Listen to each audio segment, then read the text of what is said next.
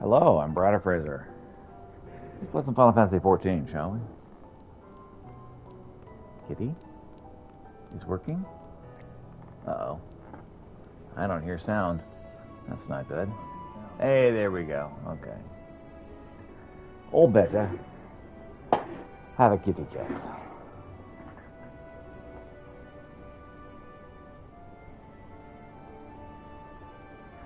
Alright. Alright, put the water over here. Let's get going. Yes, you're a cat, that's true. Yes, sweetie. Okay. First things first, let's get the Leopard quest out of the way.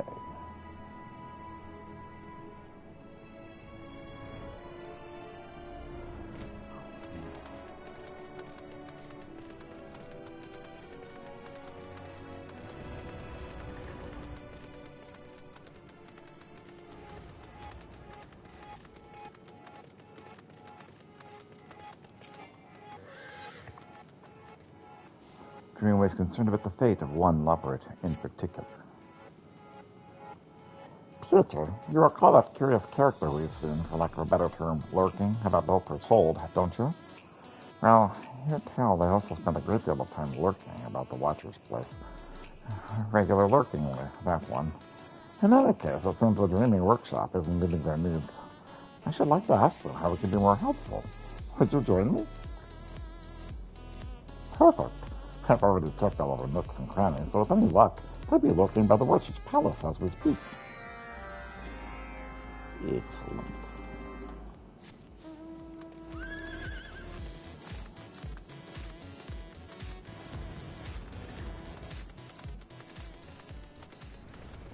Oh, sniffing my elbow, are you?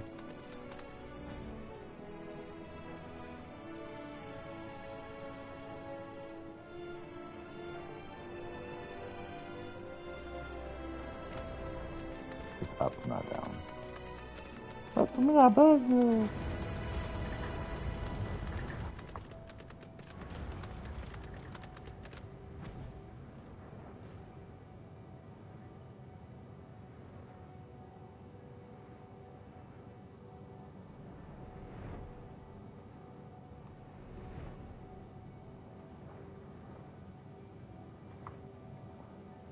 All right.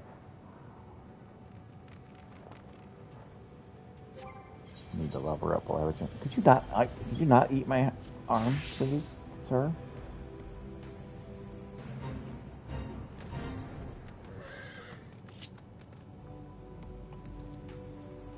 Very distracting.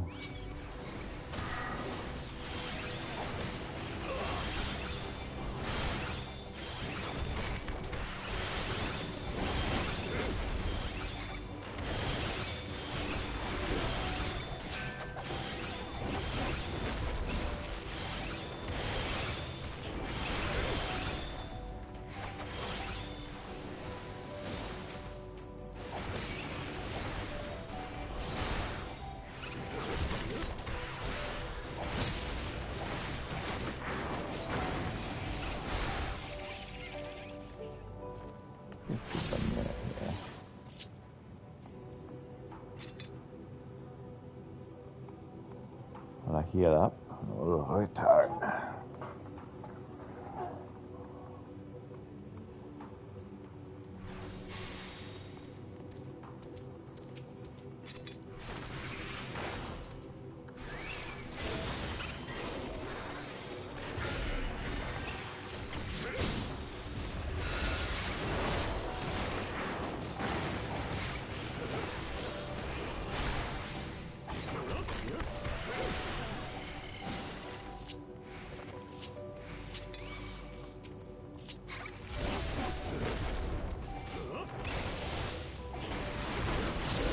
So, very distracting.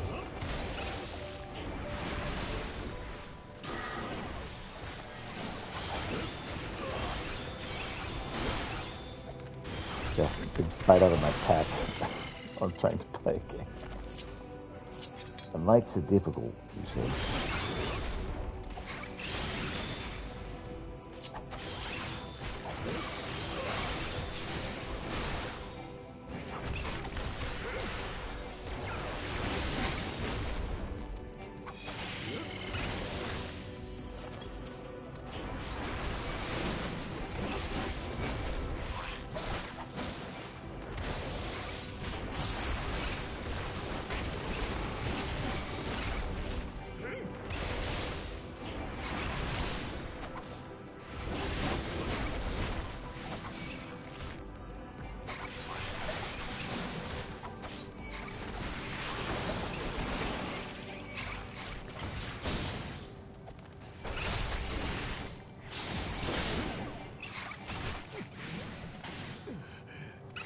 And there we go. Try that again.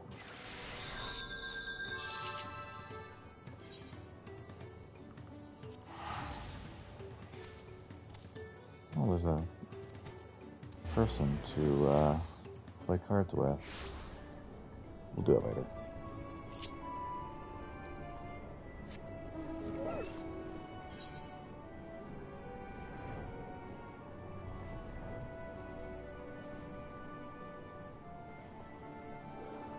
All right.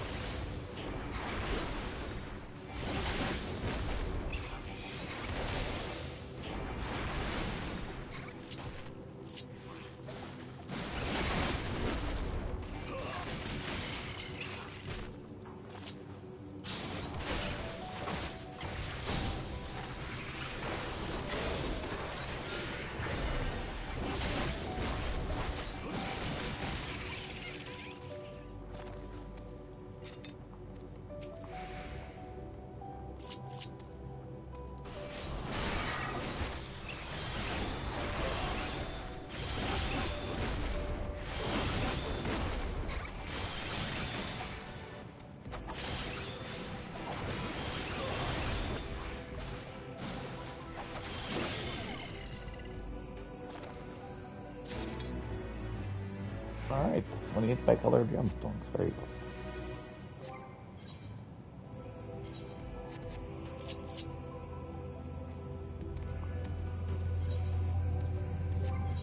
Okay, back to what I was actually doing.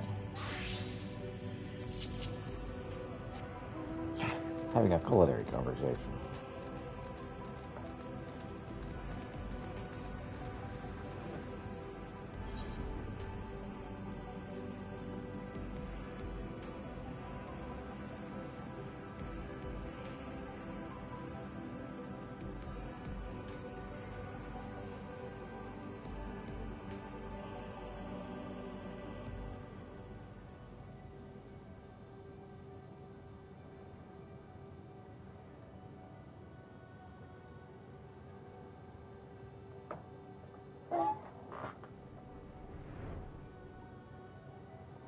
Alright.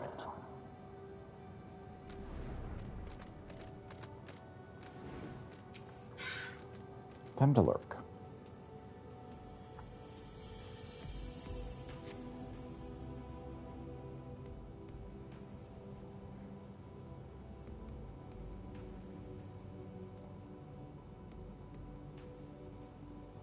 Perhaps they grew tired of the view and decided to take their lurking elsewhere. Perhaps. What about that over there? Oh, it's them. Quickly, before they slip away. Sure.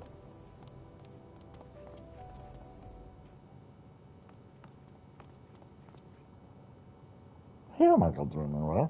My good way. They're not mistaken. You've come to enjoy the offerings of our dreaming workshop a number of times, have you not? Enjoy? Hardly. Well, I suppose watching you pointlessly exert yourselves has been entertaining enough. Oh, that's good. I was hoping we might assist you in finding a dream of your own. And what do you expect me to dream of? Fanciful machines? Colorful cuisines? I think not.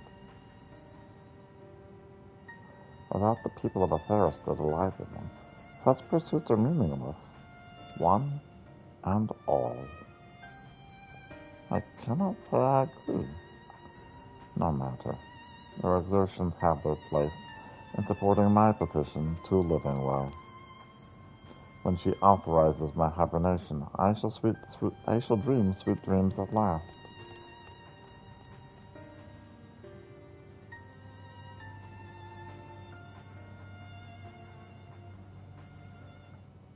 Melancholy way. So their dream is to sleep. That's a lot of nonsense, if I do say so myself. We can hardly follow your dreams while you're asleep. Perhaps Livingway will understand better than I do. It sounds like a Rashenford friend has spoken to the matter to her before. I mean, sure, but why not? Let's try it. What's the worst that could happen?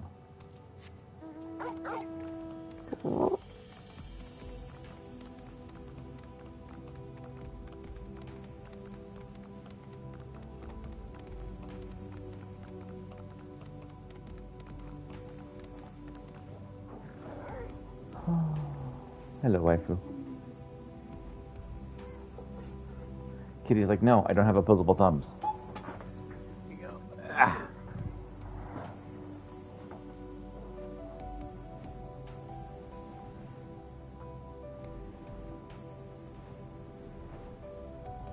Oh, Kitty is feeling frisky.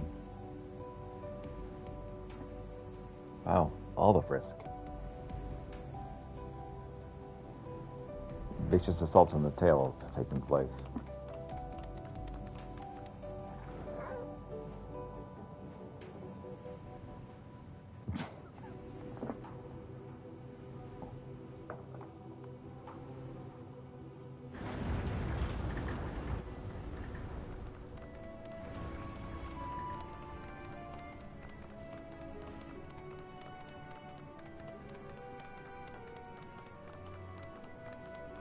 There you go.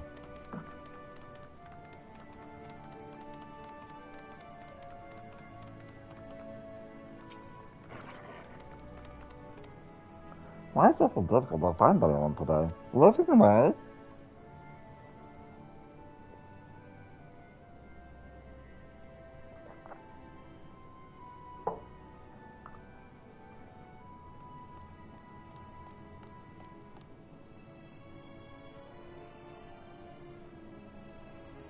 There you are, Livingway. Not to have a word.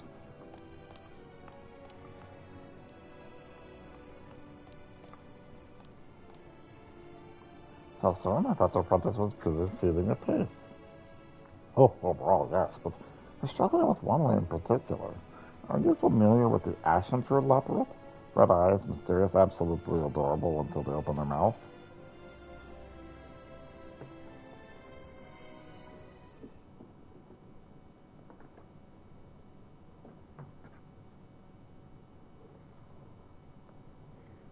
Oh yes, I was aware that I paid a visit to Hooper's Hold, but I wasn't aware that you were aware. Perhaps you may succeed, or I had not. You are aware, Pietro, that labyrinths were created to prepare the moon for man's arrival, and these preparations required substantial time and effort. Yes. All bent toward our common goal in their own way, but some labyrinths went above and beyond. One in particular. Oh? Yeah, the very same.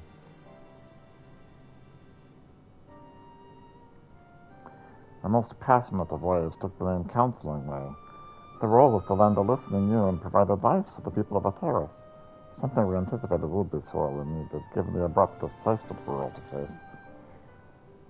More than any other, they said to understand you people. They studied, they practiced, they looked forward to the day where they would finally meet you. As you can imagine, the change of plans came as a terrible shock. They became uninterested in their former pursuits and were adamant that not have worth remains for them to do. Because people don't need any counseling on Earth. Ha ha! I was unable to persuade them otherwise, and after some time they disappeared from the burrow altogether. And shortly thereafter, the other Loperids sighted the ashen-furred way, wandering merry lamentorum. Oh dear. Even I didn't recognize them at first. I wondered whence this new way had sprung. When I watched them stand there, gazing at the sky at a terrace, and I realized it was the grief that had changed them, a loss that was too heavy for them to bear. It came as no surprise when I asked them to be put. Came as no surprise then when they asked to be put back into hibernation. But I cannot allow it. Even with the final days averted, there must be a place for us in this world. I know there is. We need only reach out our paws. They saw this much, that they couldn't hear me, no matter how many times I refused them in return for their petition for eternal sleep. What a tragedy to lose a loved one with so much love in their heart. I must find a way to re-help them, to give them a new dream. No, not that I didn't know what that would be. Thank you for telling us all of this, Living Way. We should ask the others for help. This matter is of dire import. Sure. I shall see you in Hopper's Hold soon, then.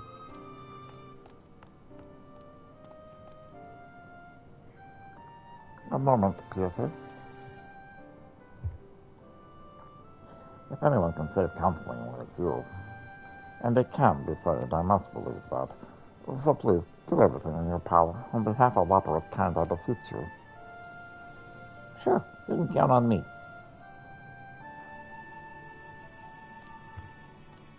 Thanks.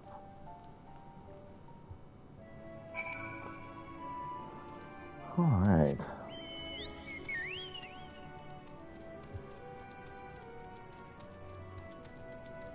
So that is all well with Loperid Land. All is not well with Loperid Land.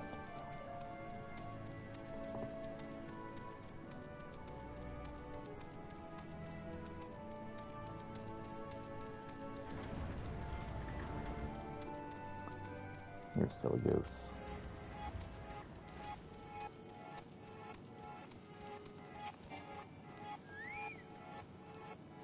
Very well, come. We must bring managing Ray into our confidence.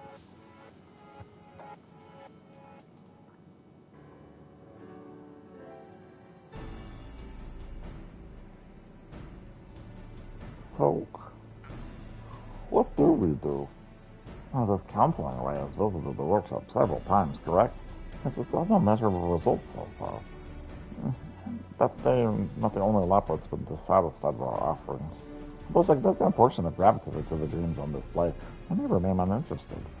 We must try a different tack, one that targets this demographic specifically. I see, but what could a Loperid who doesn't fancy music or mechanics or mealtime possibly enjoy? Remember what else we have in common. Conversation?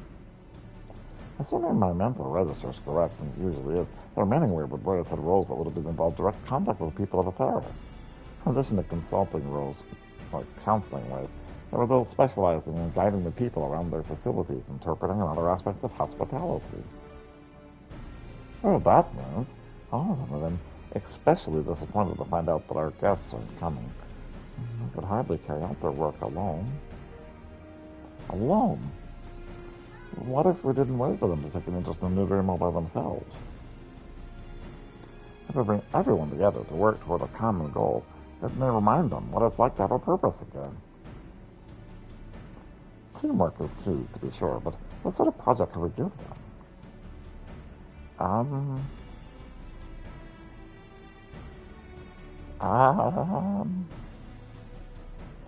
But have them work inside people's houses. Do you have an idea, Peter? Never underestimate the value of art. That's its painting? Look at these boring walls we have. Surely they could use a touch of paint or gas. A mural? Expressing oneself through art is a proven means to process negative experiences, though some may prefer a medium other than paint. Never fear, I shall arrange a variety of supplies. At minimum, we can expect to attract Constantway's attention once more. Just where you want them, paying attention. For the time being, let us focus on gathering as many rabbit ways as possible. With you here, it should be easy. Even the most listless slopworth will jump at the chance to work together with a representative of mankind. Sure. And will we find them? Again. Huzzah.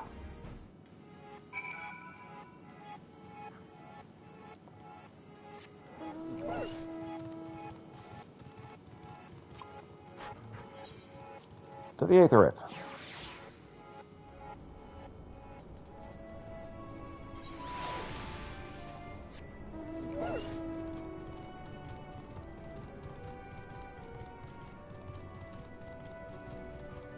Nothing way.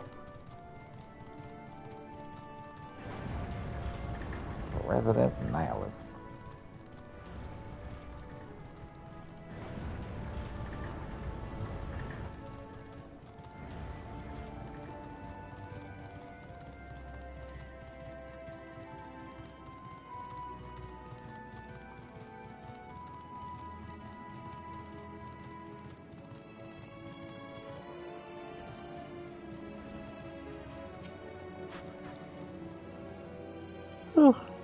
We're to create something together. Is that even allowed? I can't see much point in this. But I can hardly refuse a request from a person who is serious. Even now.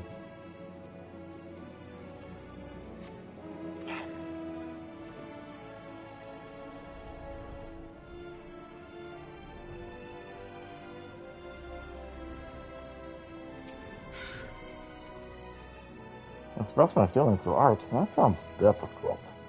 But if it helps people, or even just you, I suppose we could give it a try. Meow.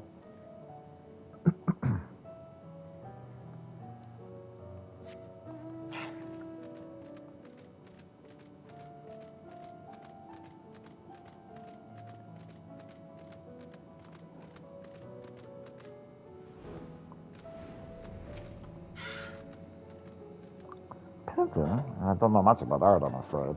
But if you insist, I can join you as moral support. My job is supposed to be helping people in need, after all.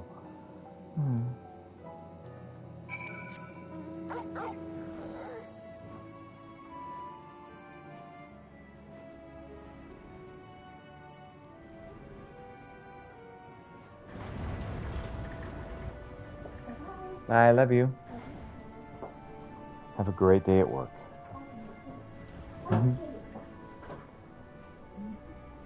Kitty's like, if I trip you and you fall, you have to stay.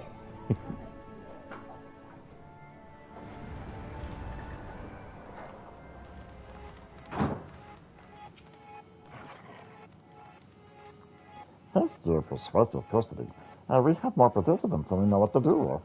Just, of course, managing Ray knows exactly what to do. Speaking of which, they've asked that you create additional paints. Some of the painters firmly believe that quality equals quantity equals quality. As always, managing Ray's provided supplies for your convenience and ours.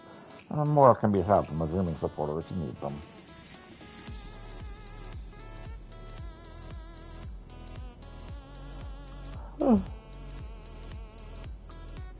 The next operator is sure no one attempts to paint the wall with cooking Ray's frosting, but trust that you'll find me here when you're done. Painting supplies.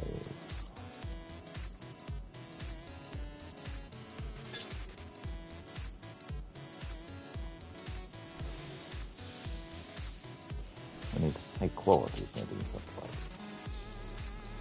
Alright, so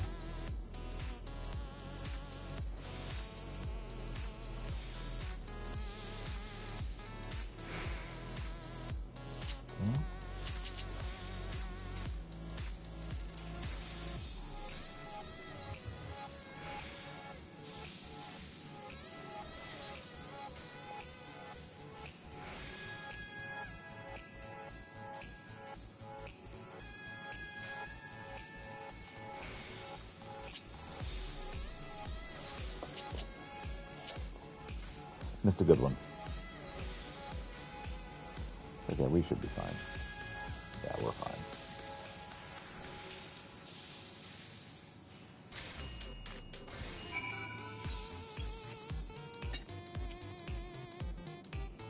Just in time to prevent further frosting-based incidents.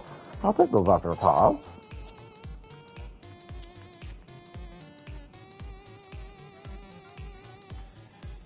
I shall see these distributed to our artists post-haste. I can hardly wait to see the finished product. Awesome sauce.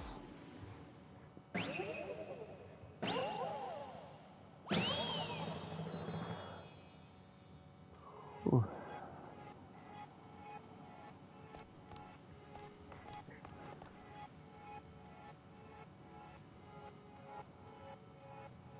Everything's a lot more colorful.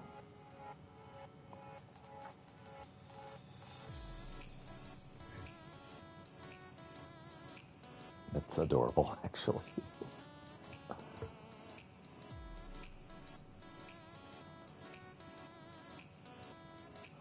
I'd hoped they would enjoy themselves, but I never imagined they would become so absorbed with their work. They'll create such a magnificent mural. Oh, this is by far our greatest achievement yet.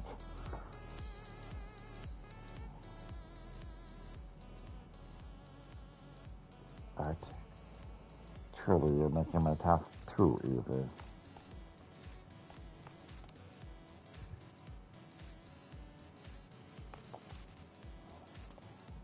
Counseling way?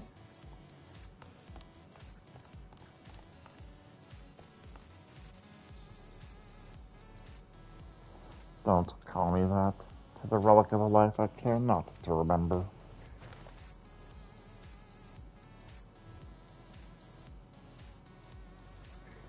Noted. Would you like to try your pot painting?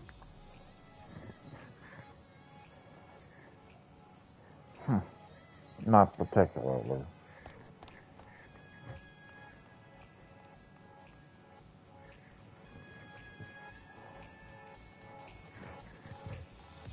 There's a distinct lack of unified vision here, yet somehow it still works.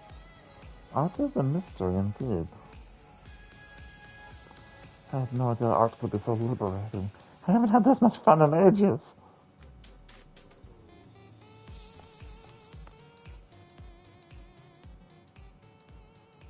Fun? Perhaps I once knew what that was like.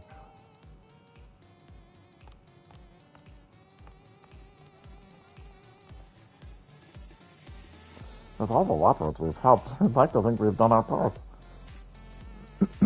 Still, we cannot stop. No, we will not stop. Not until we've helped Counseling Way and anyone else who's yet to find a dream. Right. The imagination station is now open, allowing once wayward ways to vent their innermost emotions through creative pursuits. There are yet Leporers who want for new purpose, however. Continue expanding the workshop to see what dreams may come.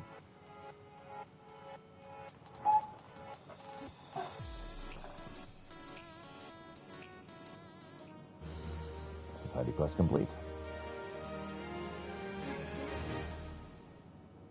Reputation up. Reputation has increased to honored. Achieved honored reputation and the dreaming ways. Blah, blah, blah, blah, blah, blah, blah. Way to go, 3.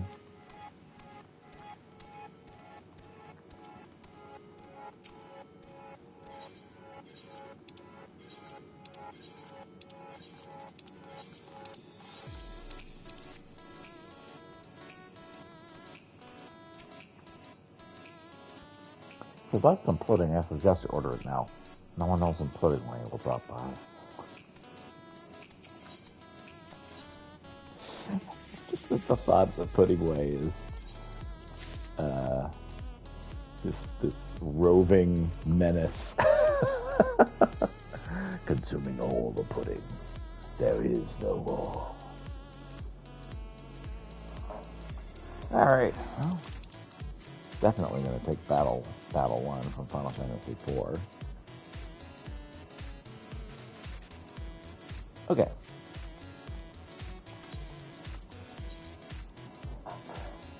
crest fashion, baby. This may come as a shock to you, Peter, but it seems our wives have developed an insatiable interest in clothing. It's another remarkable achievement in individuality.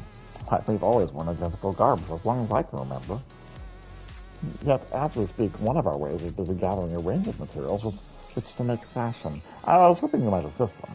If I asked for you by name, after all, you'll find them in the Curatorium. Troubling, very troubling indeed. Peter, would you consider destruction to be an art form? Our imagining station has conceived as a place for all ways to express their creativity, but one among us claims destruction to be his true calling. I do not judge the viability of artistic endeavors on principle.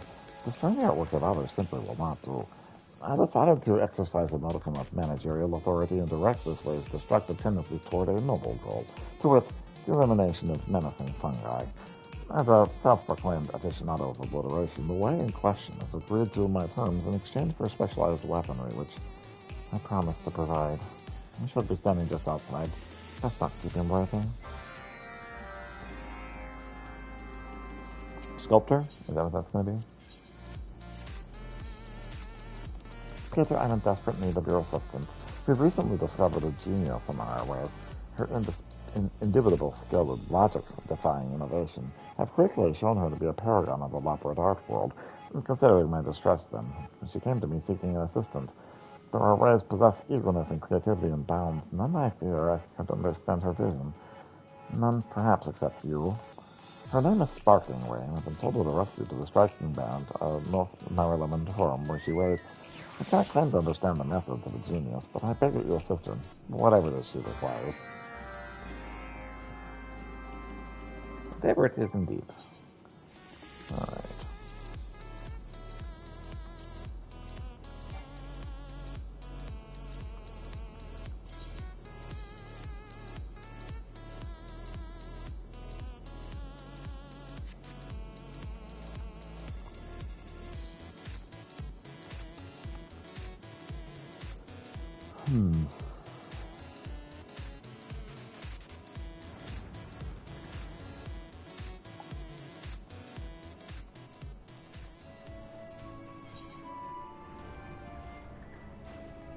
Smoldering leopard.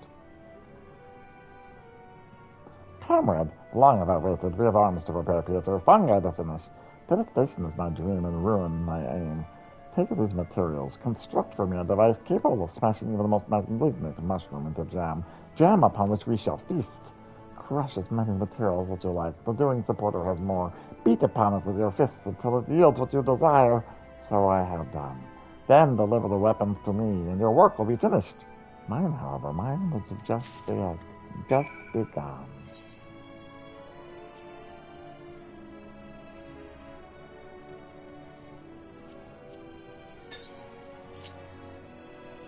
Fungi fighter.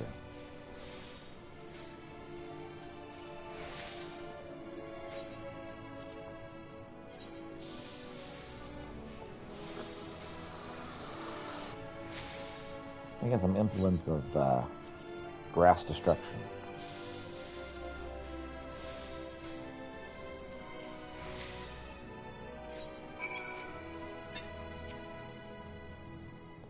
Dear habit, my instruments of havoc.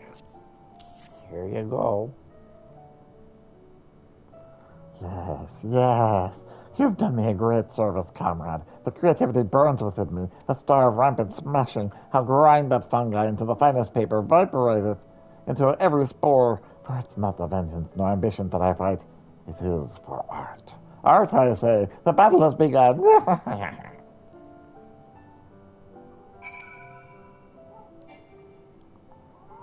It's okay, kitty. Don't worry. The little bunny can't hurt you.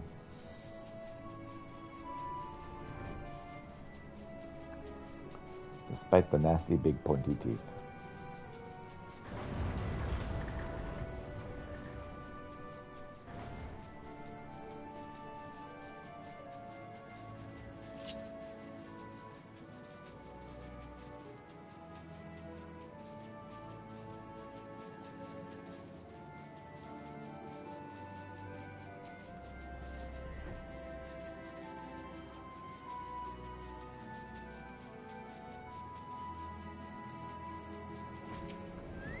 What's wrong, listless leopard? Oh, how wonderful to see you again. Do you remember me? I was the one that made you friends outfits when you first arrived. I've practiced a lot since then, and I'm still in the process of gathering supplies. I thought maybe you could craft something for us? I was thinking something glittery that would make the fabric sparkle. Is that hard to do? I do have these materials to work with. Let me know if you need any more. When you're done, I'd like to go and show managing what you made. I'll be thinking of trendy new designs if you need anything.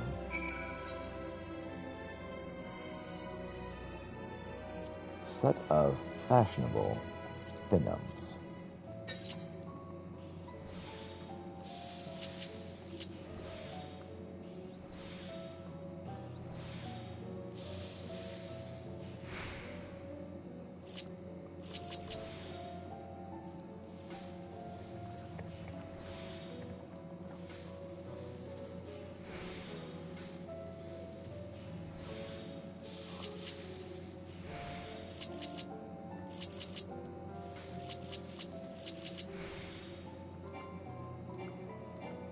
Oh, that's why I can't do it. I haven't learned it yet.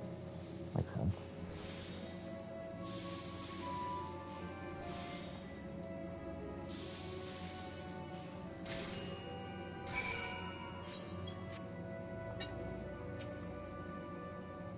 Hi, do you need something? No? Okay.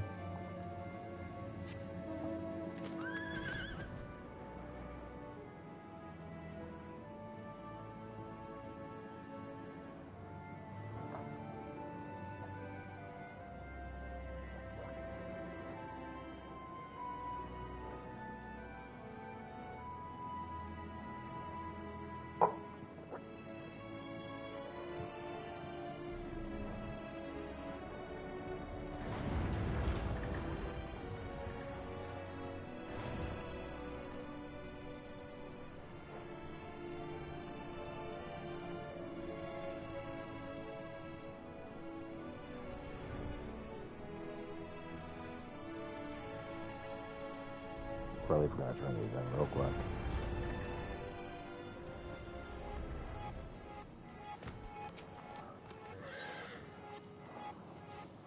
How's the fashion creation? It's some fashionable thingums. Oh, how daring. I do believe I'd enjoy wearing something like this myself. I wonder what sort of outfits will help create. The possibilities seem endless when one stops to consider them. That way will be hard-working and determined, so I have no doubt their journey upon the road of fashion will be long and fruitful. I do hope to lend them their expertise again. You've returned and in one piece, I'm glad to see.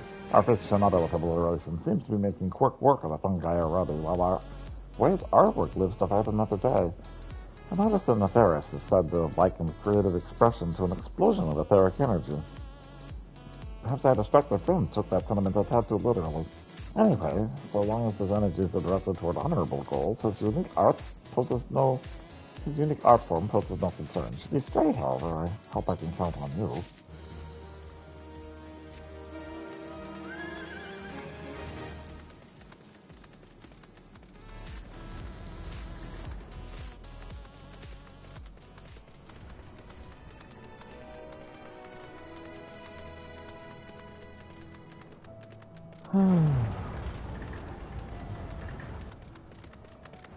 What is the weather like on the moon? A quick check of the weather forecast is clear skies and dark.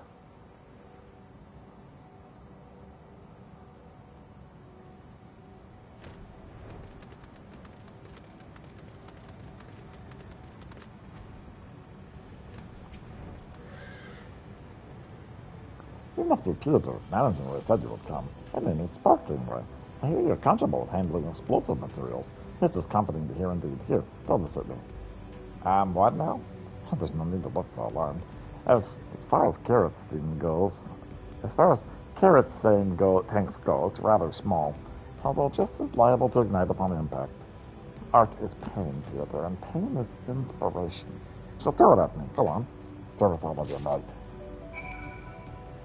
All right.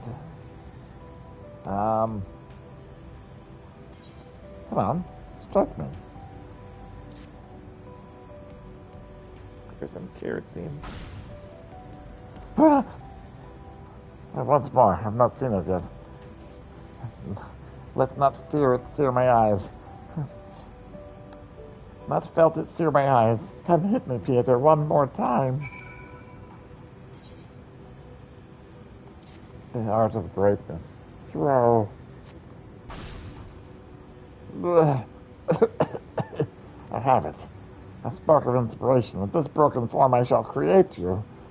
Thank you, Piotr, managing rails. You're duly rewarded. I must return to my atelier before the light of my eyes and inspiration fades. Okay.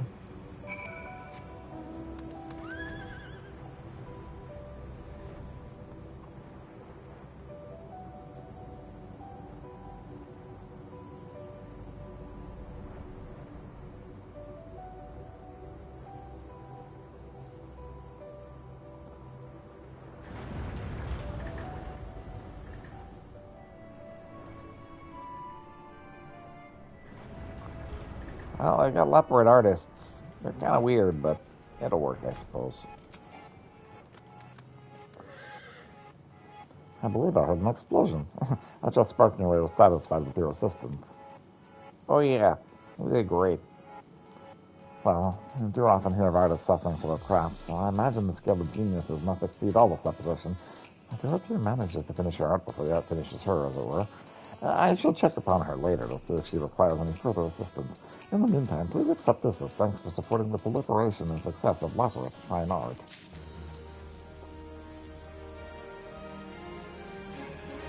With luck, we'll survive.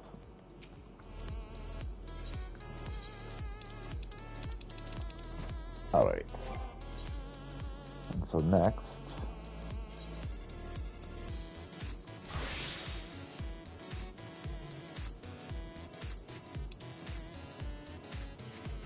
Akrasadora. Look at that monk style.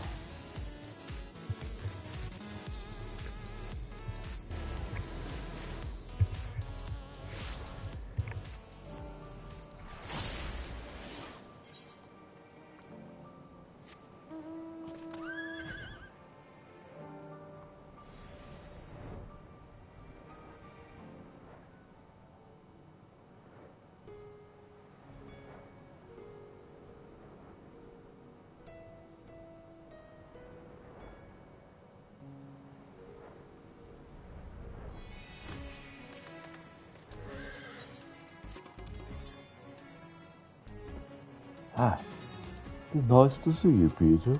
If you've got a moment, I'll tell you the latest. Alright, let's go.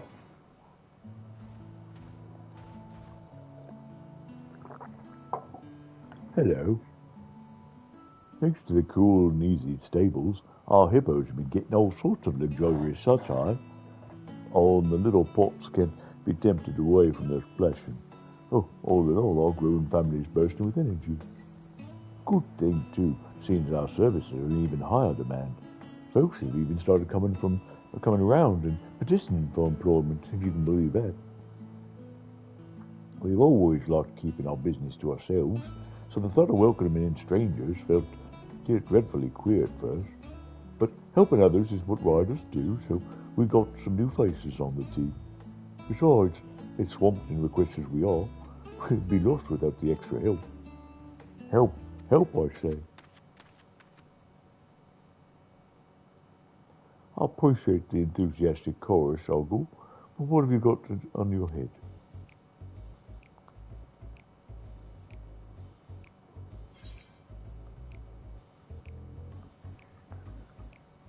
Was a bet, perchance. This is hardly the time for jesting. We're in crisis, I tell you. Crisis! There's Gajasura in the jungle. Ever since you mentioned the thieving Matanga, I've had this terrible suspicion. I had to know for certain. So I cleverly camouflaged myself in the Gaja disguise and set out to investigate. That's a disguise. And you ain't sweating an awful lot? I would choose a pool of sweat over a flood of pool any day. A pool of blood any day. I would choose a pool of sweat over a pool of blood any day. Between the Aura and the Gajarura, not but violence and requital. There's no doubt as to what we witnessed. I got Jasura in the flesh. The image of it still haunts my dreams. Those red eyes, the devilish armor, the cart drawn by a frothing hippo. Who? A hippo cart? He declared his name in a ghastly voice. Akala. I became the edifice of fear. He asked if I was his Matanga brethren.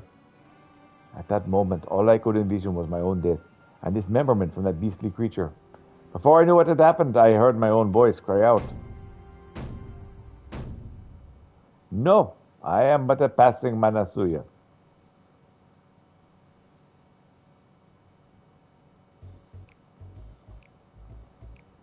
Manasuya do have bodies of men and heads of beasts, so if you squint really hard, never mind, ain't no way he'd buy into that. Anyone would buy that. Actually, he's terribly polite about it. Pressed his hands together and bowed deeply before leaving me be. You're saying you let him go? Ain't no doubt he's the bandit we're looking for. You're a fighter, ain't you? I am sorry. When I've come to cherish the Exodora, my friends and allies, Jasura, another matter entirely. When I came to my senses, I searched the area and found one of your associates injured and missing his cart. No doubt the same cart now is Ankala's possession. Luckily, your man's injuries seemed manageable, so I saw him to Palaka's stand where his son's treating him now. Is that so? Then I owe you my thanks. Sorry for losing my temper like that. Everyone's entitled to their weaknesses. Anyhow, even if he did give us leg bail, he can't have got far. I'd say we track him down while the track's hot and take back what's ours. And let us reconvene in the Shroud of the Sangha. I shall take you to the very place I encountered him.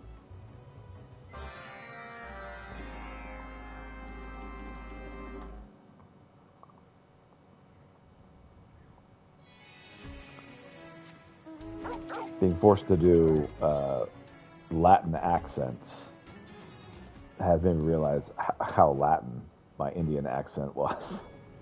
My good Indian accent is very Latin.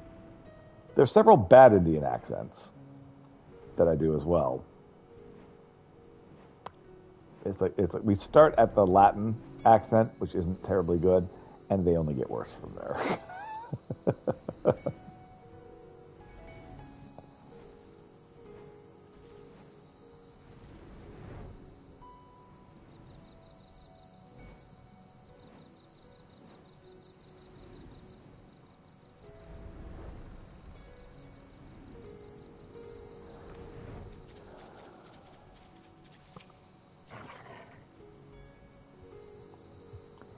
This is where I saw him.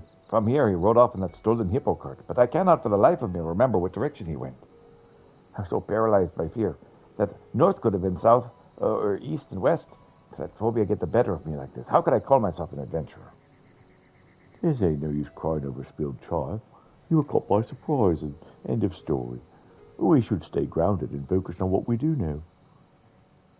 Grounded, of course. That's it.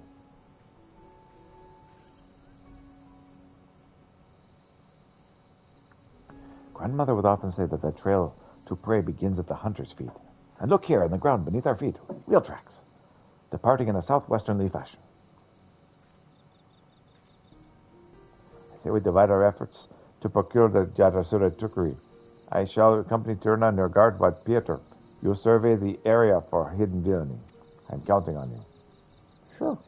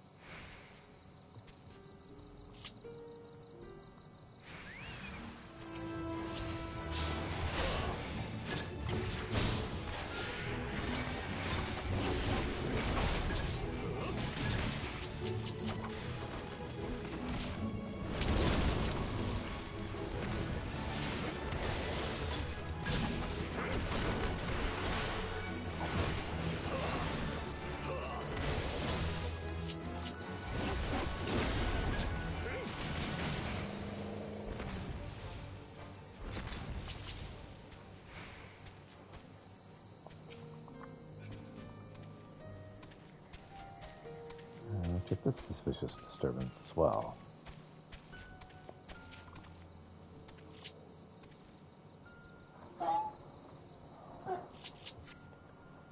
Sweeping your gaze across the area, you see no trace of Gajasura, hidden, villainous, or otherwise. You listen closely to the sounds around you, the faint rustling of wind through the leaves, the snuffling of wild beasts. No hippo carts to be found.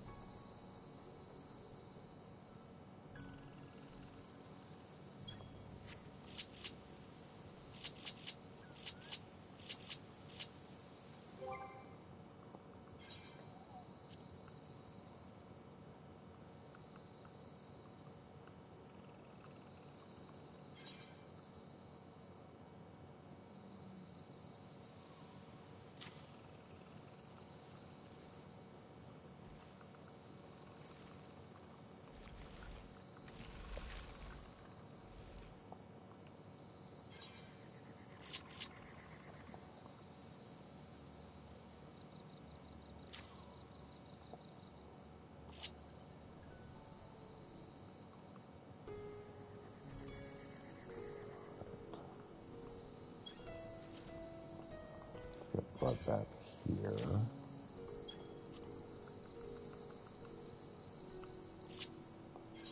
Master of what's over here. Nothing I especially need.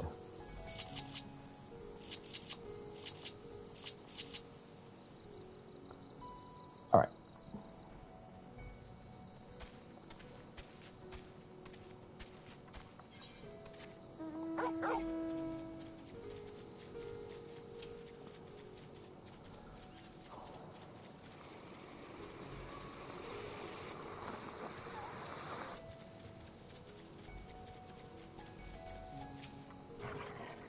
What's that, Bogle?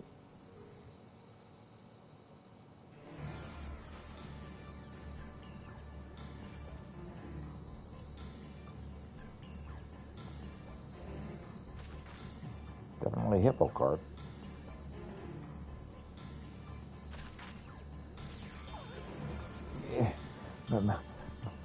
Mama Tonga, tolerance will not be defeated by the likes of you. Why no fire? That may be full of fire. Akala here, good for conquest. I ain't got the foggiest idea what delusions you're riding in on, but I'll tell you one thing. You're picking a fight with the wrong island. You best give back what you took and slip along home.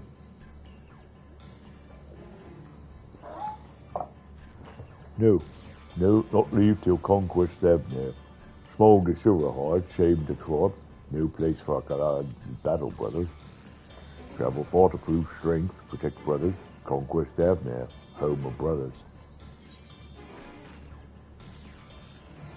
Can't we settle this peacefully? You silence. Akala no fight today. Battle brothers must eat medicine. See your reasoning, but ain't got no right to revolt my hippo. Let him go. Now. Your food good taste. Wagon of good rods. Good for battle brothers. Soon, your home conquest for Akala. Remember. Hey, get back here, you. Oh, what kind of person compliments your cooking before riding off with hostages?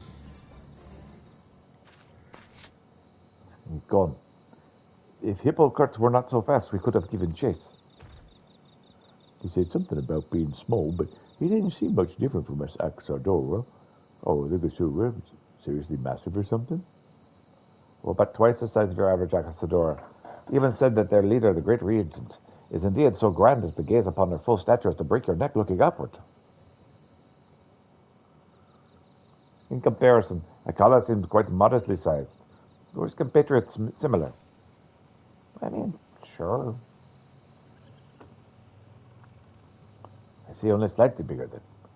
Still, they're considered quite small by these other brethren. He said they had no place to go. Can't say I don't know how that feels. He didn't seem very open to negotiations.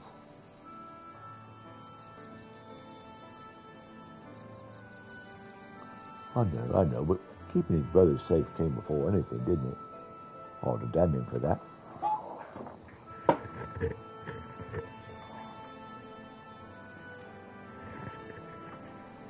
I just clicked something without looking.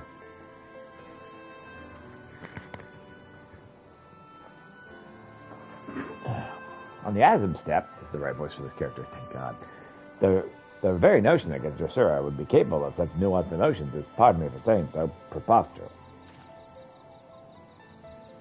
However, judging a book by its cover does nothing but feed fear and misunderstanding. This is something I certainly learned thanks to my experiences at Dawntrail.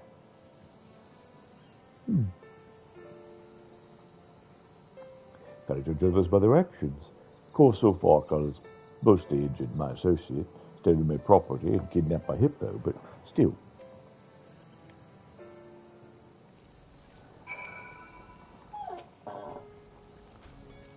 Let us brace ourselves with some adventuring fundamentals. Now let's brace ourselves with some adventuring fundamentals. Review of the information on hand. The bandit responsible for the assault of a hippo rider, that's a personal property, and kidnapping of innocent hippo is a Gajasura called Alakala. According to him, he and his compatriots are here to conquer Thavnair, and as to prove themselves to their fellows and secure a home of their own. Alakala also seems to have taken fancy to our carts, which means he's got good taste, but also means Servato's high on his list to conquer. If I rallied my people and had the two of you back there to back us up, we could probably put down Alakala and his crew, full stop. But I'd rather not come to blows. I'm not going to stop from nothing, just causing a hurly-burly doesn't seem exactly right to any wrongs. I want to talk with the others and see if we can figure out a way to do this civilly. Settling matters peacefully would also put you on the right side of Radiant Host. I would also like to, I shall be sure to relay your plight to them in the most sympathetic fashion. Now I shall be away to Palakistan to check in on the ailing associate. Once he feels well enough to travel, I'll send him along. Peter, I'd like your input in our strategy. I'll head back to Savannah first to round up the others.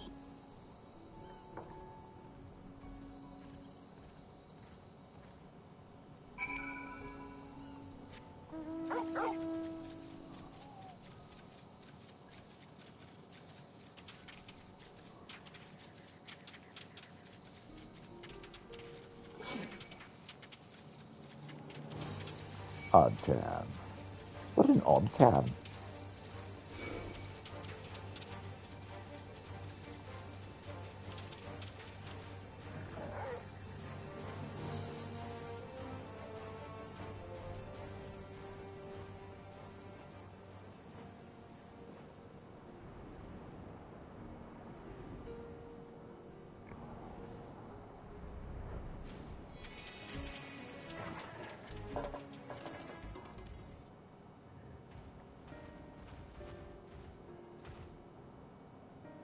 Now, about that bandit.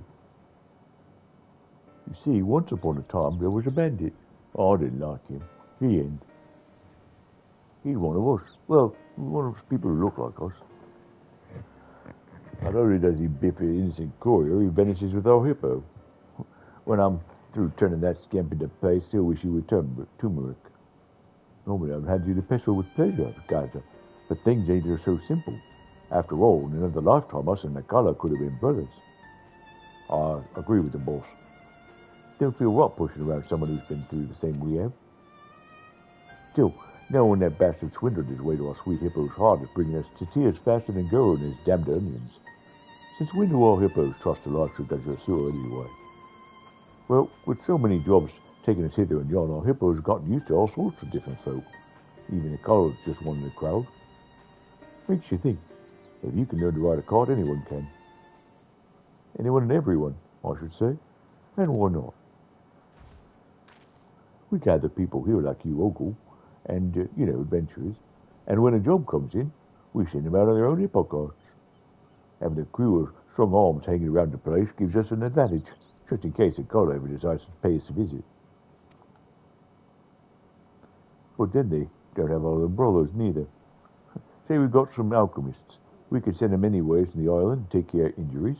A right deed for any need, sort of thing. Opening an Adventures Guild, are we?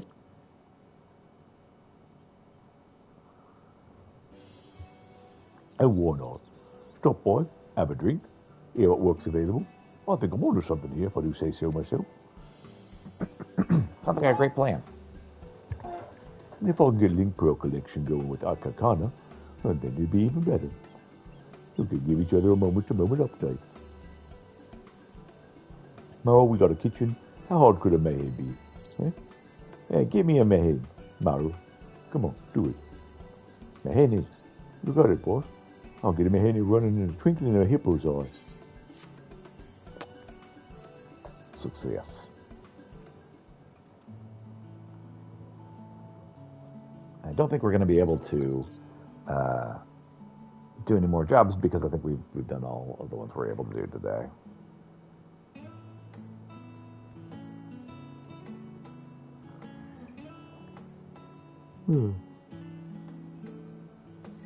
Thanks to the effort of Mao and the others, Savarna has a new Mahane. The Hippo Riders are now trustworthy couriers of some repute. Connect with contact across Thavnair to reach exciting new heights of business. Success.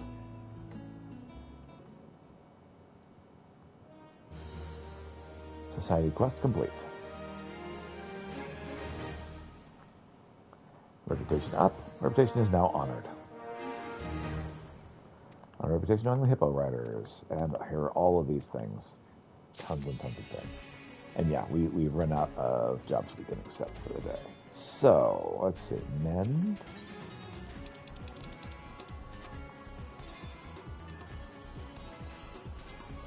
What can we buy from the peddler? Should be able to buy something new.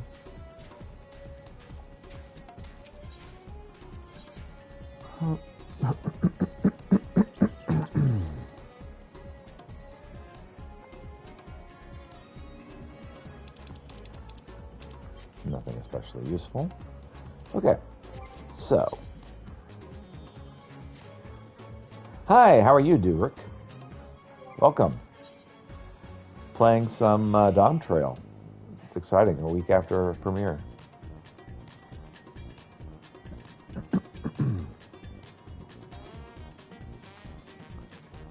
Okay, can't do this one yet.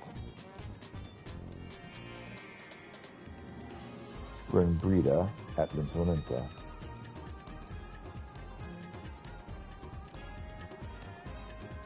Nope, I'm good, thank you.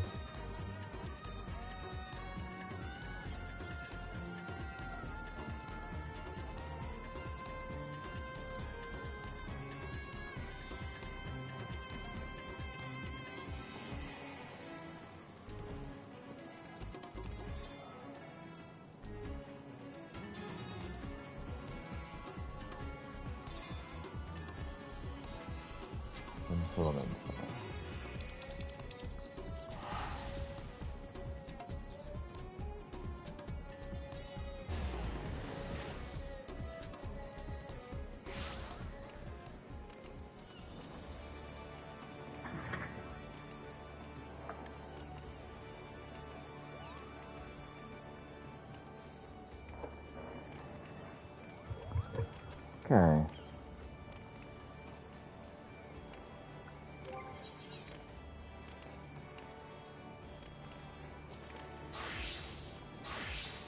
Master Legend. There we go.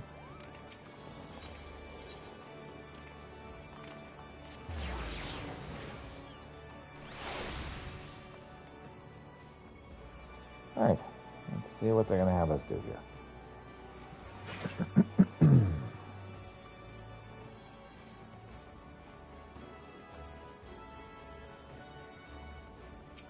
Bob Breda.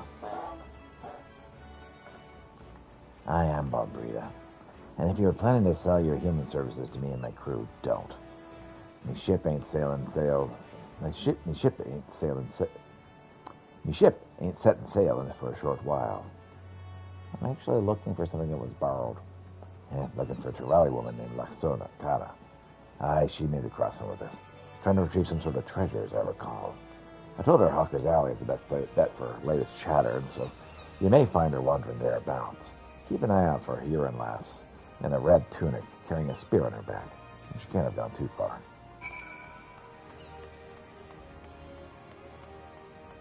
Okay.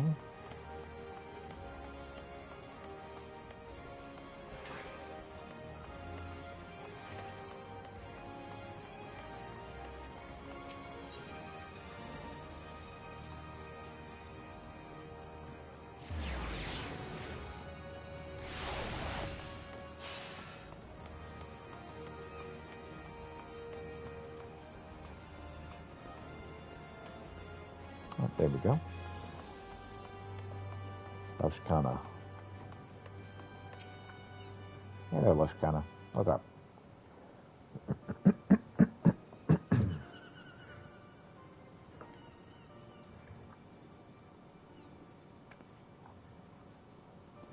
Oh. Hello there, stranger. Can I help you? I was looking for somebody or other. Naveen sent you to help, did she? Seeing as I've hit something of a dead end, your timing could not be better. I suppose proper introductions are in order. Then I'm Loshana Zaktural. And you are? I'm Peter Krolinsk. Pleasure to meet you, Peter. With that, we strangers no longer. I'm sure how much Naveen's already told you, but I assume you'll want to hear more about the day of the theft? Yep. My father and Naveen had just set a trap using one of the heartstrings toxins, and were on their way to return the treasure to its resting place. But an evil presence stirred in the wilds that night. Mechanical dolls with great glowing eyes leapt from the shadows and gravely wounded them both. My father survived the encounter, thankfully, but he was unable to give chase and coalesces now in my home village. The culprits' faces eluded them in the darkness, but I heard two voices, a man's and a woman's. He recognized neither, and so we're certain that they aren't from our village. Whoever these two are, they must have been the ones controlling the dolls before making off to the heartstring. Brooke Ebu said that they were part of the Passage of the Unbound, but I'm afraid that's all I know of the culprits. Still, there may be a change that I can ascertain the cause of the recent blinding incidents that have occurred here. Unfortunately, I haven't had much luck asking around. The thought of addressing even one person here is, well, overwhelming. When you're from a remote village like mine, a few I've attempted to speak with are too busy to even listen in the first place. You, on the other hand, look ready to take on the world. At least this city. I'm sorry to ask this of you so soon after we just met, but could you help me gather the latest hearsay in the markets? Sure, I can do it. Many thanks. I'll search the quieter districts for clues in the meantime, and hopefully not get myself lost along the way. Yeah, let's do it.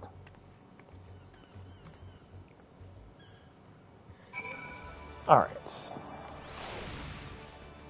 Wow, lots of people to talk to, huh? And looks like they're all over the markets.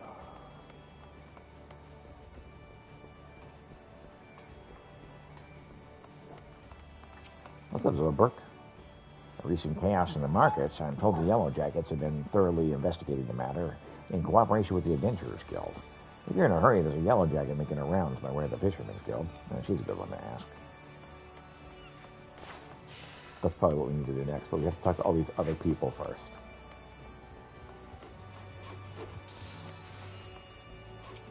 What's up, Benson? Blinding incidents. I know of them. Started with some bad fruit at a stall at Hawker's Alley. A few bites of it and folks started going writhing on the ground like deep sea serpents, claiming they can't see a bloody thing.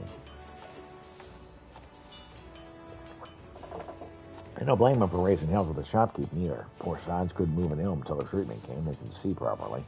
The shopkeeper was frankly furious about the whole ordeal and took it up with his longtime supplier. Escalated into a real spectacle, it did. Turned out the same problem was occurring in other stalls, with the fruit from different suppliers. So it didn't make sense for him to blame on individual sellers if the whole supply chain is busted. Even now, nobody knows what's causing it. Grim business, I tell you.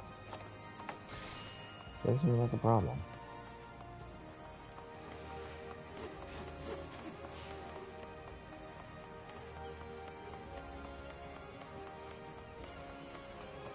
Yes, Kitty, I love you too.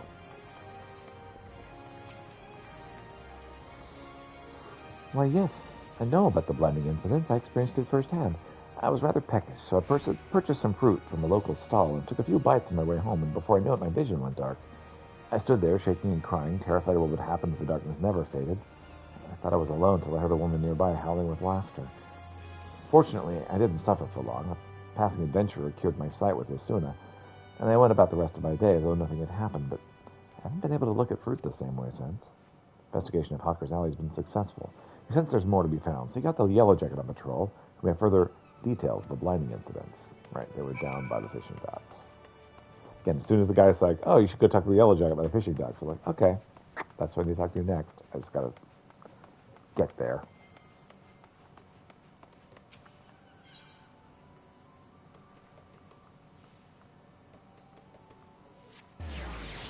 What? I love you too, kitty. You don't need my attention. You really don't.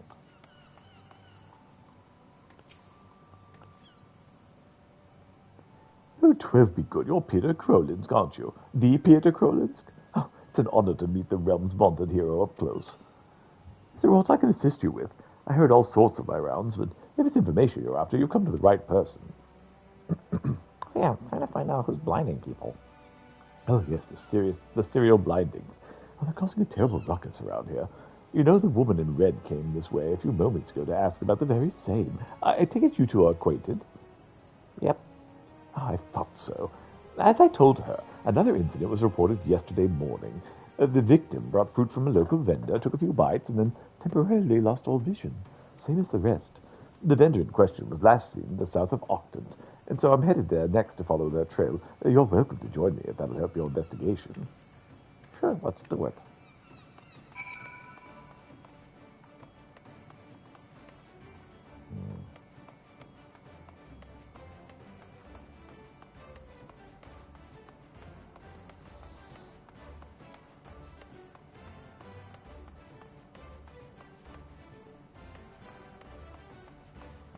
Aha!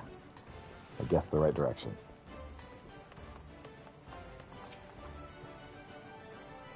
Oh, he's paralyzed. We've got to do something. I've no talent for healing magic, so I don't have a spine drop on me either. Perhaps Isuna might do the trick. I got some Itsuno. Actually, Itsuno right here.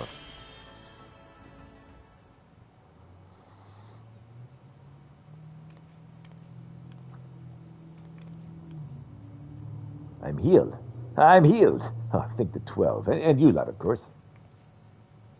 Excellent work, Peter. On behalf of the Yellow Jackets, I owe you my thanks as well.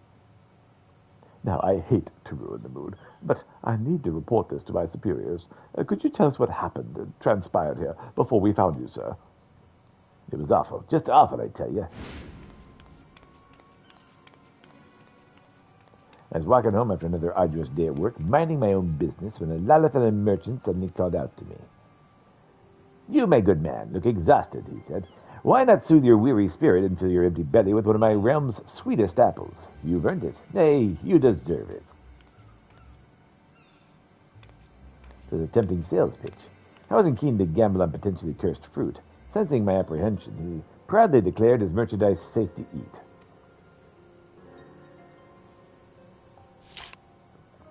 He sounded sincere enough, even took a bite of the apple himself. No tinted fruit here, he boasted. Just normal, honest-to-goods produce. Honest-to-God's produce. Sold me the apple at a reasonable discount. All seemed well.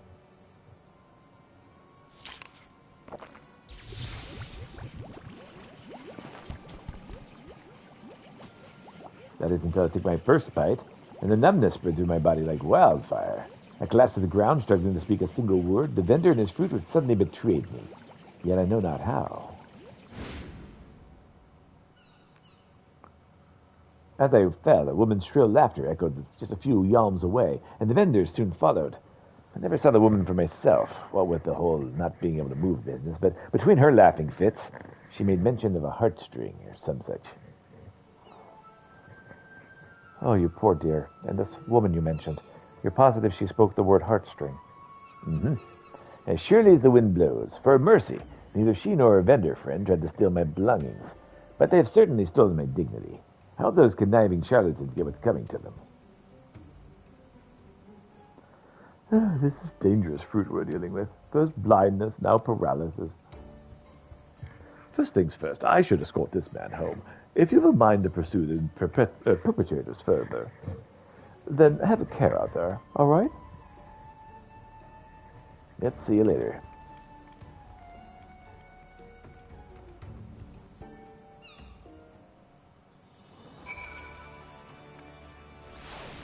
There's no doubt about it, then. Our thieves are at large, right here in Limsa Laminsa. The blinding toxin is simple enough to master, but it's unsettling how quickly they've learned to inflict paralysis as well. I just don't see what purpose this all serves. Were you able to learn anything about their motives? No, they seem to laugh a lot. So they took pleasure in their victims' pain, but nothing more. At least nothing more that we know. Whatever their true aim may be, they discover it quickly, before more victims suffer at their hands. A hunter must adapt to their environment if they wish to snare their prey, but have much to learn about this place. Still, I've tracked them this far, which is a good start. For the time being, I'd like to petition these officers in yellow for any new information they acquire on the Heartstrings' whereabouts. If not, when we come across any promising leads, I hope I can count on your support again.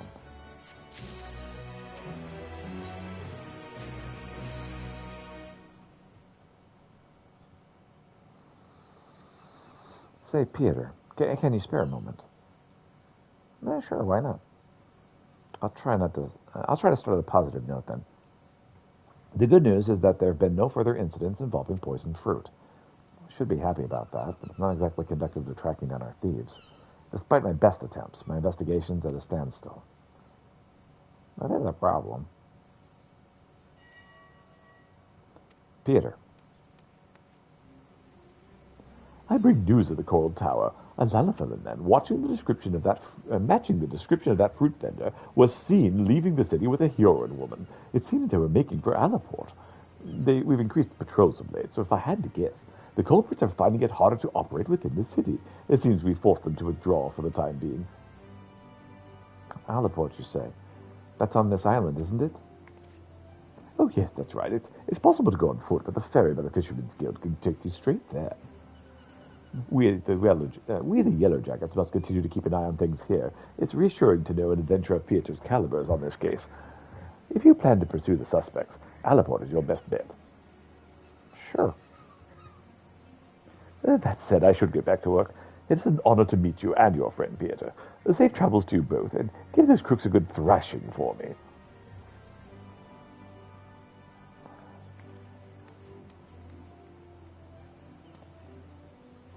The city's protectors place so much trust in your abilities. I'm lucky to have you on my side. Thanks. When I first set sail to Eorzea, I feared I'd never see the Heartstring again. But we're one step closer to bringing it home. In that event, we'd best find our way to the port town before that pair of troublemakers defiles another fruit supply. I'll go on ahead and take the ferry. Meet me at Alaport when you're ready. Okay. Kitty's got zoomies.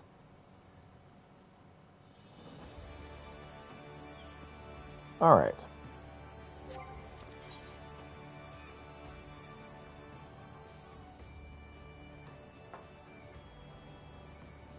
We'll go ahead and do that in a second. I'm going to use the restroom. I'll be right back.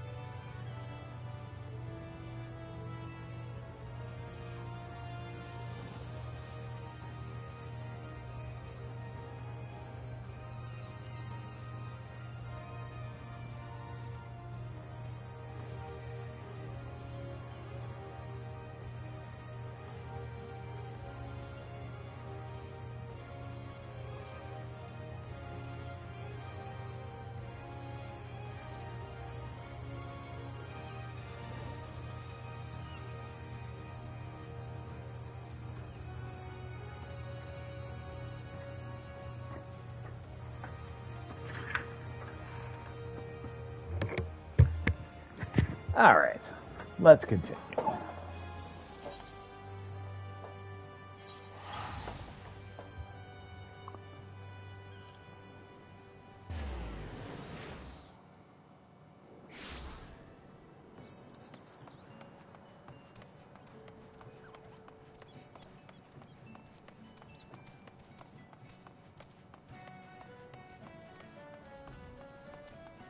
Loshkana.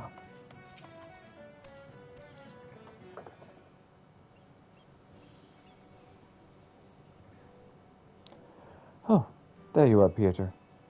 You're a welcome sight among such unfamiliar scenery. The ferry skipper was eager to teach me all about this area on the ride here, so I believe I have a general idea of what's what. I wouldn't want to lose my bearings in a hunt this important. I asked him about our merchants, and he said he hadn't seen a pair like that. The skipper did mention something about another merchant, though. One who's well-versed in the comings and goings of the fellow travelers. If anyone sighted our unlikely duo, it is him. Let's hope it's enough to put us on the culprit's trail again. The merchants we seek should be peddling his wares by the gates of Skull Valley, so let's start there. All right.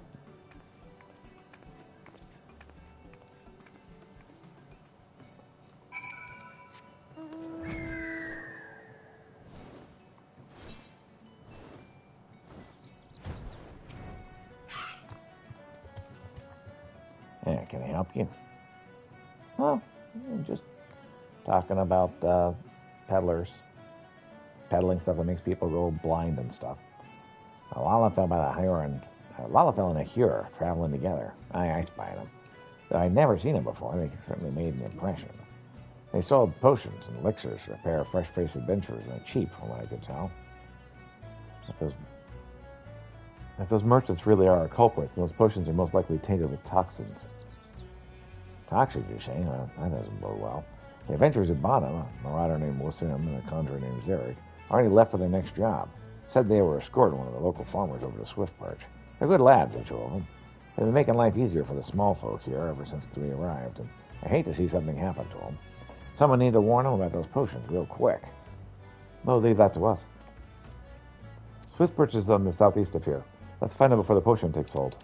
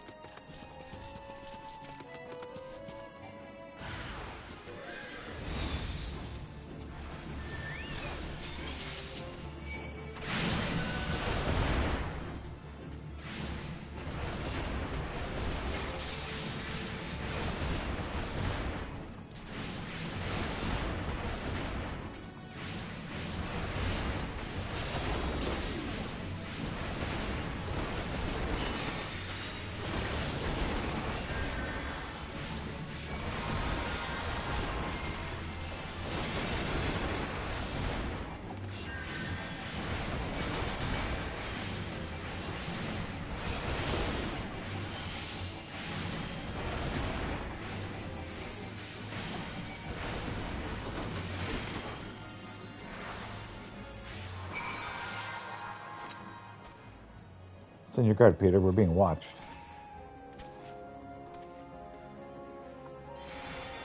You all right, buddy? Whew, thank the God you found us when you did.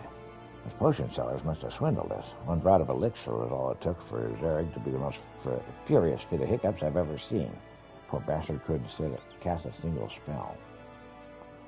Who are you calling it, poor bastard? If the heartstrings toxins are at work here, we should be able to cleanse them with Essendon, just like last time. I'm sorry, did you say Oh, solid. I'll have plenty of time to chat after Zarek stops hiccuping up a storm. Hate to ask this of you, but if you could cast a Suna on my partner, I'd be much appreciated.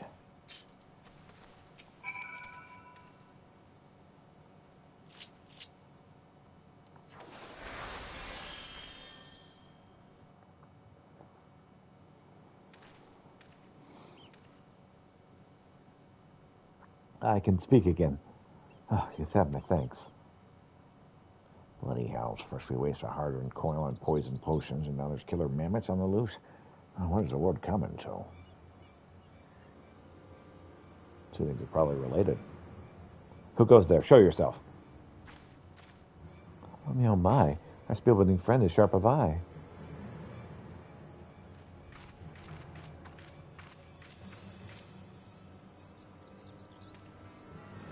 You're the fraud from Alaport.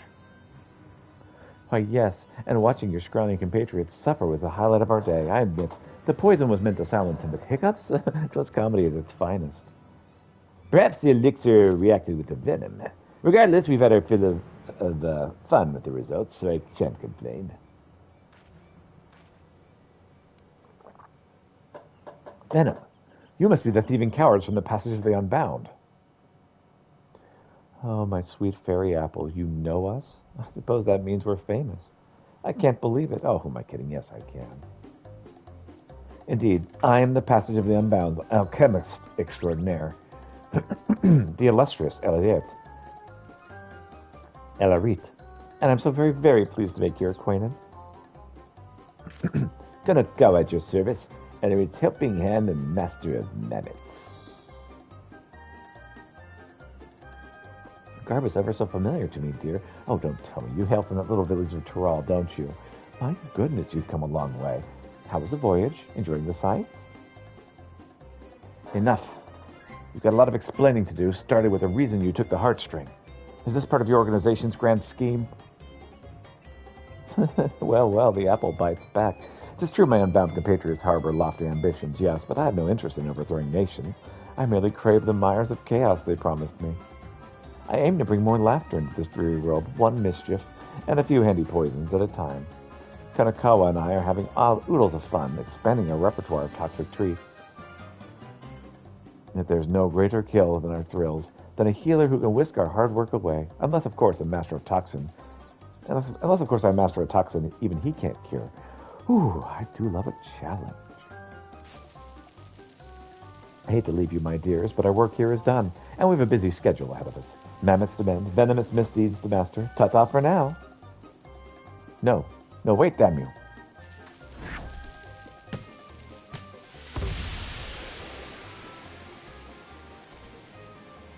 Ugh, that stench. It smells like a corpse just shot itself.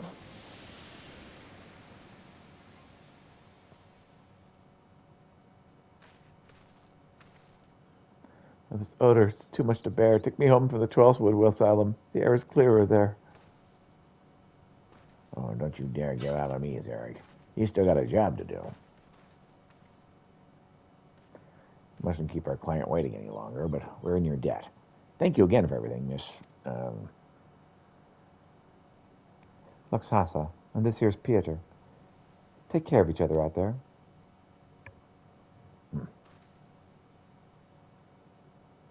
See ya, bro.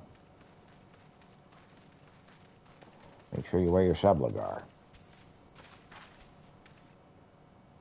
As much as I'd like to track down the Unbound, I know better than to tread further the territory without a plan. For now, I think it best we return to Libsalaminsa. Probably a good idea.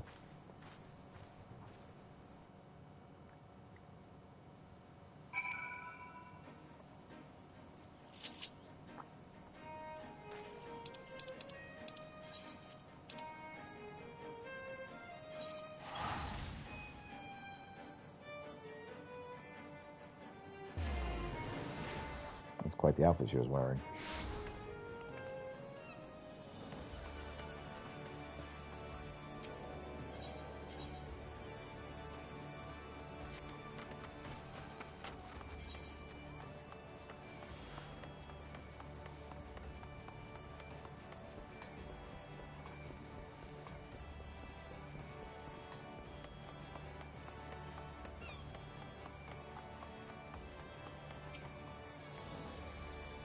Thank you for your support back there, Pieter. Isuna really does work wonders. And that Delaret, I can't stop thinking about what she said. My blood boils thinking that this could be all some sick game to her. How dare she toy with a heartstring for her own amusement? Honestly, even the youngest children in my village have more sense. Still, we did make progress. Now that the villains have revealed themselves, it's easier to give chase when they choose to make the next move. In any case, I'll keep you appraised of the latest news as soon as I hear it. We'll be back in the hunt before long. Oh, it's you, Piotr. You have to forgive the dour mood. I just don't understand it. How is it that Elarit and Konakawa so grandiosely reveal their names and identities, yet I remain unable to track them down? It's just following the latest hearsay, but I haven't had much luck. Not a soul's seen them since the incident with the Wasilim and Zarek. That's not to say I've given up entirely. Now that they know I'm on their trail, I suspect they're using my unfamiliarity with this island to their advantage. I dare say they're laying low outside the city. That's why I propose a trip to the Morbi dry docks. Folk here often speak of it, but I've yet to go there myself. It seems so good a place to end. So if you're game, I'll meet you there.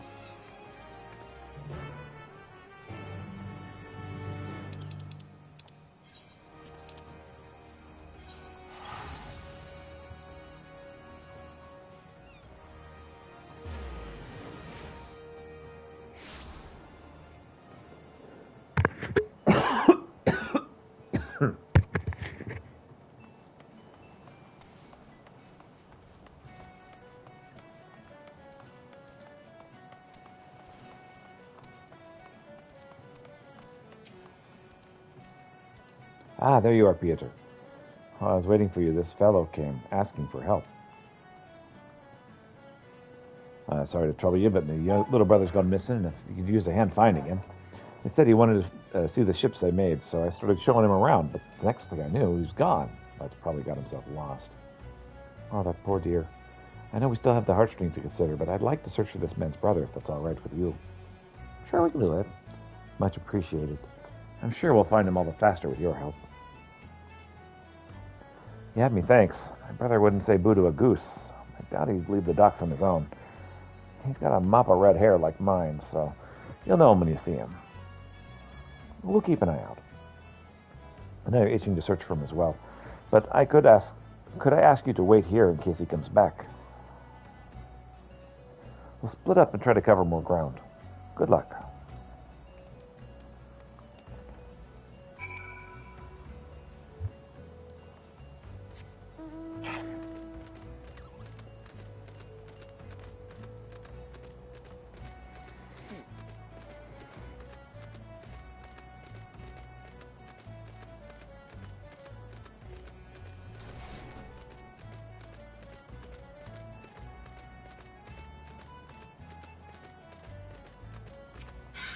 What up, kiddo? You blind? There's a lot of that going around lately.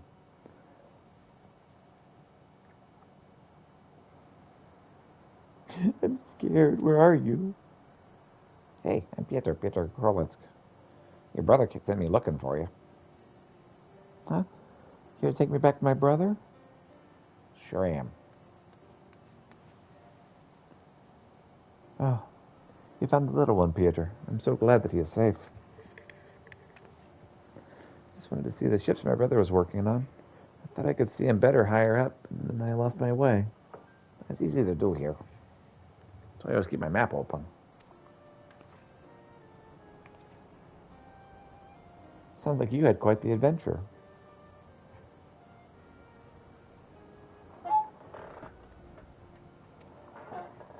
But you were very brave today, so I'll tell you a secret. Even grown-ups get lost. I have an awful time learning my way around here, even now. Oftentimes learning my way around somewhere new, even with a map. Really? Mm-hmm. I guess I'm not the only one. A smile. We like to see those. Now, your brother's very worried about you, so can you promise me you won't go wandering off on your own again? I promise. I should probably say sorry to my brother, too. Well, let's take him back then. Yeah, let's do it.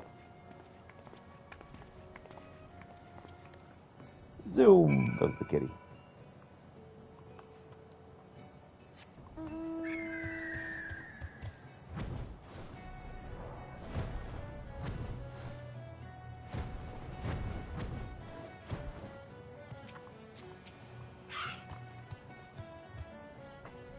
Your lifesavers, the both of you. You deserve a proper reward, but I ain't got much to offer at the moment. Oh, we're in no need of coin, just more information, if you have it. Have you seen a Huron woman and a Lullafellan man around the docks in recent days? One's an alchemist, the other's a goldsmith. They likely have a few mammoths with them as well. If not, have you heard any rumors of food or drink that causes ailments when you consume them? Blindness, numbness, perhaps? I haven't seen or heard anything or anyone like that. Sorry I couldn't be more help to you. That's all right. Knowing that there haven't been around the docks is equally helpful. Well, that's good, at least. You're praying to the navigator you both find what you're looking for. Any road, the two of us shall be heading home. Thanks again for everything. And good fortune and safe travels to you both.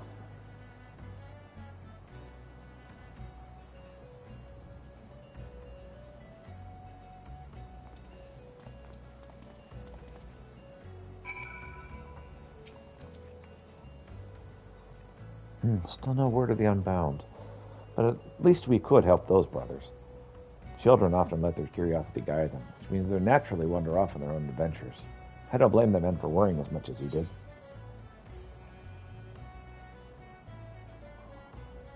Something tells me you speak from personal experience.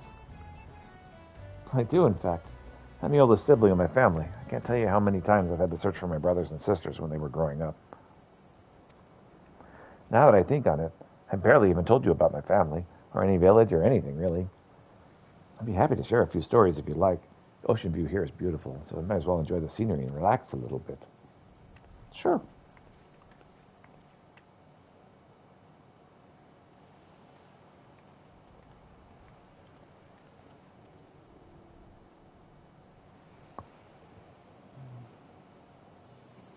My people hail from the northern valleys of the Dawntrail. We're a close-knit community of hunters for the most part. Children are given spears, well, practice ones, before they even learn to walk, and we hone our tracking skills at a very young age. Really? Is that surprising? It seems second nature to me, but then again, I've encountered my fair share of surprises here as well. Our village rests in a veritable sea of poisonous plants and animals, so the slightest injury in a hunt can prove deadly. Thus, we believe it prudent to begin our training as early as possible.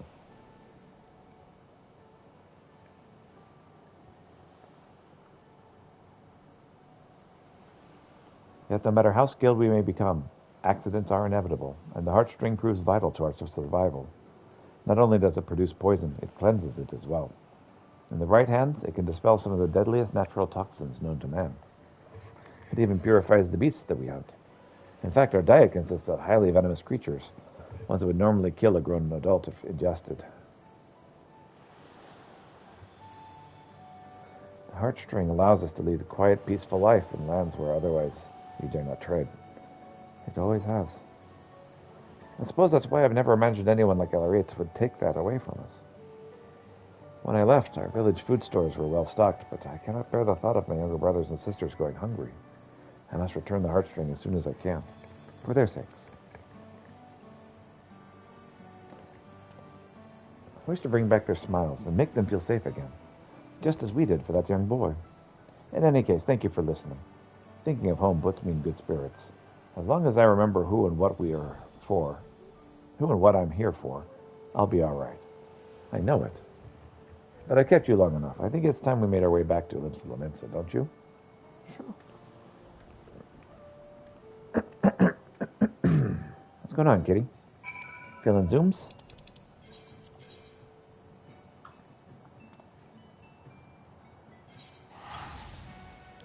He does, that's the zooms.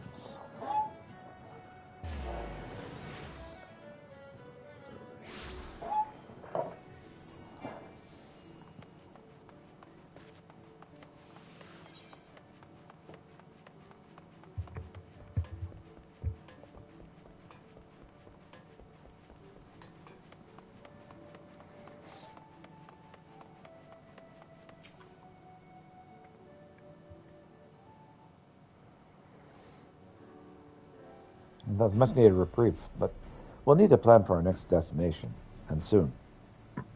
Yeah. Well now, fancy meeting you here. It's good to see you two again. What brings you to Limsa? Nothing of import, really. Just a bit of restocking before our next job, but we happened to spot you along the way. Don't want to miss the opportunity to greet our heroes. Our client arrived to Swissburg in one piece, thanks to your timely assistance. Indeed. Well, I regret that you had to see us in such a pitiable state. We're both grateful for your aid. Mm-hmm. I'm glad I could help. When last we met, you spoke of pursuing these two charlatans, did you not? Yes, that's right. They've stolen a precious heirloom from my village, so I'm doing everything in my power to return it to its rightful place. So that's the way of it. Bombastic as those two were, they've not seen hide nor hair of them in Allaport since. No word of any incidents like ours either. I have a feeling they won't stay in the shadows for very long. Once I note an extra pair of eyes on the island, I made my base of operations here in the city, so if you ever hear even a peep about poisoning, you know where to find us. Right? I accidentally clicked once too fast.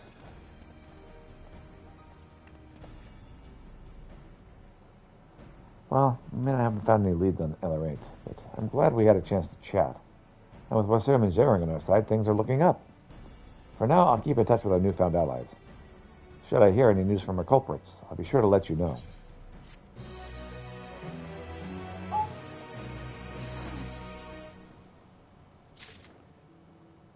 Okay, so that is finished. So it occurs to me that I need to do a bard mission in the Doman Enclave. When I'm next at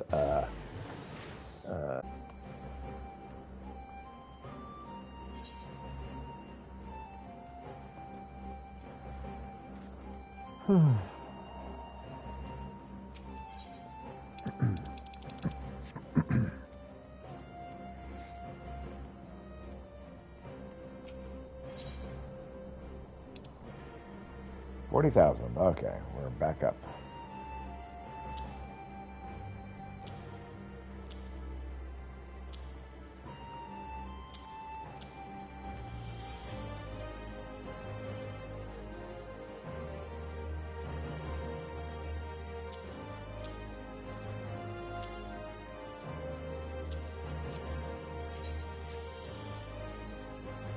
Thank you so much for your contribution.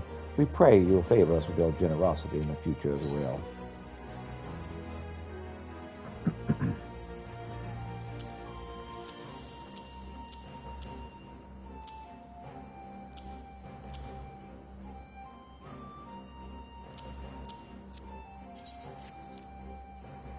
Thank you so much for your contribution. We pray you'll favor us with your generosity in the future as well.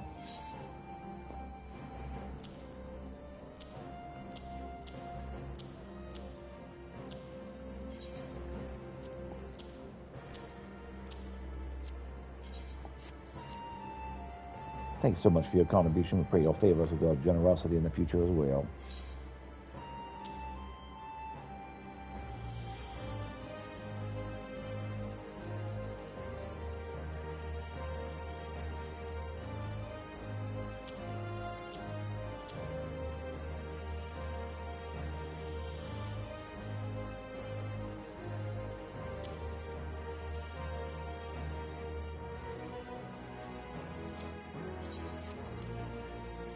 Thanks so much for your contribution. Pray you'll favor us with your generosity in the future as well.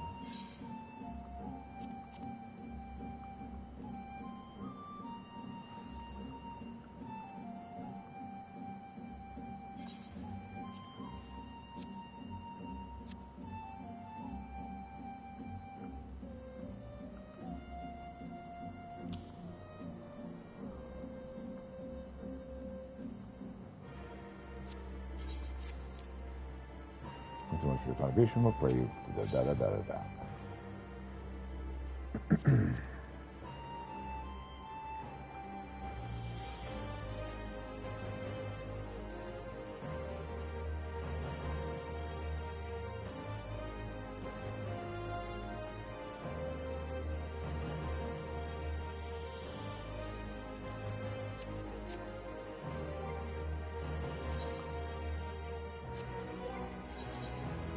Just a moment, I'm going to make sure I didn't sell something important.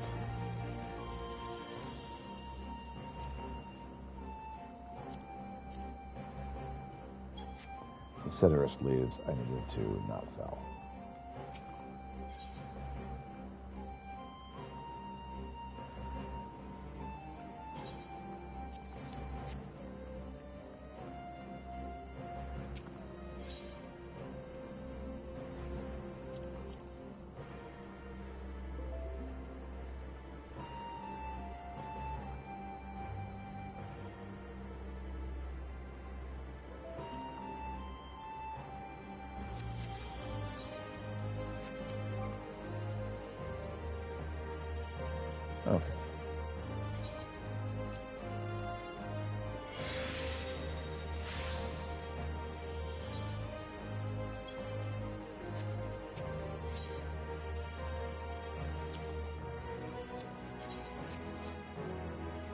Thank you so much for your contribution. We pray you'll favor us in the future as well.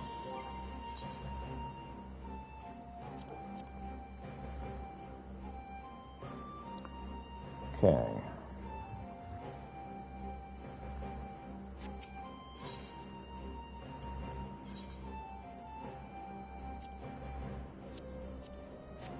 One of those.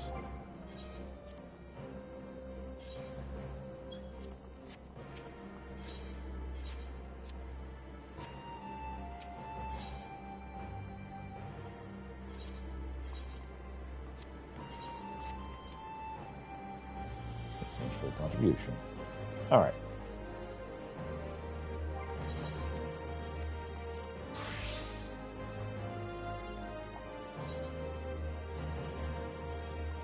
Sorry about that. Let's continue. Go and clean out my inventory, and any chance I get to do that, I try to.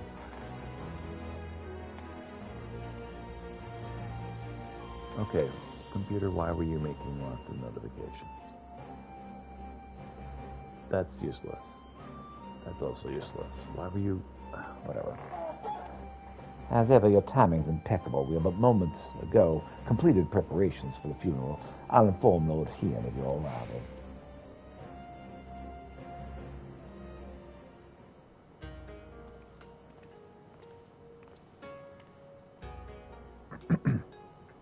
You're here. Excellent. The blasphemy continues to shun our settlements, and I mean to make the most of the time that absence affords us. I assume you're planning to take part in the ceremony. Sure. Glad to hear it. Unfortunately, Gosetsu will not be joining us today. He's injured himself, as I knew he would with his secret training, and now grumbles from the confines of his bed. He'll be fine in due course, and we'll worry over his convalescence after the funeral.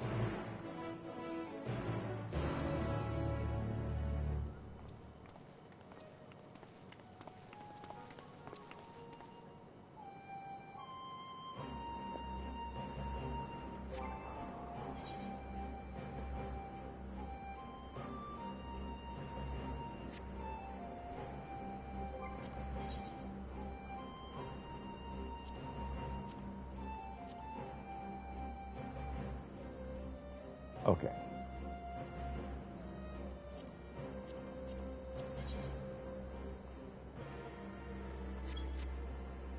This is just right outside town.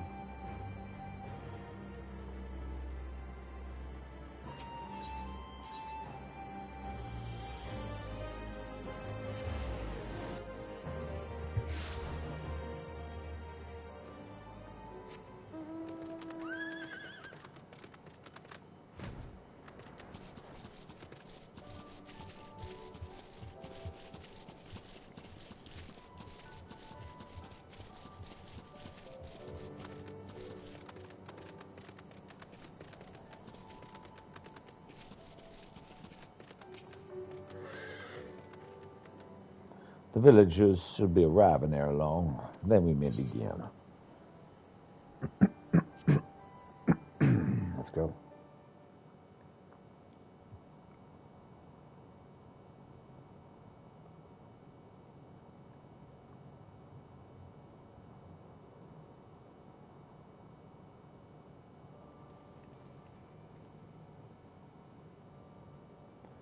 Lord Hean,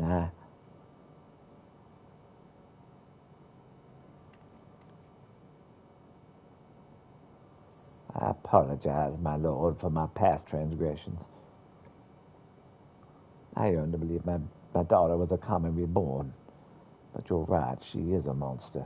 Words can ill express my shame for advocating the conscripts be sacrificed to appease the dead.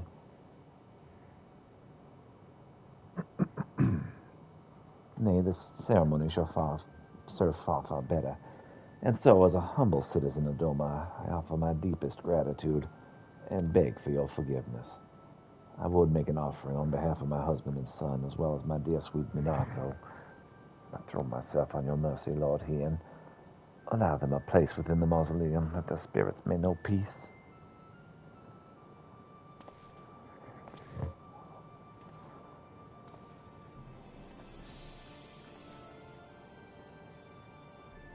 There's There's no need to beg forgiveness, Casey. Please, rise.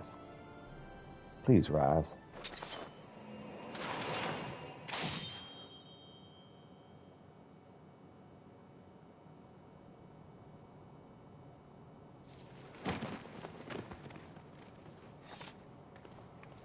Down she goes.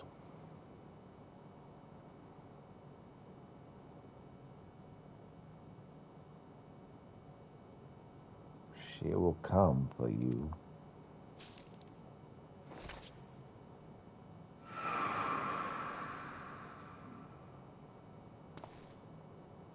By the Kame should give her life to drive out the blasphemy.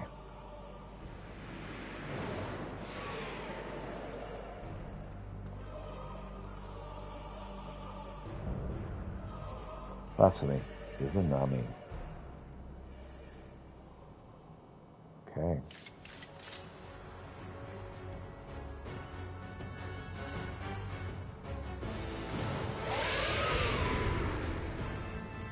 Well, let's go.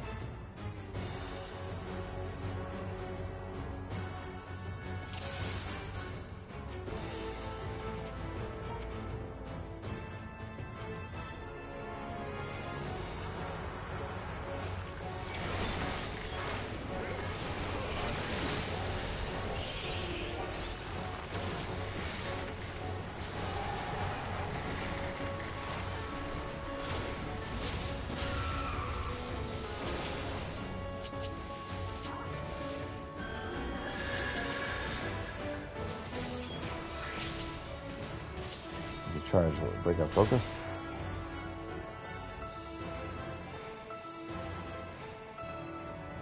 Guess not. Incoming alert. Incoming another charge. For you, Father.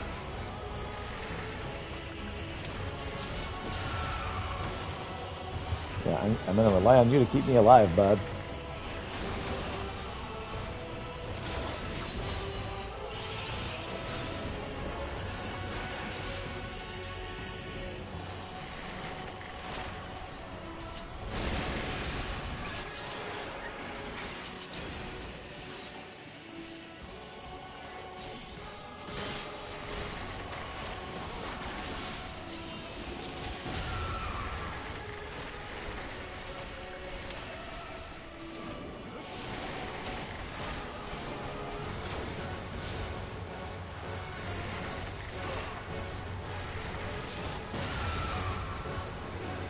Concentrate.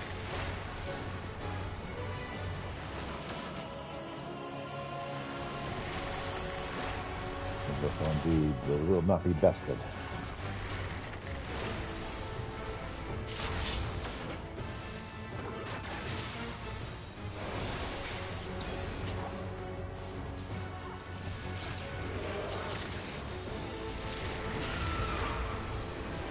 It is nothing.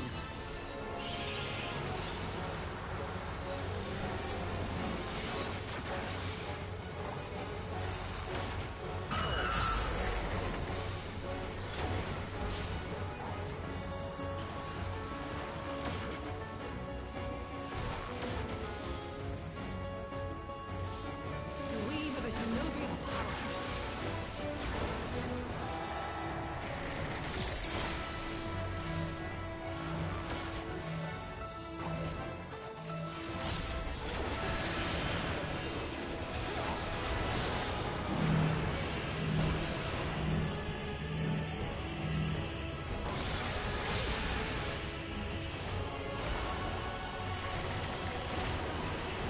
Thanks. Be on your guard.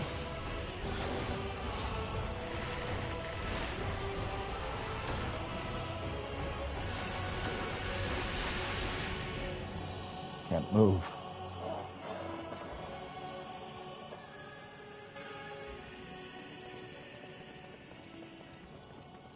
Oh, good. That was a scheduled loss. It's not looking good.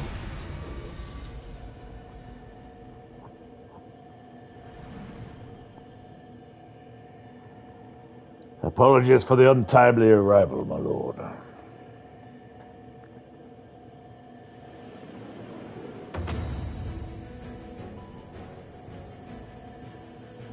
Setsu, what is that staff? Pilgrimage proved a most enlightening experience. It was where I chanced to discover the benefits of ascetic training. I may no longer be fit to wield a blade, my lord, but Shugedru affords me another way to turn the tide of battle.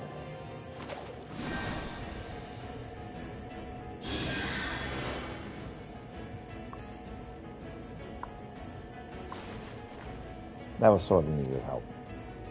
Stubborn as ever, I shall have to thank you later.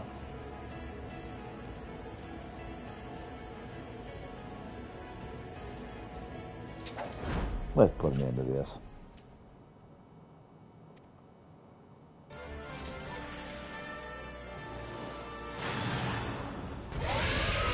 You should be able to do better this time, right? Right? Sure.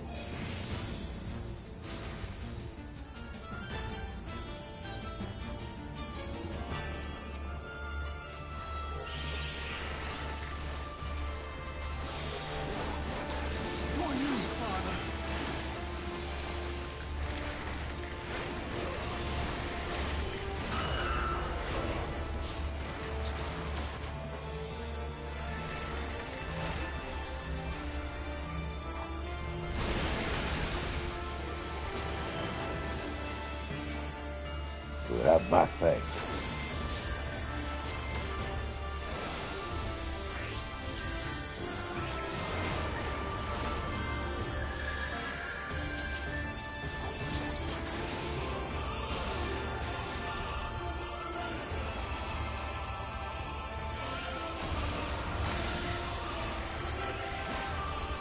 I'm not so easily broken.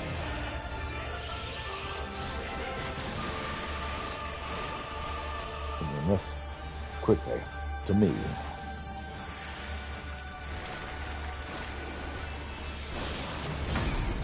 Taking my training and will both.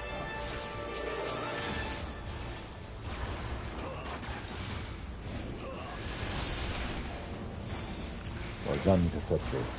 I believe it's best time we put Minato's soul to rest.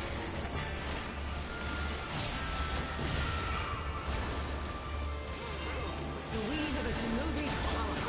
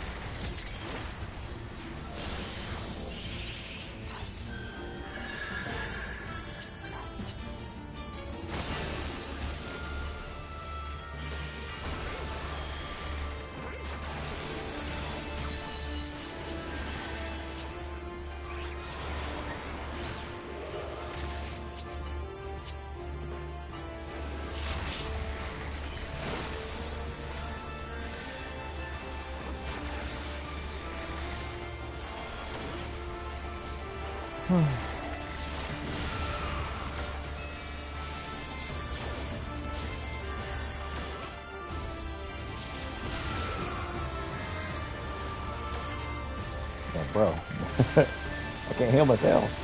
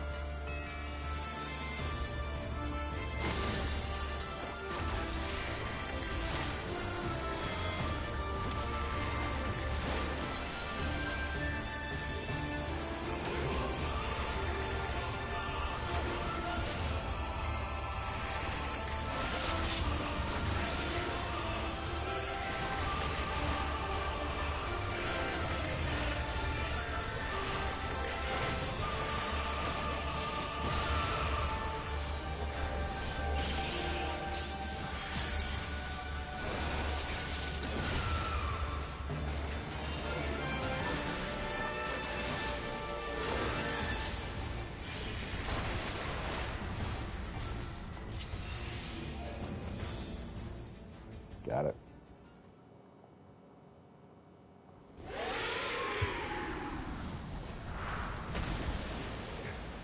Down you go.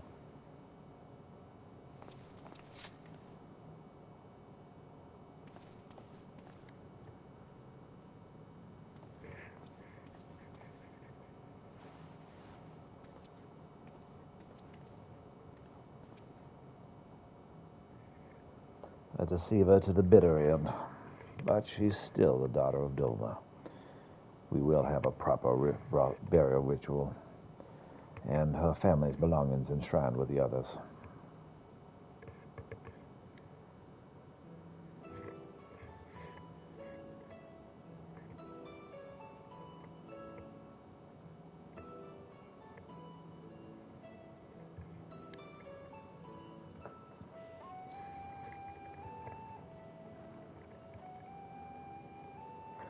I've gathered you here today not to speak of the future, but to reflect on the past, to pay respects to loved ones fallen on the field of battle.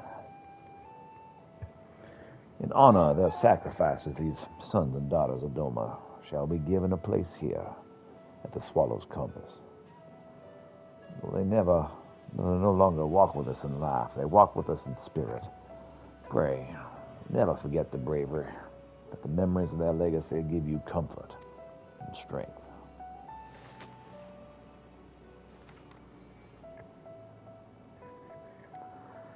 Arroyo Matakawa, the aspiring painter, was a man who saw beauty in all things. One day would have become a renowned artist in Kagane. Matsuya Jito, warrior in training. He longed to become a samurai like his father and bring honor to his family. Surasira Kodakuma, the carpenter, a man wholly dedicated to his craft who hoped to one day pass on his talents to his two loving children.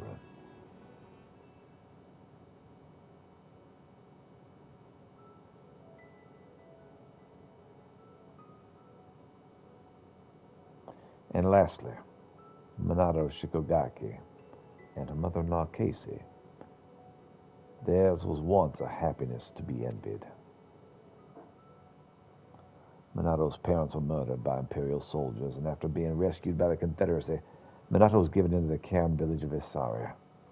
Though she arrived with a broken heart, it was soon mended by the man who would become her husband, the son of Casey, who herself had been born of Isaria on wings of tragedy. Casey was a child of the deep, born of Suinasato. From her gifts, she was exiled. But with her courage and tenacity, found a new home on the shores of the Ruby Sea. She was a devoted wife and mother. Though not related by blood, she loved Minato as if she were her own. This is how she lived and how they all loved, and how they should be remembered. Let your heart swell not with sorrow, but with joy for their memory. Know that proof of their mark left on this world shall remain here enshrined with the Swallow's Compass for all of eternity. Let us still our voices and in silence pray for their souls, that they may share in the peace that we have found.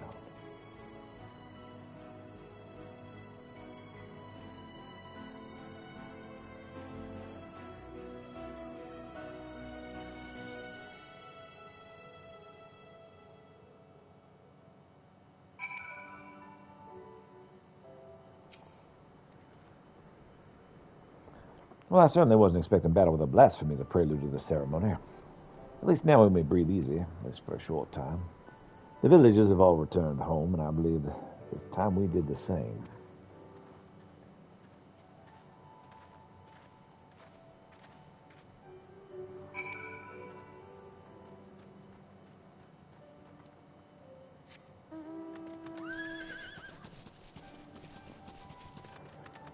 All right.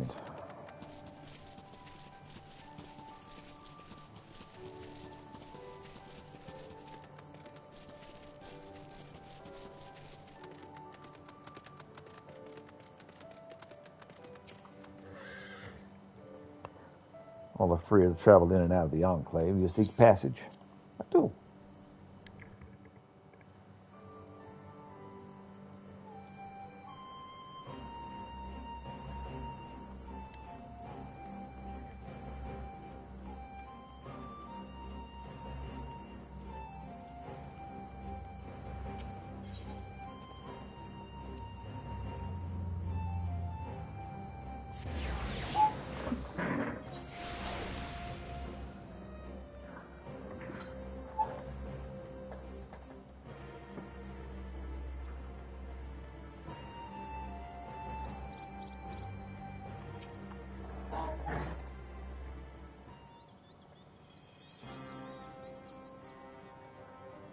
Well, we've held a national funeral and slain a blasphemy besides. Rather productive day, would you not agree? Former conscripts will be elated to have finally returned home. Speaking of returns, I think I speak for all of us when I say your appearance at the Swallow's Compass came as something of a shock.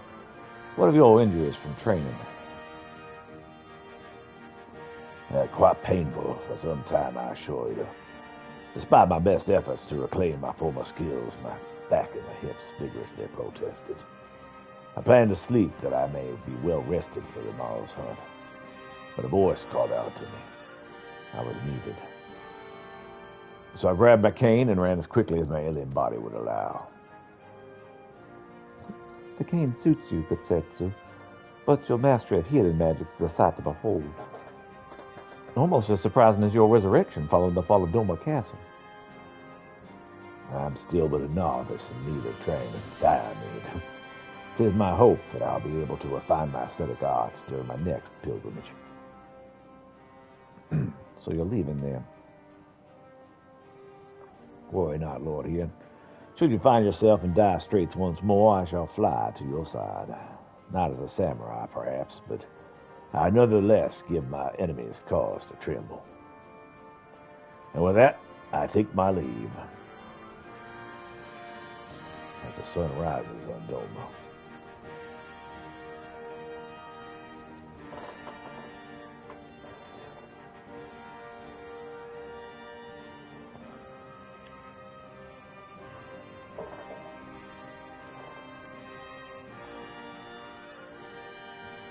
For maybe years, if not decades, till we truly make peace with our past, we have turned a corner and begun to heal.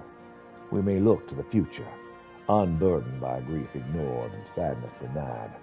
The path ahead is ever fraught with peril. We shall walk it with eyes unclouded and with pride. You've done so much for us, for Doma. I wish there was more I could do for you.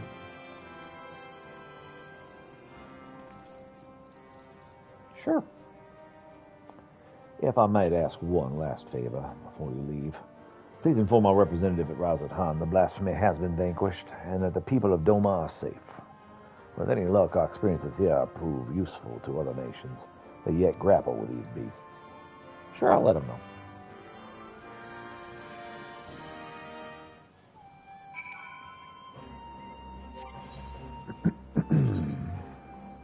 All right, so Razat Han we go.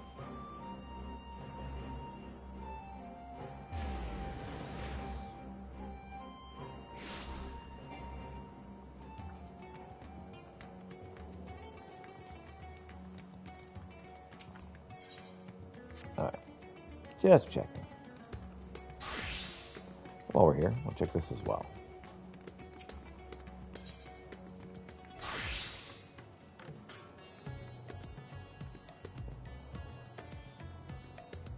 My report is ready, sir. It's an honor to serve, sir.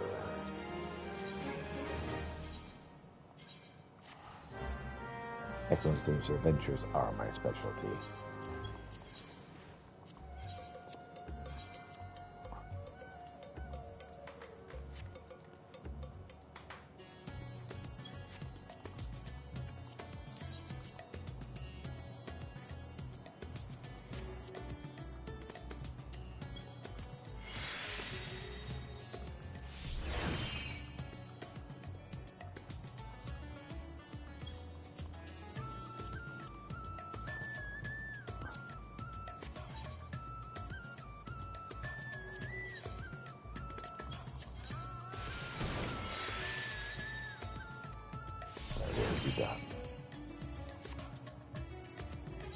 That's all you'll get from me. I hope that satisfies you.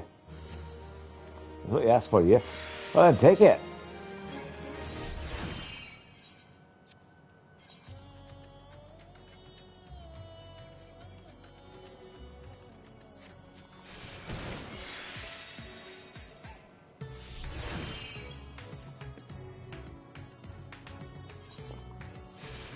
Gold ingot. 29.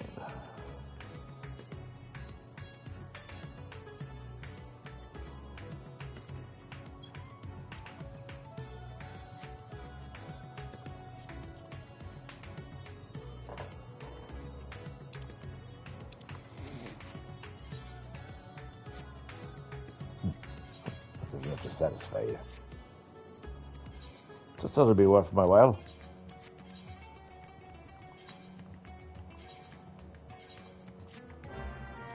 I perform your menial task.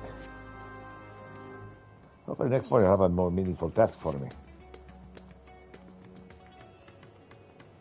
that menial, not meaningful?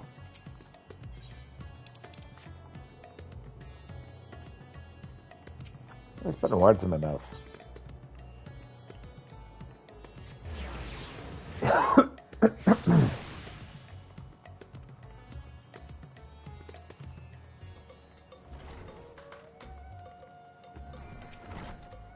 Yeah, Doma delegate. Master Peter, he'll return. What new word from Doma? Oh, you know, this, that, the other. The usual. The blasphemy is no more. That's most wonderful news. I must inform the other delegates at once. Thank you again for answering our summons. If another threat should rear its dastardly head, I pray we can count on your assistance again. Sure.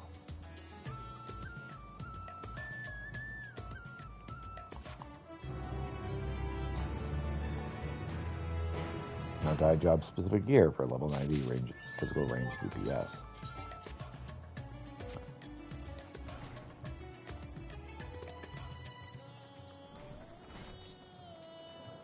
Okay.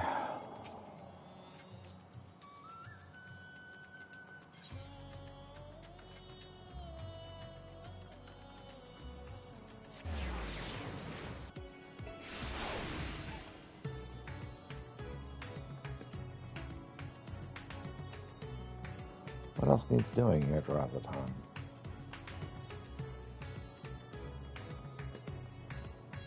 The Turelli Swordsman. Magical range DPS it is.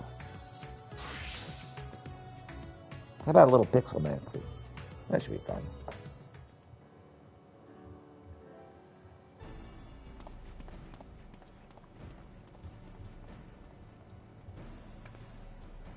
Oh, you're looking for me. Oh, whatever for.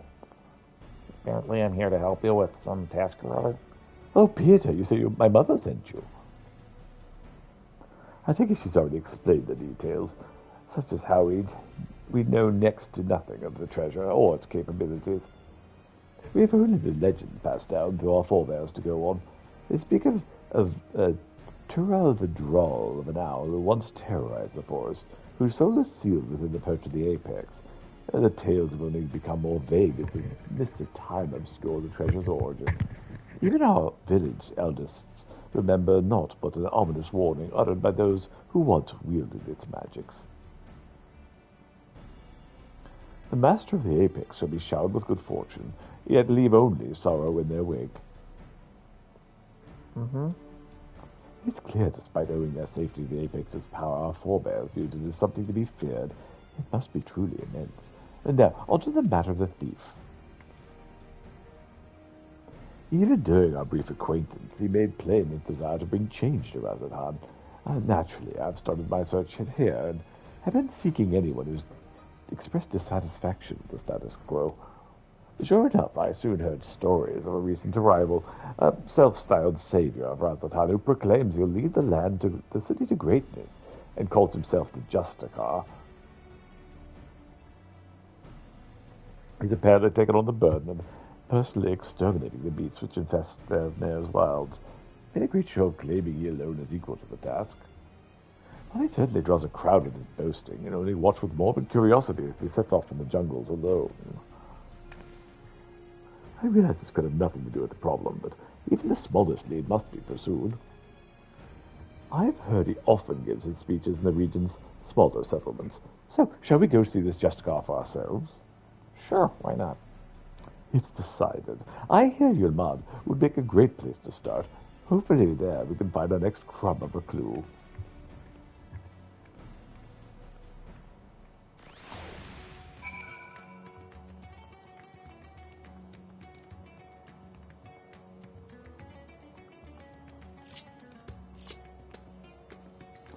All right.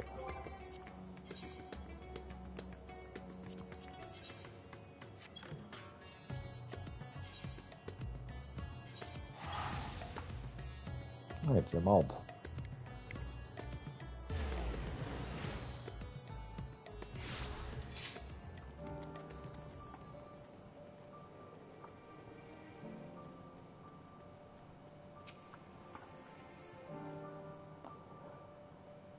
Oh, Peter, we're in luck. The voice of the very man we seek. It seems he gave the same grand speech about saving the people, claiming the danger lurked nearby before venturing forth to combat it alone. Yet their radiant host could not well stand idle if there truly were beasts afoot, so none of them followed him. All we need to do is pick up their trail. He ran toward the shroud, but you might be able to spot him from Kaya's footsteps. You can see the whole forest from there. Thank you, you've been very helpful. So, Peter, let's head there and see what we can see. See ya.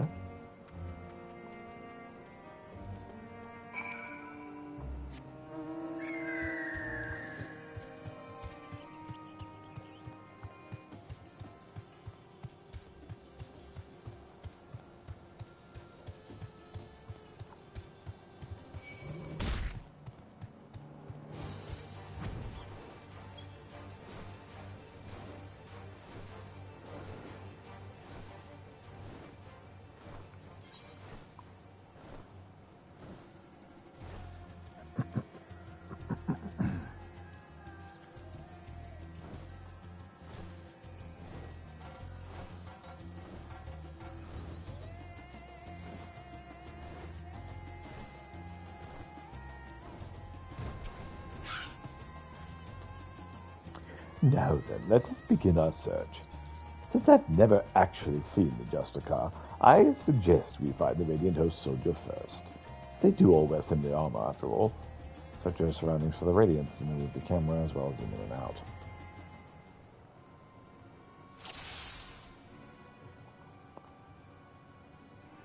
Okay, anyone see anyone from a radiant host?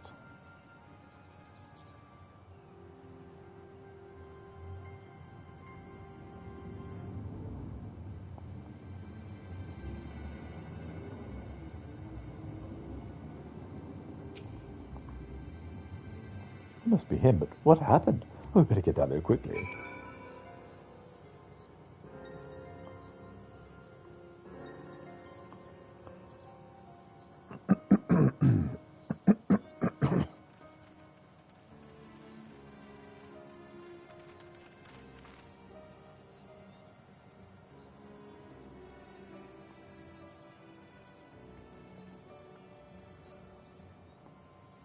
Not to worry, Peter. He's unconscious, but otherwise appears unharmed. I mean, he took a nasty blow from the hip on that rock from the looks of it.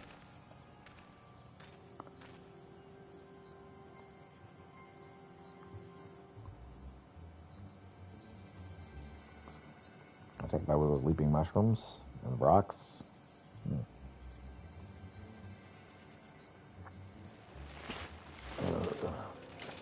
What happened?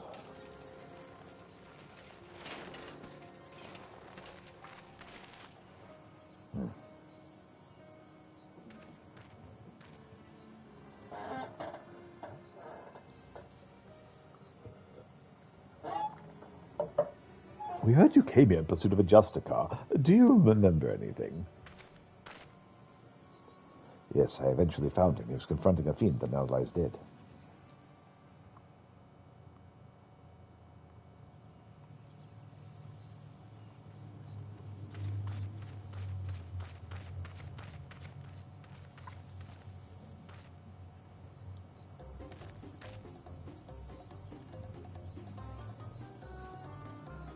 At last, the Justicar races Razatan. I shall bring unending peace to this beleaguered land.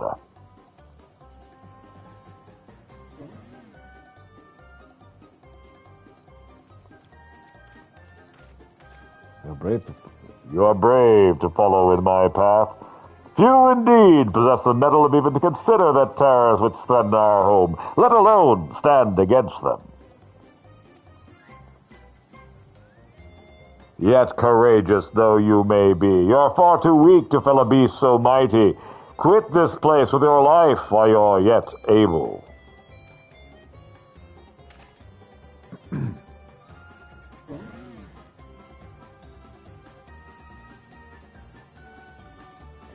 I am of the radiant host.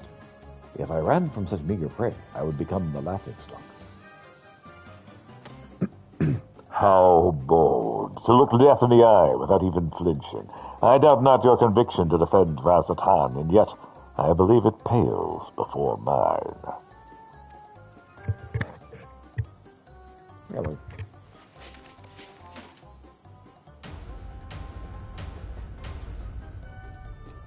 Oh, Apex, bestow upon me your divine might!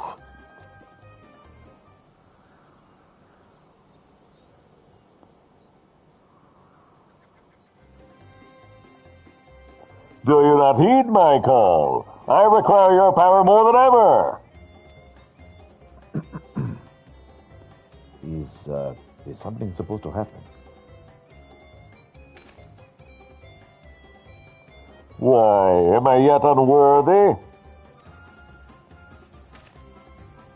Or perhaps there's a button I should press.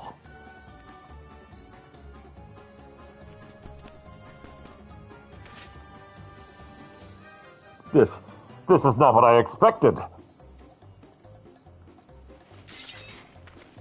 Stand aside and I shall dispose of these pests. Just give me a moment. I cannot work like this. I won't be made a fool. Come on, you moldy trinket. Work. Transform me to the hero of Razatan.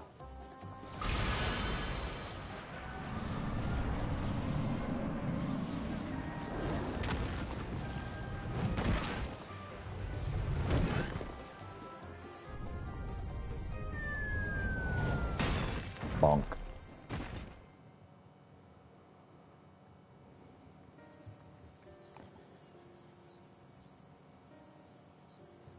He brandished the tool and became wreathed in mysterious light.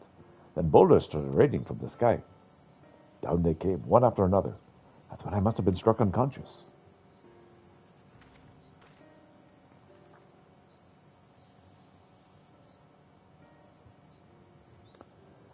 I recall only faintly, but I think I heard the man mumbling.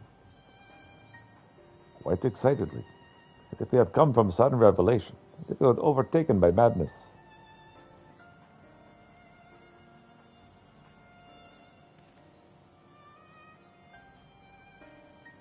Please not be in the Razatan area. Favenarian is just my worst accent ever.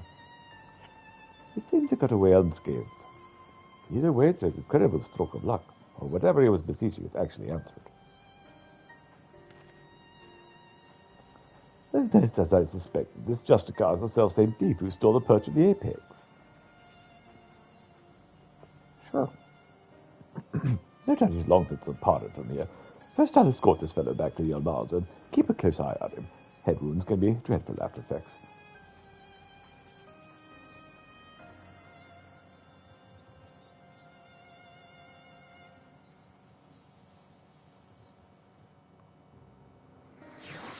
All right. So, got that one.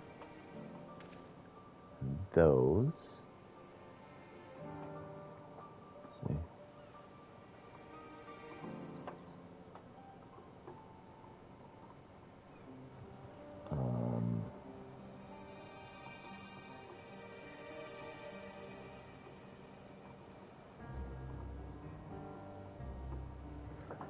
Healing them some Linsa, magical DPS, Razatan. Trying to get all this taken care of here. The soldier made his way to the Razatan to make a formal report, and what an odd report it will be. His account seemed to align with the legend of the treasure's powers. The wielder escaped unharmed and brought ruin to those around him. Could those falling rocks have been a freak accident? I'm not so sure.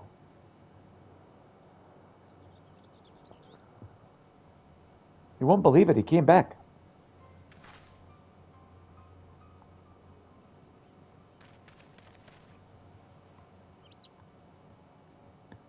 Who came back? The Justicar? Yes, not long after you left. He said he beat up a monster and kicked out a Radiant, and he was laughing his head off. Did he really do all of that? Is he really stronger than the Radiants? I'm gonna say negatory, bro. Whatever he did, the monster's slain, I suppose.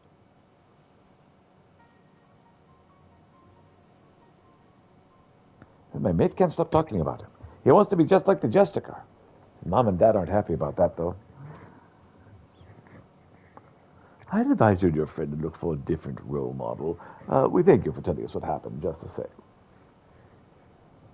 See ya. Well, there is one less fiend skulking about, I suppose. He may have been simply testing the treasure's capabilities. As far as we know, he's yet to use his power to evil ends. I find his motivations a mystery. To steal a patch of Apex by force, only to come here and that now and use it for good? That makes no sense. You've heard tell of this passage of the Unbound, yes? Many have ventured to Tuilalar, claiming to be their victims. Yet, here they would be saviors? If he had such noble goals, then why did he stoop to such devious deception? What could he be plotting? Oh. Well, that's neither here nor there. He stole from my people, and that misdeed cannot be forgiven. The Purge of the Apex helped us win peace. By its might, our forebears built the foundation of the lives we now lead. Until recently, it stood silent, a symbol of our pride as a people. It reminded us that we carved out a home within an inhospitable wilderness. Being trusted with its protection is a great honor. I was so proud my father when the elders chose him. I was so proud to be his daughter. Yet since the day it was stolen, some of the other villagers made their disdain toward him only too clear. Oh, I can't bear it. That's why I must get it back, to restore my village's pride and my father's reputation. Right. Still so much we don't know about the Justicar, but we'll have to assume he's learned to wield the Apex's power. I can't say whether those falling rocks had anything to do with it, but I won't discount it outright. I'll continue looking upon its whereabouts. While we may still have so many questions, with both of us working together, we'll find answers soon enough. Yeah, we'll do it.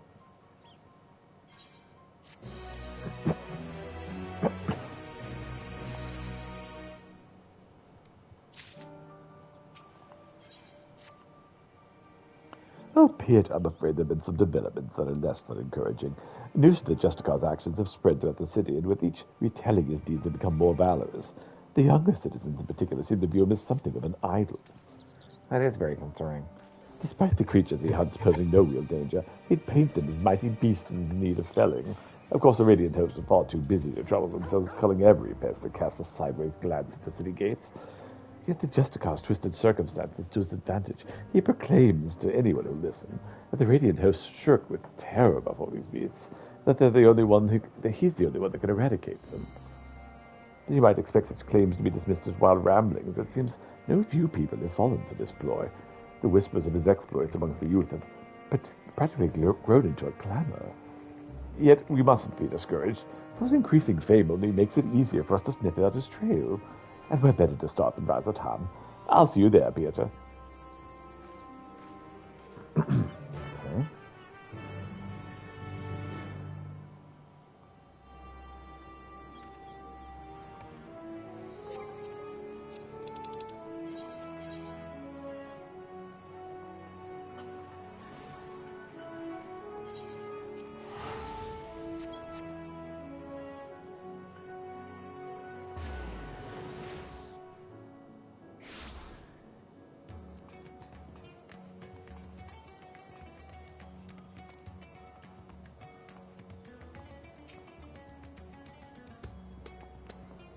Given how large the city is, let's split up and cover more ground.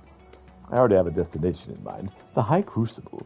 I hear the alchemists there can concoct all manner of tinctures and powders, including these that help in detecting traces of energy left behind by magics and enchanted tools. The fallen rocks have inevitably marked locations where the Justicars help perform one of its feats, and I believe an alchemical mixture can help us determine if their presence is the work of the treasure. I'm hardly an expert on such concoctions, though. I'll seek advice at the High Crucible.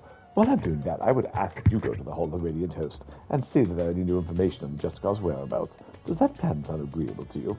Sure. Great. Now, we both have our own tasks. Let's get to them. I'll meet you back here once the business is done. Okay.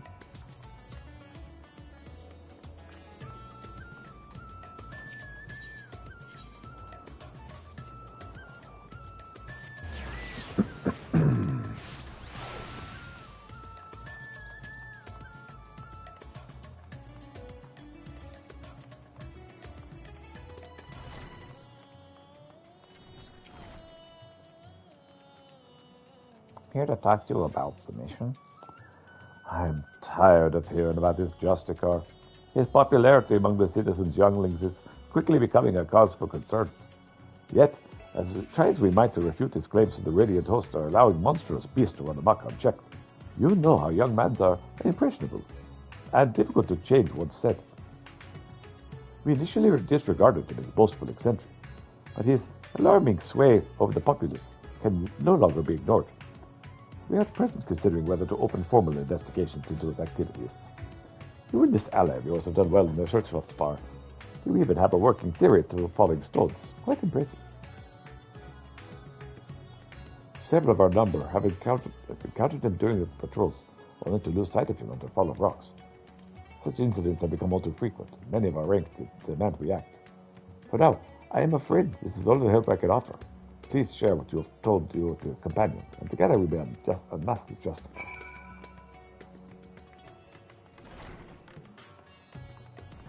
Trying so hard to not slip into my Spanish accent, which I realized I was doing for India. I may just have to have a whole other voice for Razat Han. Because I was not expecting Fabnair to be like the main focus of the game moving forward. Like, I can do Spanish accents okay. I really can't do Indian accents at all. It's heartening to know the Radiant Host is taking this seriously. Thank you for speaking with him, Pieter. I have good tidings as well. I explained the situation to the alchemists, and they provided a powder that should help detect traces of magic in the surrounding environment. I say help because the powder reacts only faintly on its own. To function properly, it requires the skills of one practiced in the arcane arts. Luckily, I have you. I've committed the locations of all sightings of the Justicar to memory, and the closest as it was to the closest to us was at the Perfumed Rise. Let's hope this powder works as intended. Sure, why not? Let's go for it.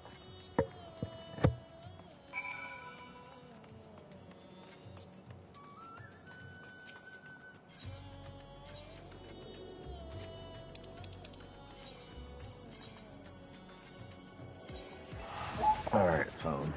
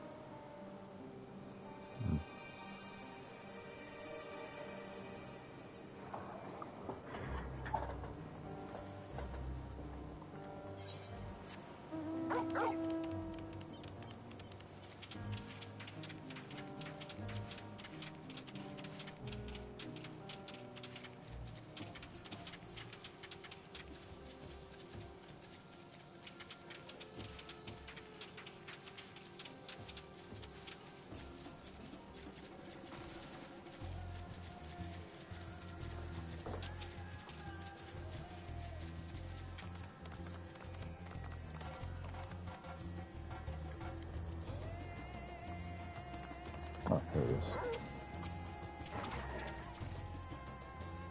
Justicar was sighted near here. I don't see any other conspicuous stones around, so I sprinkled the powder over this one.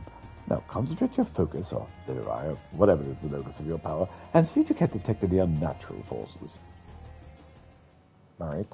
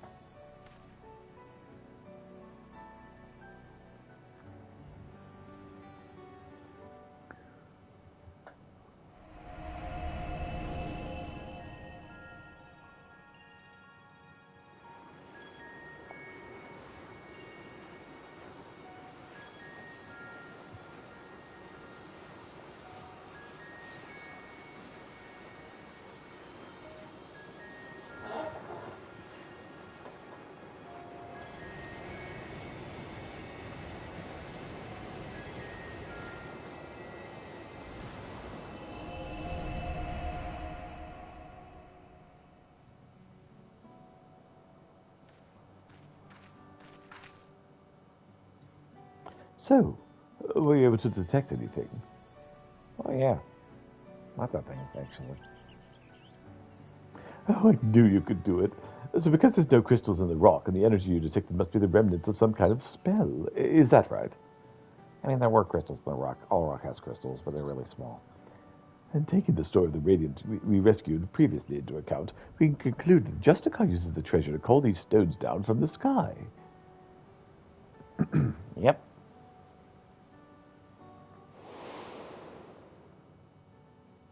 At least we now have an inkling of its true nature.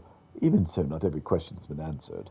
The Radiant told us that even as the Justicar stood before the creature, he seemed to have trouble calling forth the Apex's power at first. My father once said the perch of the Apex is much like the wand he used to weave his magics. Of course, the main difference between them is the unique nature of the essence stored within the treasure.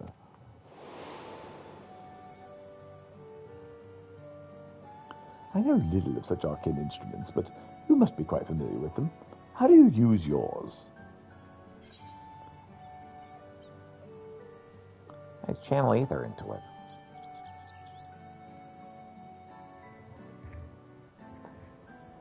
I see. Even with the right instrument, spellcasting requires use of specific techniques. The Justicar seems to lack any such expertise. So how does he tap into the treasure's power?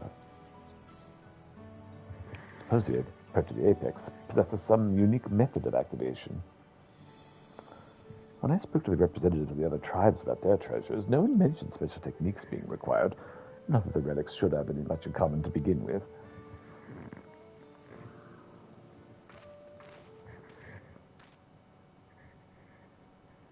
Yuto, did you see an Ari girl pass through here by herself? Oh, I'm afraid not. What happened? Wait, I recognize the both of you. The hero of the final days and our recent visitor from Terral. Apologies for the imposition, but may I ask your assistance? I must beg, actually. This is all the Justicar's fault. The girl said she was off to join that fool's crusade and ran out of Yonad before anyone could stop her.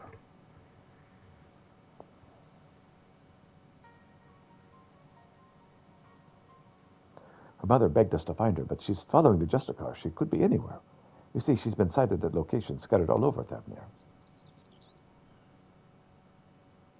We can't stand here looking like rocks with a girl's in danger, especially the Justicar's involved. Oh, we have to help. Yeah, let's do it. Oh, that would be much appreciated. We're searching places where the Justicar's been spotted before, so perhaps you could start where he hasn't been seen. Oh, good idea. As far as I know, he hasn't been sighted in the northern shores. Come on, Peter.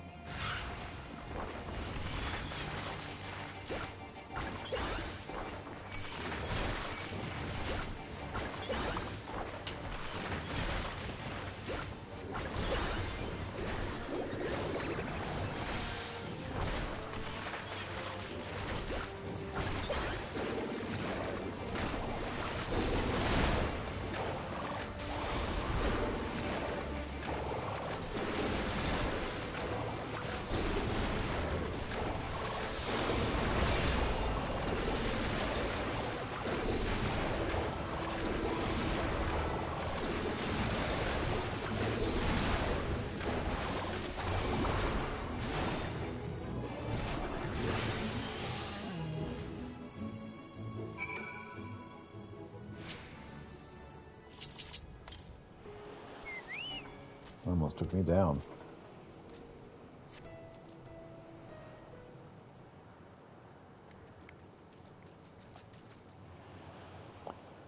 I heard fighting. I came as fast as I could. It's a good thing you arrived in time to save this girl. Thank you, mister. Thank you. I'm glad you're safe, but your mother must be worried sick. You shouldn't wander off like that, especially not to look for the trickster like a Justicar. What? You mean he's a bad man? Oh, yes, exactly. He stole an important treasure from my village, and now he's using it to make himself look brave. But he used it to kill the monsters, to protect us. That's no excuse for stealing. He must have fooled you younglings, but the Radiant Host know what he's up to. He said he'd save us from the monsters. He's our hero. Radiant said that we shouldn't be scared, but we all know the Justicar's the one who keeps us safe. We don't even need a Radiant anymore.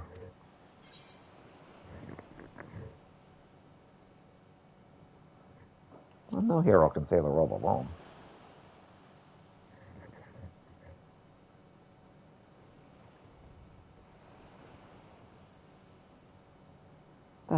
I'm sorry, I should not say bad things about the Radiants.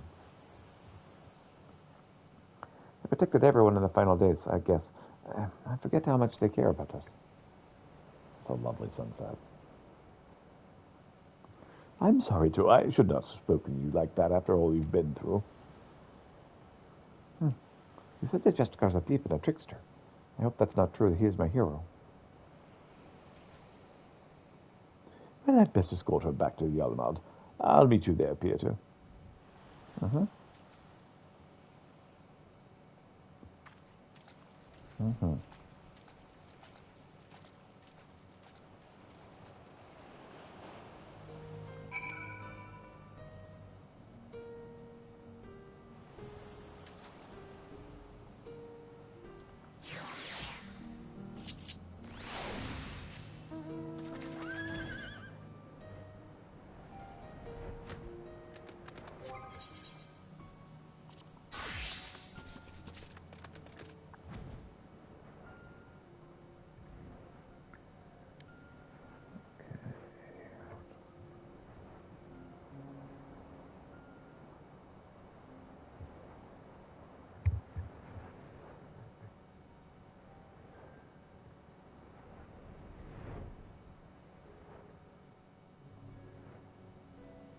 Hello, Vane. How are you? Welcome.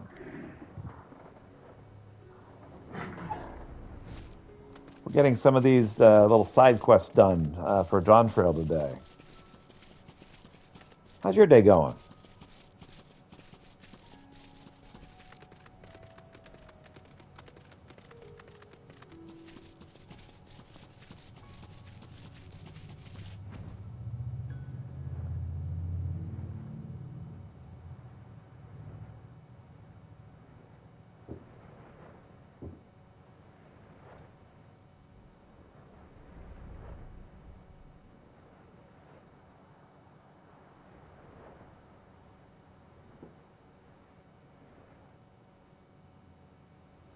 Doing great.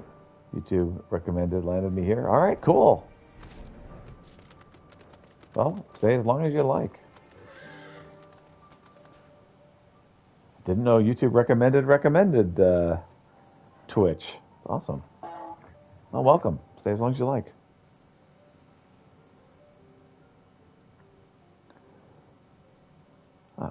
The girl and her mother reunited. I think we can both give ourselves a pat on the back. They're on their way now to inform the Radiant Host that all is well. I would like to apologize for before. Sorry, video of day 59, 56, and then it said live. Oh, yeah. Yeah, I got one. I got one live, yeah. Well, welcome. Stay as long as you like. That's cool. That's awesome. I did not know that. That's so cool. Yeah, I'm quite a ways further than day 56 at this point. I would like to apologize for before. I let my emotions get the better of me and harangued that poor girl when she was hardly to blame for anything. I really should have been scolding myself. Where's that? Well, yeah, stay as long as you'd like. Since we are in Dawntrail, it'll be a little spoiler if you've not been to Dawntrail, but if you don't mind that, yeah. Feel free to hang out, have fun. Peter, there's something I neglected to tell you before. So this is this is from Dawntrail. This has got some. This particular area is from Endwalker, and this is the job quests from Dawntrail, and so they send you back to Eorzea. But yeah, this is the Dawntrail section. It's good stuff. The man who calls himself the Justicar came to us in the guise of a worldly merchant. He's eager to tell about the Perch of the Apex and its history, and I was equally eager to tell him, not even considering what he might do with the information. I'm so proud of my father for being appointed as its guardian. I suppose I was trying to impress this stranger out of sheer vanity. That vanity led to our father being attacked and the treasure being stolen from under our noses. I had no choice but to make amends for my mistake and bring it back.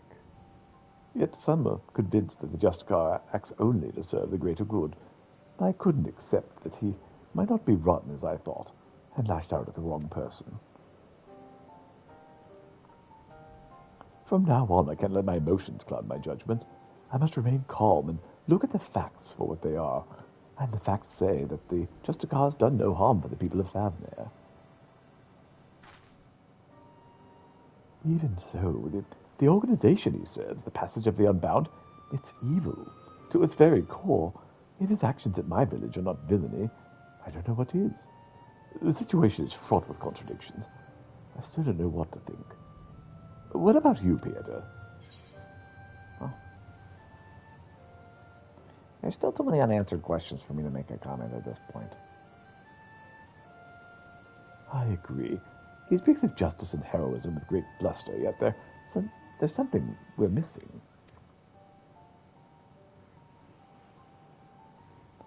Thank you, Peter, for your wise words. I sometimes find it difficult to keep my heart from skewing my perspective, so I'm grateful that you're here to help me see clearly. So it seems our objective is unchanged.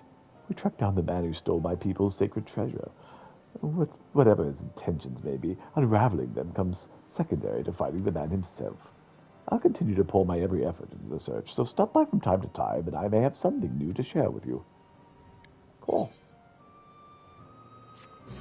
Awesome.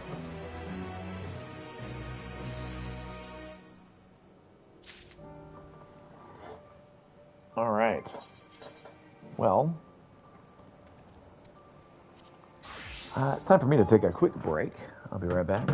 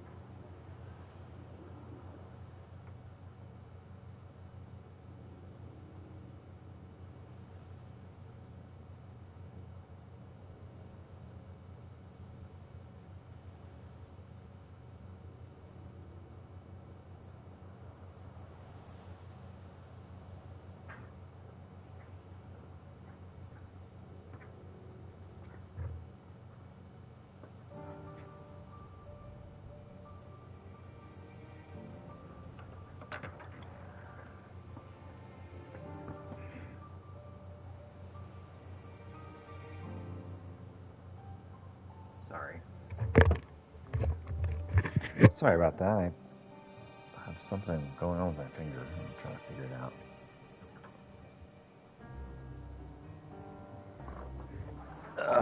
It's like dead skin or something. I don't know. Nothing I need to be picking out on stream. Whatever I want to do with it. All right. So, Hano opportunities. Let's go to Pamica. I believe that's Culinarian.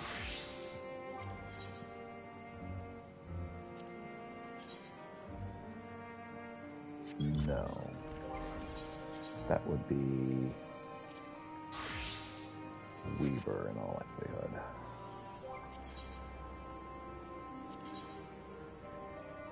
Yep. Okay, so Tulala.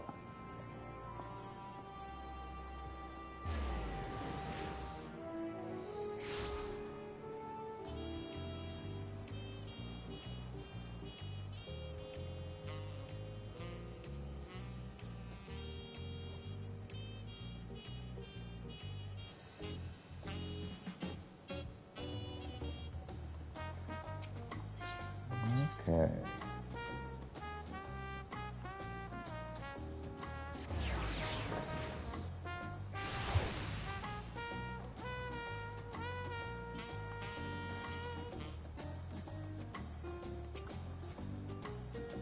How goes the crafting theater? The shop has a list of requested deliveries. Okay.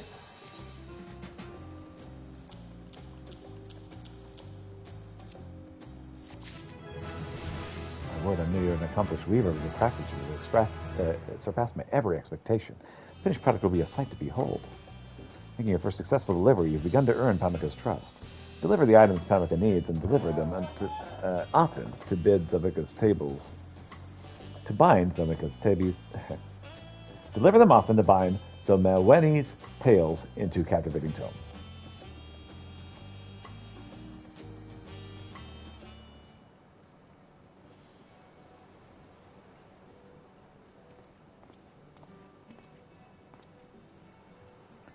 Hi.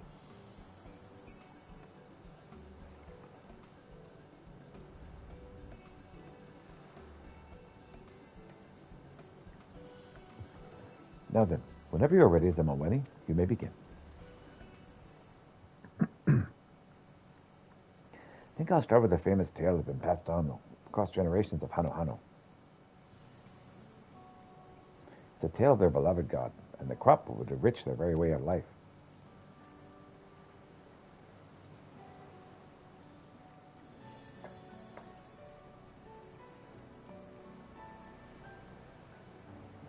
Long, long ago, the Hano Hano resided in the land beyond the clouds. Well, their heavenly home was frigid, their enemies were few, and they whiled away their days dancing up on the pale warmth of the sun. But one day, a great storm ravaged the clear blue lakes, clear blue skies. The winds and rains raged in those lands most fiercely. It sent a pair of Hano Hano tumbling down to the waters below. Yet, what should appear but a giant bird, as big as an island? It flew up and caught the Hano Hano upon its back. Kitty says hello. The kindly bird sailed upon the winds over the great blue ocean until finally it came to a land kissed by dawn, a land we call Toral. The couple was grateful to stand on the solid ground again, but their journey had exhausted them and their energies were spent. They searched high and low for something to fill their empty bellies, and it was there that they found the great bird once again, feasting upon verdant reeds. The Hano Hano followed suit. One taste of the sweet reeds filled them with vigor, and their feathers began to glisten with every color of the rainbow. It was then that couple knew that this great bird was the god Kalihya. They tended the reed in its honor, and their brood would grow and prosper, becoming Hano Hano we know today. Nice story. What do you think so far, Peter? Any inspiration for a suitable cover? Oh, yeah, I can do that. Splendid. I suspect that Noemi will have a few more Hano Hano stories to tell before we conclude here. We ought to construct our cover in the meantime. Excellent. This will be a pretty cool bird book. With your painstakingly prepared materials, you produce a cover befitting Zoemi's first batch of tales. Carefully bind Pamika's pages into the fold, and the tome is complete.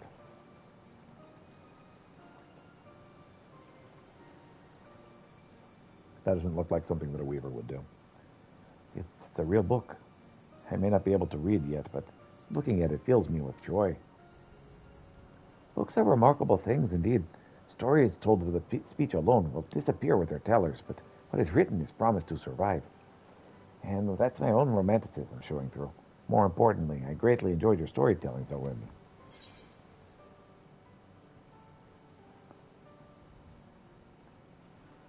About the Hano Hano who once lived above the clouds. I've actually met them, I think. The people called the Vano Vano, you say. From your description, they do sound like they have much more common roots of the Talus Hano Hano. Terrell's Hano Hano. If you enjoyed these tales, I know plenty more like them. For example, the ones the other day about the Pelo Pelo patron were fascinating. Here's to the people with a talent for words. I had to practice ahead of time if I'm to do them any justice. Oh, please do. Be happy to hear them whenever you're ready.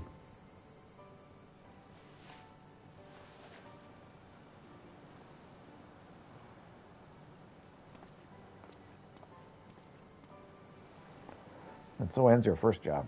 It was a pleasure to work with you, Peter, and I have a feeling you'll continue to impress. Excellent. Complete. Welcome back to Mickey Deliveries. Steam level increased. Pamika now considers you a cover collaborator. Pamika is pleased with your efforts. She now considers you a cover collaborator.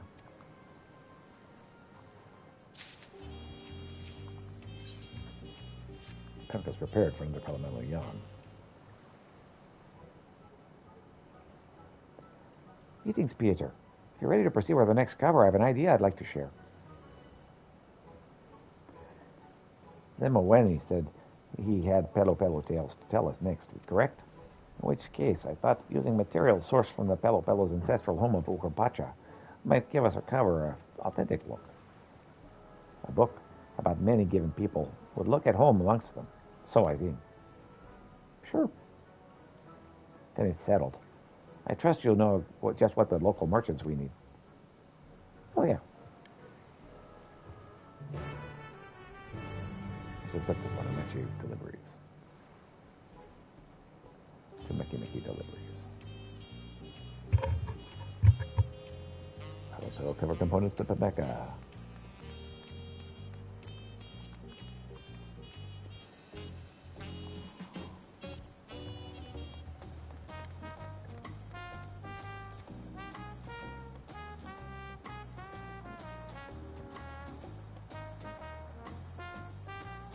Yeah, we'll do that later.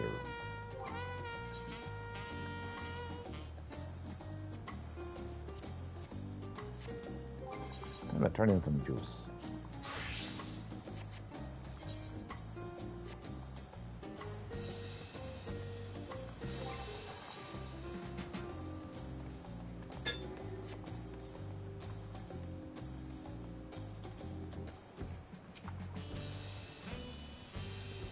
Delicious, nutritious Carmiona juice that Mammal Jack can not only stomach but delight in. I'm sure you'll come up with something.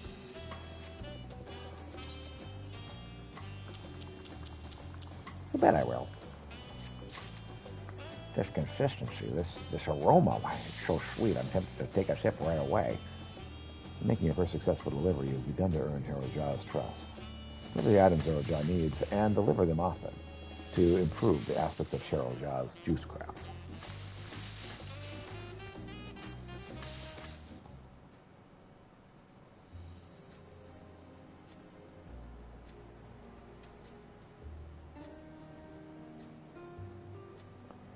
I think we have enough to begin our tasting. It all looks and smells marvelous anyway. As we fashion this drink with Mamo Jean in mind, allow me to be the first to try it. Sure, whatever.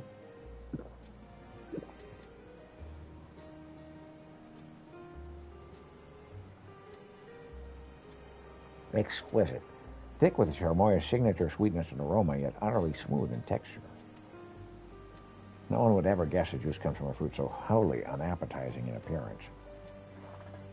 Yet I can safely say no Maman Jacques could find qualms with this beverage.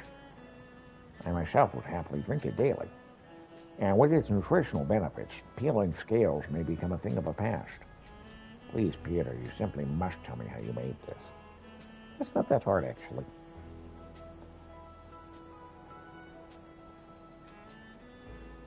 Ah, so that's the trick. I see. I'll pen a proper recipe later so I won't forget. Fortunately, it sounds like one that even I could manage. Can I interest you in a glass, Hilnark? Hilnaruk? I'd love to hear what Moblins think of Cherumoria's flavor.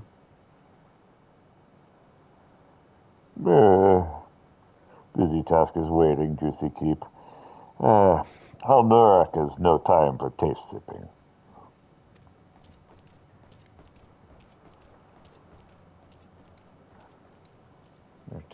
Did I offend him?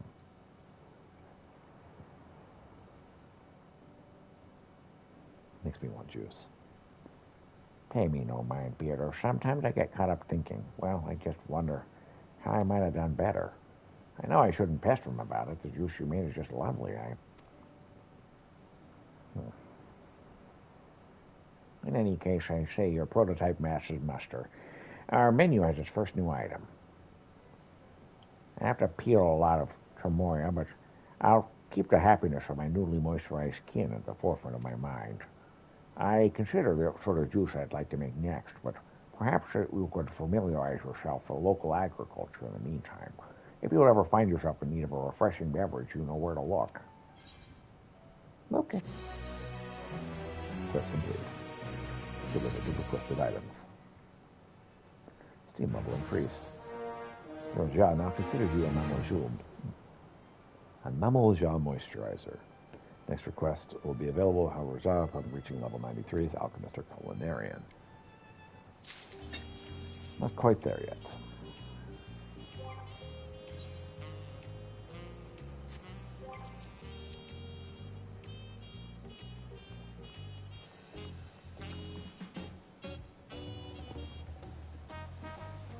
Beg your pardon, server has to relay server only loads with prior approval. We wish that both customers and shop owners feel mutual satisfaction with our transactions in the market. This House of Countless Beads may shine more brilliantly than ever. With your help, I believe the wish will come through. I look forward to seeing what you accomplish, Pietro.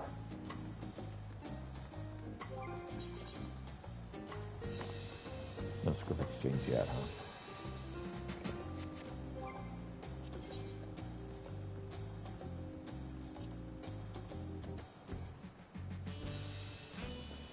Chonier's Apothecary Staples.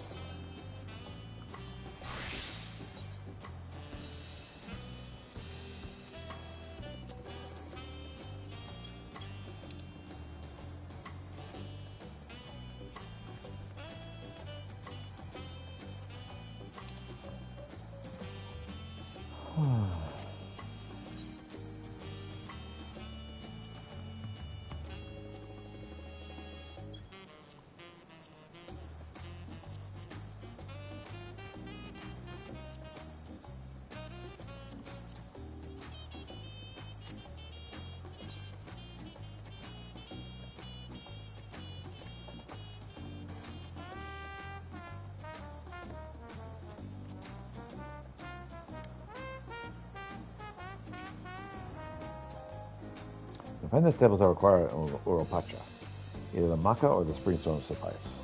Bring whichever one you find easiest to acquire.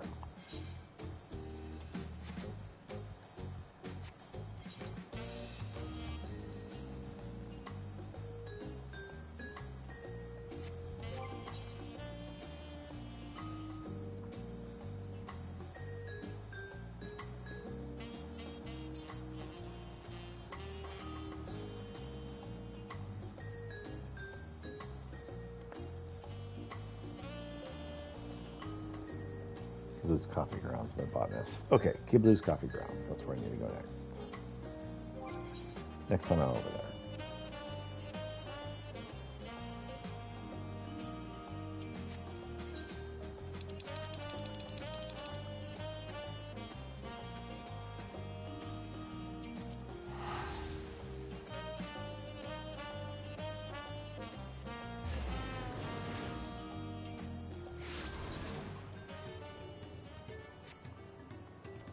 over here.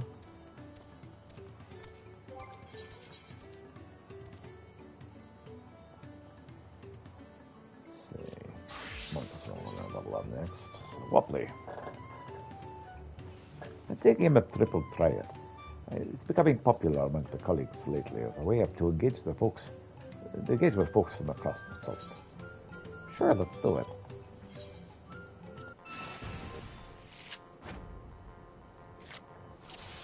Reopen.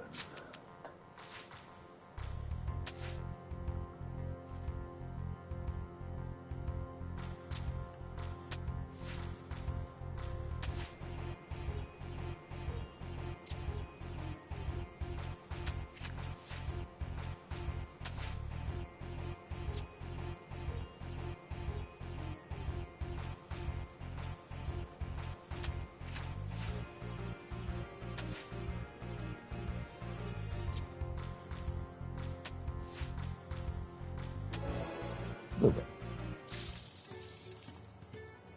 Ugh, I lost. I think I'll keep my goals modest for today, seeing as how luck is not out of my sight. The Alpaca Guard.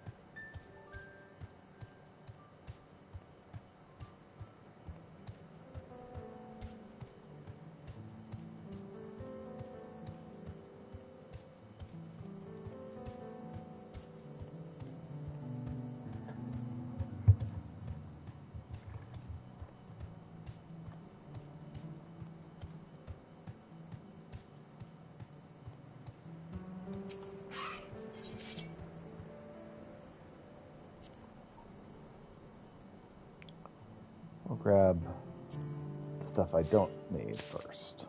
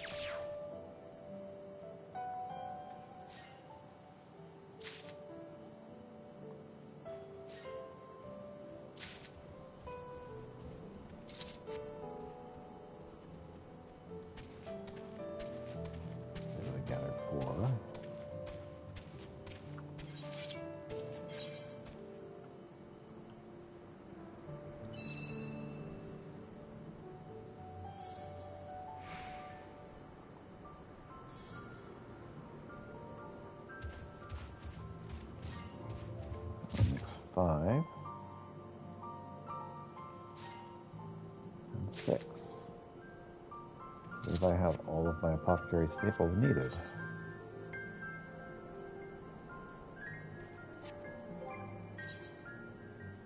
And I do. Okay.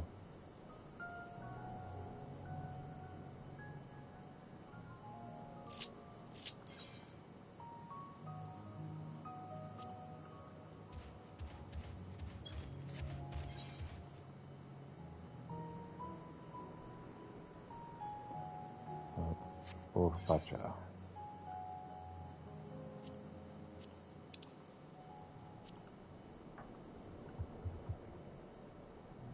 What's a Torelli Aloe? Torelli Aloe. And Mountain Flax.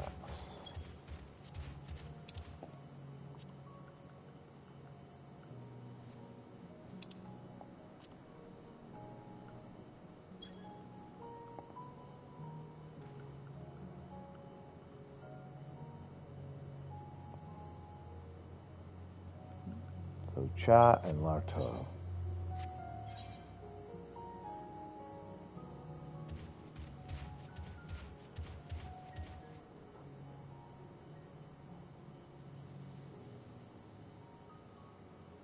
So Cha I can get.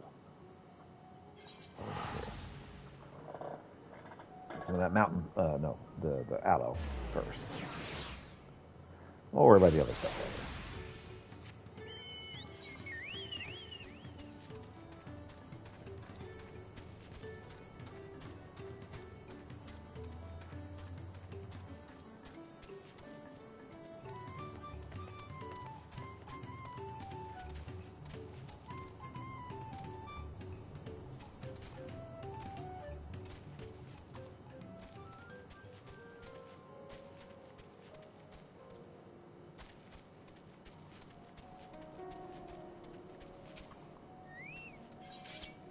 There's our aloe.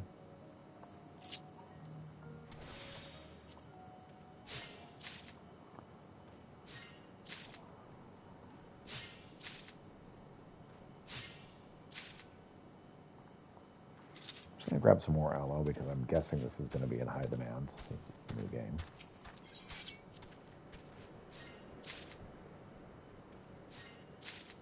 Really, what I should have been doing this with is the frickin' the mountain wall, but it's fine.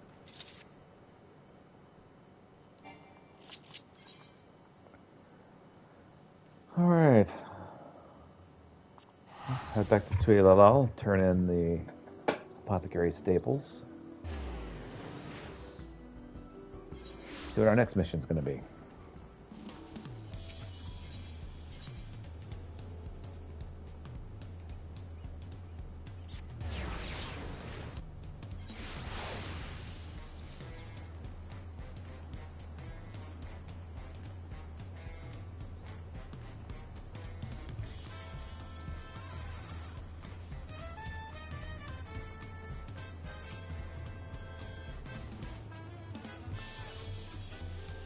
I can find the staples I require in Nuapacha. The maca or the spring stone will suffice.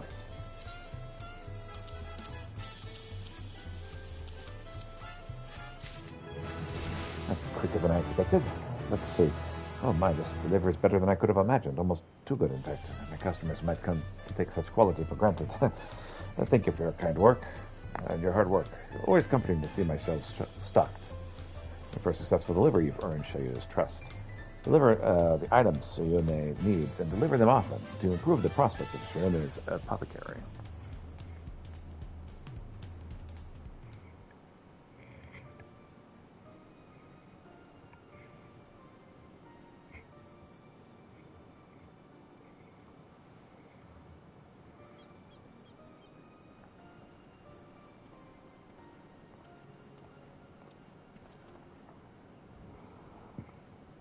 I must say there's no greater reassurance than knowing. I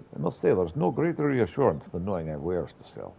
Even though this was but a trial run, you conducted yourself flawlessly. Well, thanks. Truth be told, when I first began this endeavor, I did not imagine I would sell such a wide array of goods. But health is a goal we all share, and there is any number of ways to pursue it. Take maca, for instance. It thrives in the harsh climes of Urpacha, acclimating to nutrients from its unique environment. It's been the favorite since time immemorial for its nutritional value and invigorating properties. Springstone, on the other hand, is a type of volcanic rock. It retains heat rather well, so after a bit of polishing and warming, you can place it on your pocket or directly on your skin. Even in hotter regions, it's used to relieve stiff muscles and troublesome aches. Boy, could use some of that. I know you came to me seeking gainful employment, but you must place your own health first and foremost. If anything ever ails you, I would welcome your custom with open arms. Sure. Speaking of which, you have not seen Obo, have you? I hope he has not gotten lost. Judging by his story, he arrived in Tyrrell only shortly before visiting my shop. His confident stride suggested he knew where he was going, but how could he?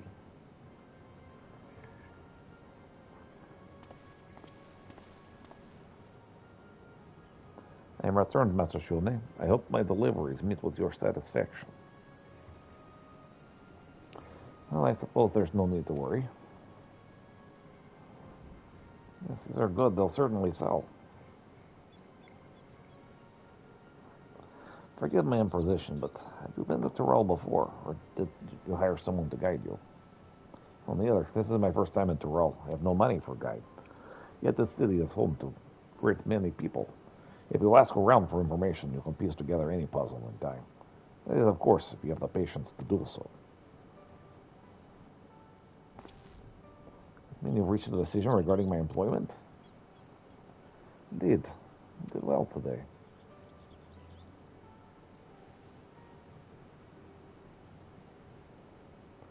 So for the time being, I have no objection to continuing our business relationship. Ugh. Delicious. And of course, I'd like to continue working with you as well, Piotr. However, I understand you aren't the type to stay in one place over long. Let's keep it simple, shall we? Stop by whenever you have time for a few tasks, and I will recompense you accordingly. Sounds great. And it's settled. Don't be a stranger, Piotr. Piotr, forgive my rudeness for not introducing myself earlier. I am Olvo of the Kogama village. I look forward to working with a fellow Viera, and hope to learn much from your experience. Just as I hope to learn from Zagoda from you. Just so I learned from the Shatona from you, Master Shunye. May we all prosper under your tutelage. Yep, can have some fun. Yes, I may prove to be a worthless teacher in that regard, but suppose I try. As for mutual prosperity, it depends on us. That is to say, we need to get selling. My customers will be pleased to see my stocks replenished at last. Awesome sauce. Deliver the requested items. Esteem level increased. Shinana considers you a greenhorn gatherer. All right.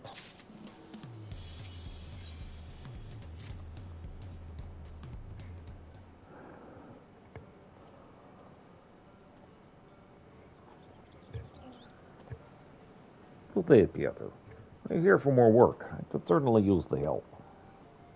Sure. Even with your best shot. Thank you. Having another deft hand at my disposal will speed things along greatly.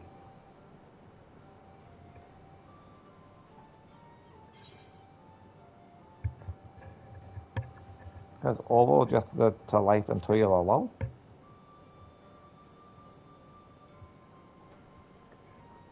He settled into his work rather well, but outside of that, let's just say his complete lack of funds has proven to be a hurdle. He couldn't even afford to lodge himself.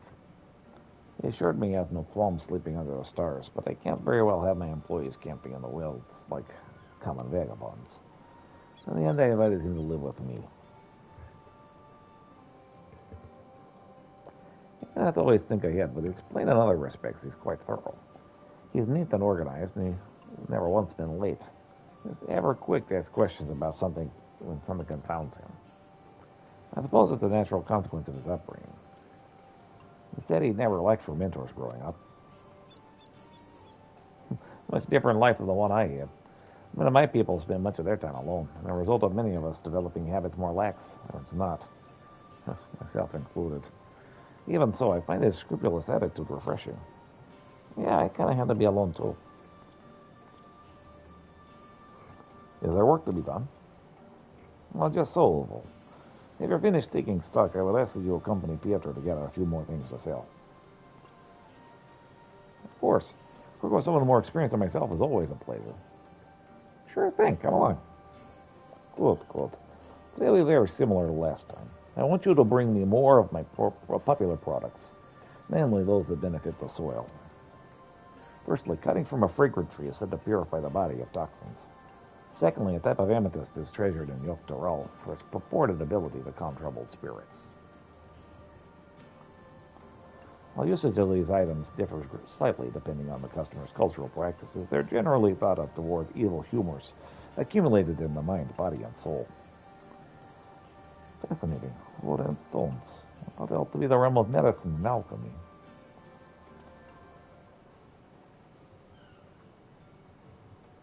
Makes me wonder what hidden powers the objects I read here might possess. Of course, they only sell products of proven repute, but even that is no guarantee an item will positively affect one person will do the same for another.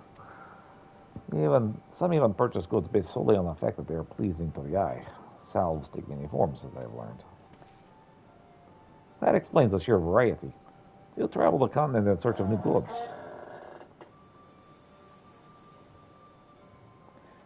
Not quite. I depend on gatherers such as yourselves mostly. That and a handful of trusted merchants. I dare not leave the shop unattended for long, you see. And well, I have my reasons for not often venturing beyond the city gates.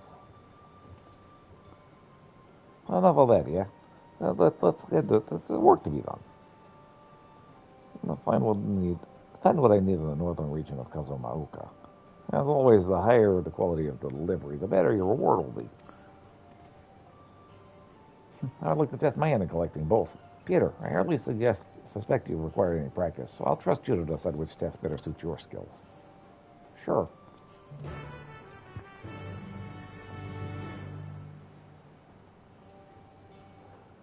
All right.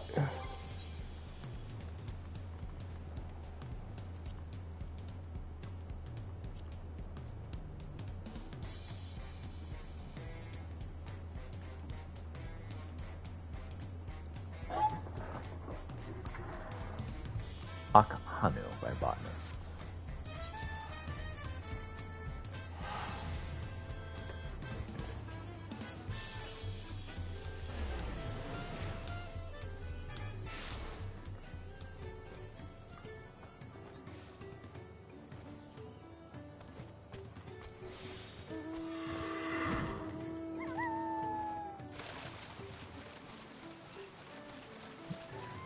That moment when you forget that you can't fly, so you just jump off. It's fine.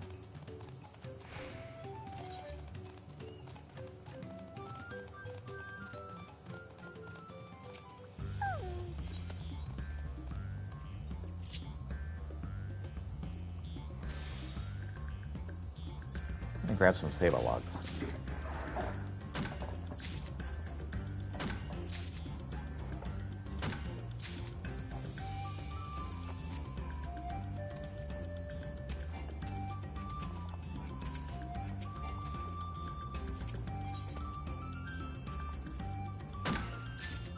And some royal maple sap.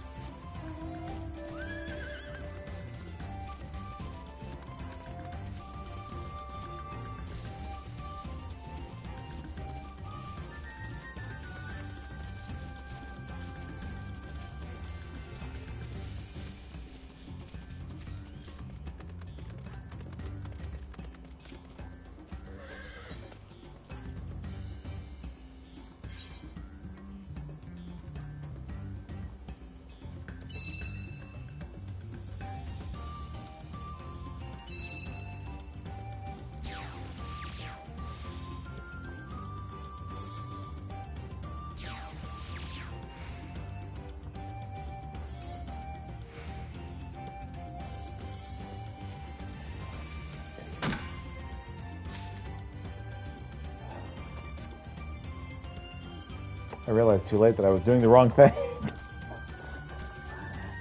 It's fine. I just have to do it a little longer.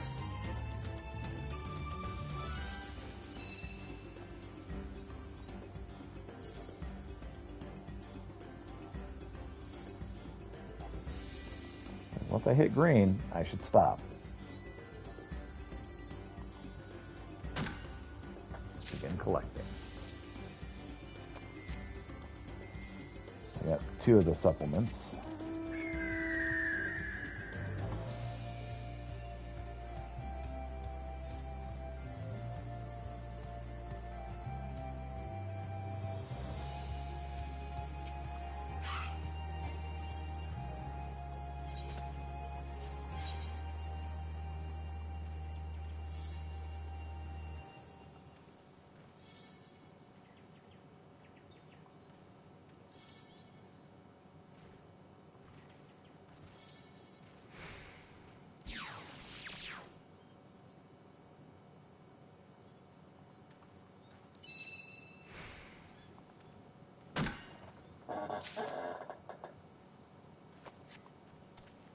Got 3.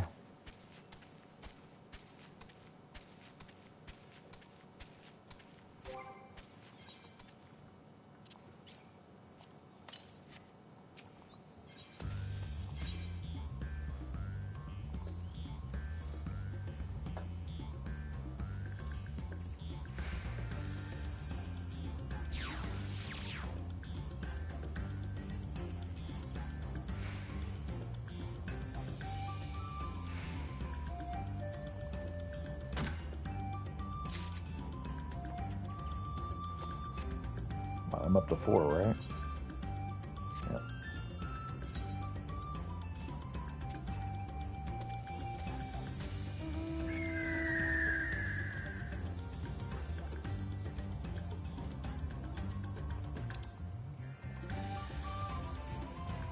Sakazula Maka.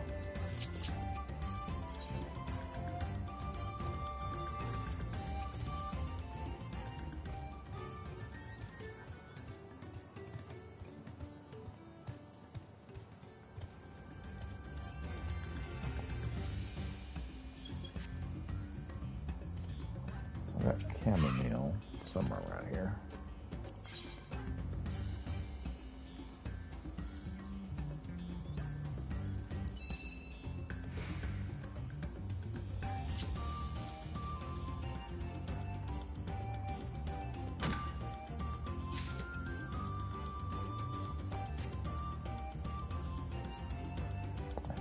That was not what I meant to do.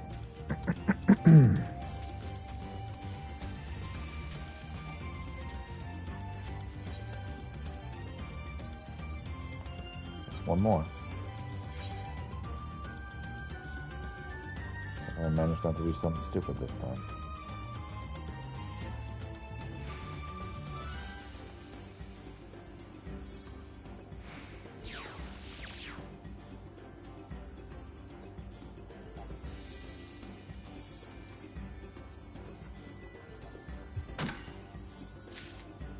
And there you have it. 5 out of 6 were good. So far.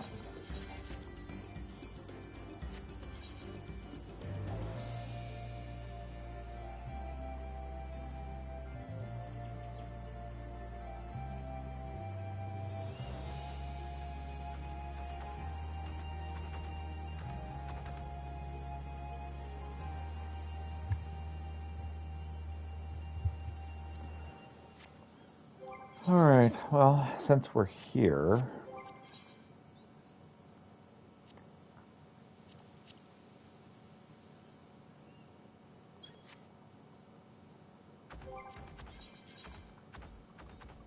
let's change to Bard and get done what we can get done.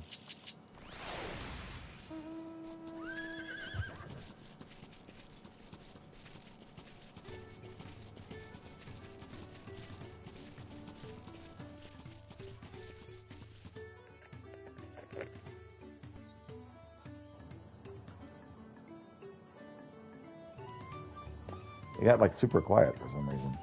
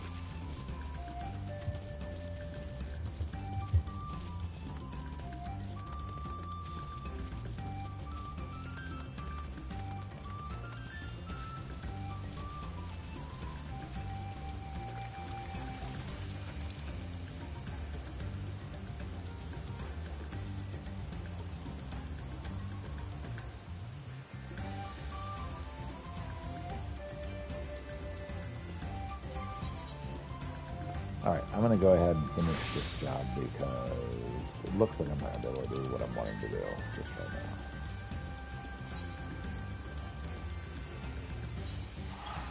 Let's go about it this way then.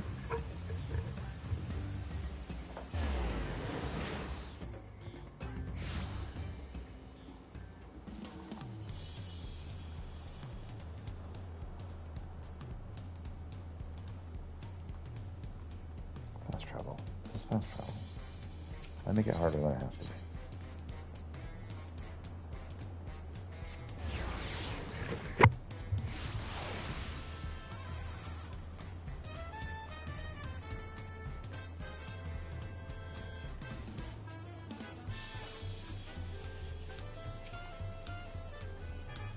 Wares which caters to the spiritual needs of popular amongst customers, old and new. I would have you gather the finest of them from Kazumauka.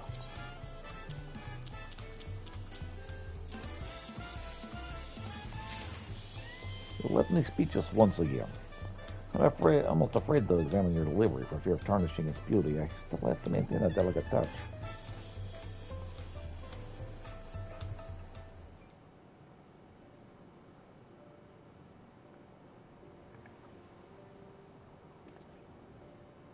This is more than suitable. Good work, Piotr. You're quite good at this, I must admit. How many hours do you reckon you've spent searching the Earth's finest bounties? Oh, man, so many hours. I have returned. Wood cuttings and amethysts. I hope these are up to your discerning standards.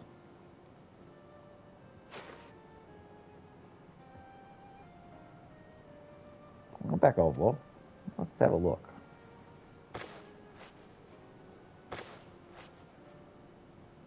Oh my.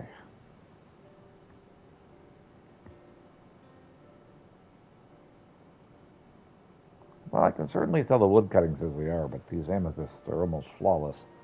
Where did you find such a rich vein? Well, I'm something of an expert in the subject of minerals, you see. I hail from the snow-capped mountains of the Skayete range, where they have naught but rock and snow to gaze upon. In the untrained eye, one stone is much the same as the other. But some house singular essences which I've learned to identify.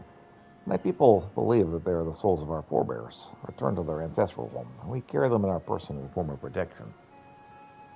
That's not too different from my home. My home is kind of similar to that. The Skayete range.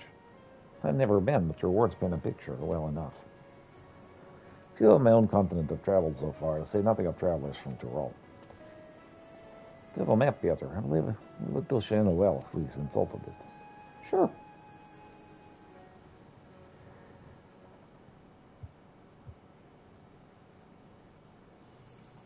Here, the Skayete range. Dominating central Authard. The mountains mark the border between the Burn and the former kingdom of Alaska. My clan is known as the Viena Viera, and their settlements can be found in and around the Skayete range. Kagoma, my village, is among them.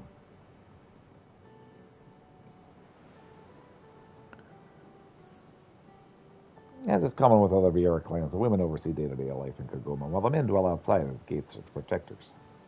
The land is harsh and unforgiving, but the knowledge of our ancestors teaches us how to hunt when prey is scarce, and forage when frost kills all but the hardiest of plants.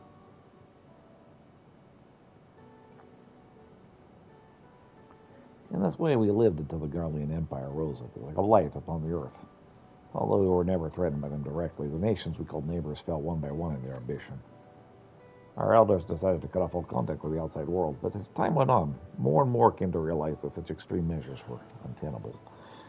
And so some years back, it was decided that one among us would journey to the outside world to gather the most precious resource of all, knowledge. They must grasp the complex workings of the larger world, returning themselves to the pulse of modern life, till it beats with their own. Then we must return to the village, and teach all that we have learned. And you are this person, I take it. Mm-hmm. My family name, Gushvif, means cloud. And, like a cloud, I drift from land to land, eventually returning to my home to provide the nourished rain and knowledge to my people. And I see that's why you're so eager to learn of the Shatona. From their way of life, I hope to extract valuable nuggets of wisdom that will help my own people. When I heard of the Shatona, Imagine how we Viera would live across the sea. How our long lives play out in a different environment. What sort of society would we build? People so far apart, but so similar. I had to see for myself how you had fared.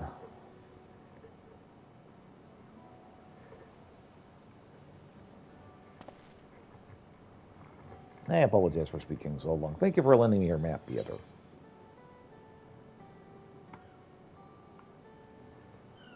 You'll bear a heavy responsibility. I am envious that you can actually go back. I do, I admit. But my village is my family. Although my path is not an easy one, I would climb even the sheerest cliff for their sake. You really would, wouldn't you? Oh, never mind that. Thank you for sharing your story with us, Oval. And thank you both for a job well done. I look forward to hiring your services again, Pietro. I look forward to being hired. Steam level increased. Shannon now considers you a great gatherer. Shunya is delighted with your efforts. He now considers you a great gatherer. And next is level 95. We're going to take the subsequent quest. You must first complete the main scenario quest, The Long Road to Haktaral. Shaktaral.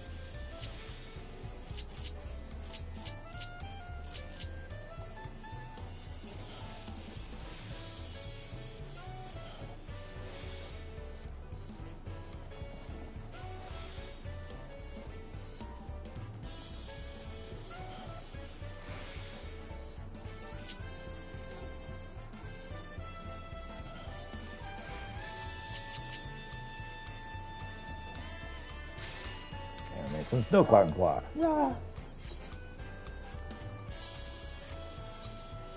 And a little bit more.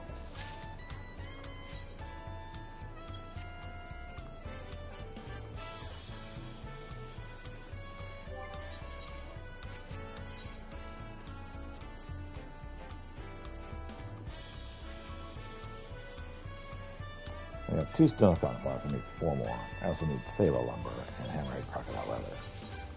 Speaking of which,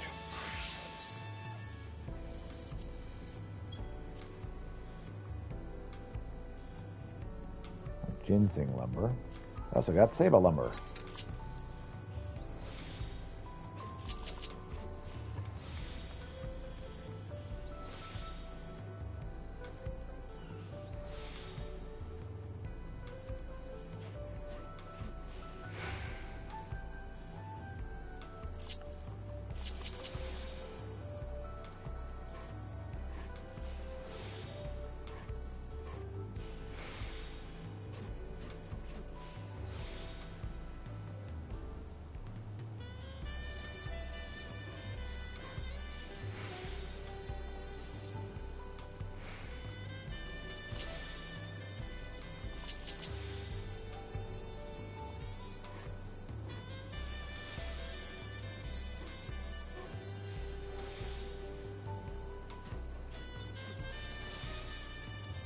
And there you have it. Sable lumber has been created.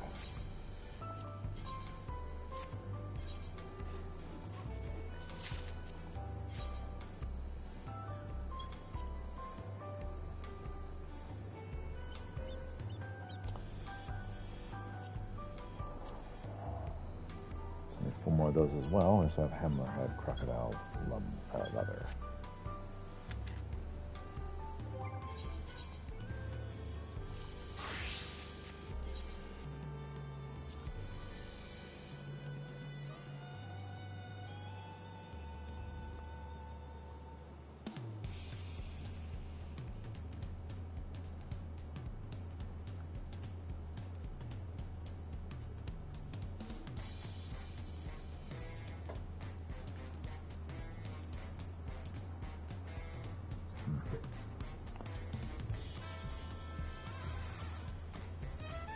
So Evelyn Alaman is another thing that I need.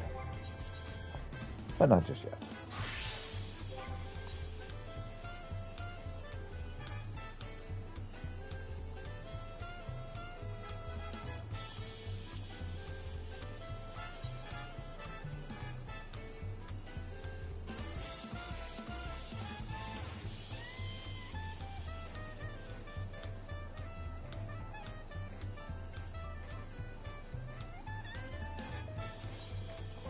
I did not attune to Earthenshire yet. To my great shame.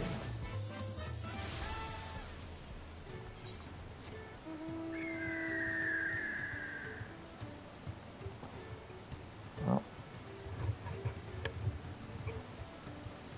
we'll get to go the long way then.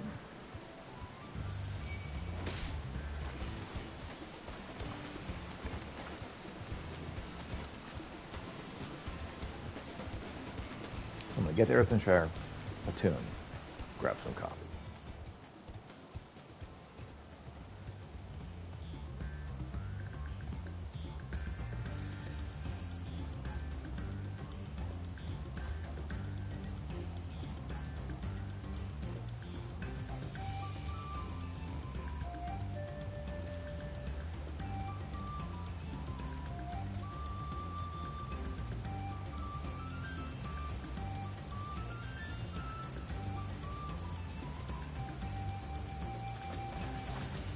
I did see Nancy Curran out of the corner of my eye. Is that the Nancy Curran? Or what?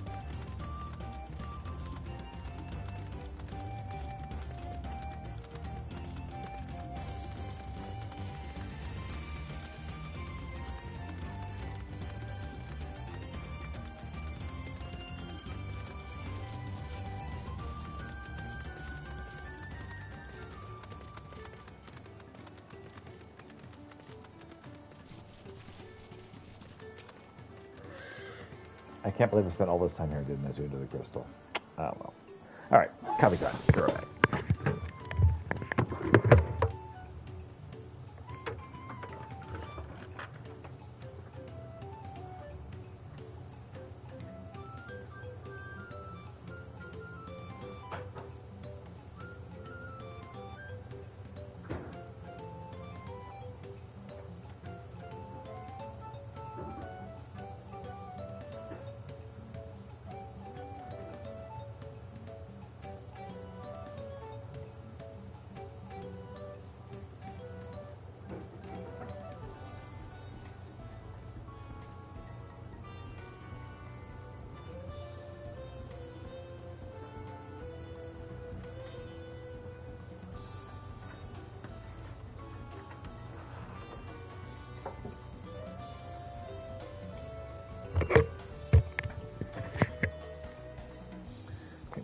before I forget, because I did forget yesterday.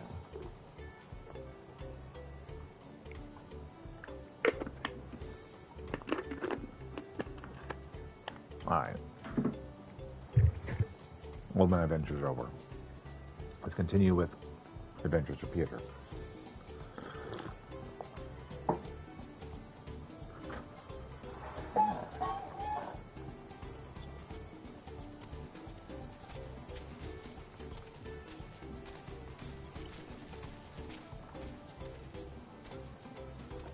Remember, the cracked cistern to the south along the cliffs. That's where the secret hidey crafters live. Take the crafty bits to the good keeper there, and you'll be richly backpaid. But only if you're fleet-footed about it. Put the crafty bits to the designated location. You have 200 seconds to complete this task.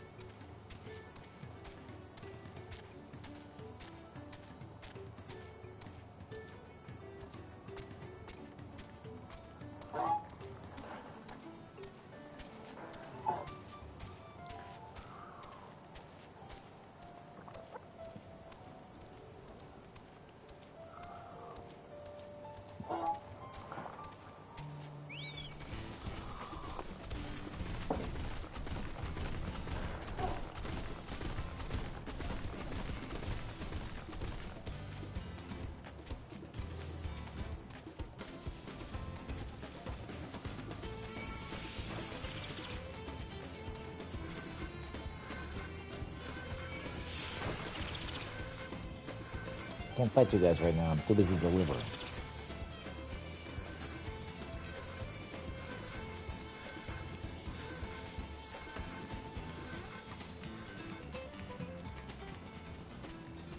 Making much better time than last time, though.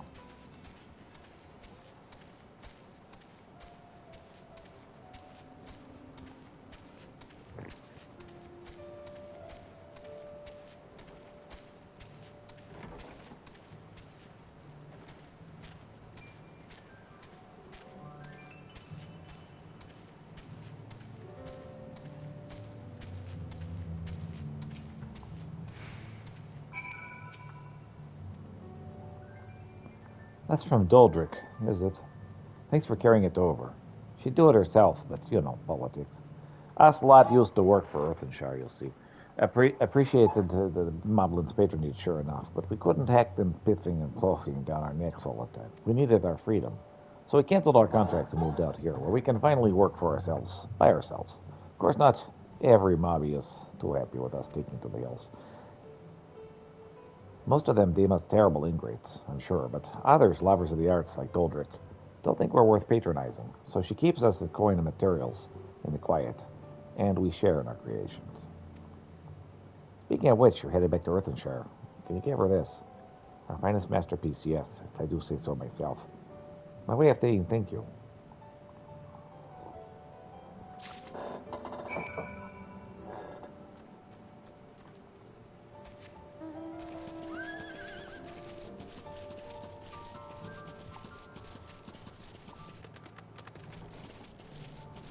All right.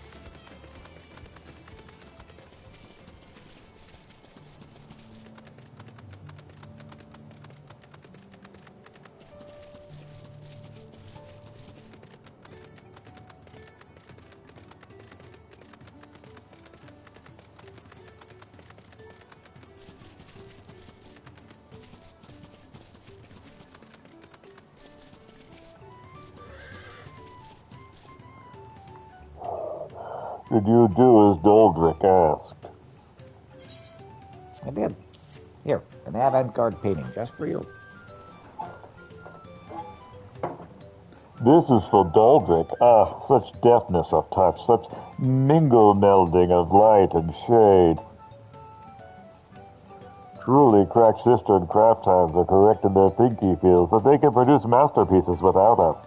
Still, it makes Doldrick damp-eyed that they thought our help hands were not but metal hands. We Moblins pride ourselves in providing the perfect craft place for the potsword. That they would fail to uphold our side of the pact is our ever shame. That we should, I mean. But Doldrick will not give up. She swore to support the finest artisans in Tyrrell, and so she shall, even if it means begging the hand-help of every adventurer to pass through Earthenshire. And in the spirit of supporting work well done, allow Doldrick to offer you her own small reward for hand-helping her.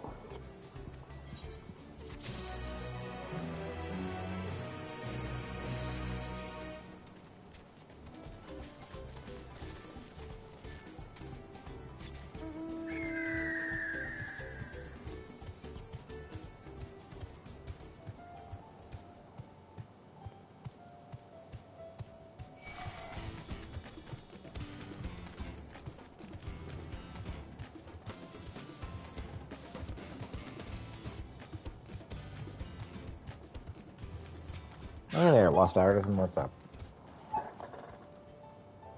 You're looking for Trinklecrafter. That's me, most likely. I'm one of the Moblin's contracted artisans, specializing in jewelry making. Van de Vocal is concerned for my safety, you see. How kind of her to send me my own personal guard. I have ever been fascinated by the unique visual language of the Yokoi, you see. I often visit this place to bask in its great imposing glory. Yet I've never once taken step past this point. The beasts that lurk within are far too dangerous to risk delving any further, but with you at my side, I can finally make a detailed study of the ruins. Of the rest of the ruins. Such is what remains in them, of course. 500 years has come and gone since the giants returned to their ancestral lands. They have not been kind to the creations they left behind. Yet some of the larger structures there remain. Still, this impressive gate, for one. They say the Yokoi tower yawns above even the tallest Shibral. But I wonder if their agriculture might have played some part in their exaggerating those tales. It's sheer sense of scale serving to inflate the giant's own. But enough speculation. Let us press on. We have much to discover.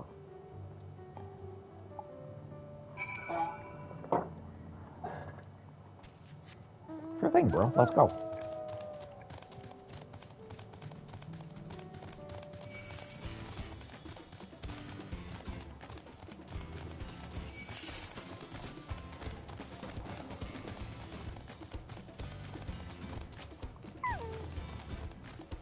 Pillars of stone overlooking the nave.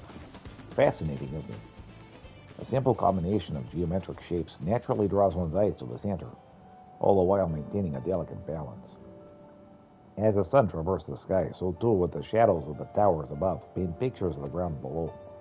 Not just any patterns, oh no, calculations. Every stone cut and placed with mathematical precision, divining the movement of the stars and the changing of the seasons. A triumph in both form and function, true artisanry. But wait, what is that over there by the cliff's edge? Quickly, with me.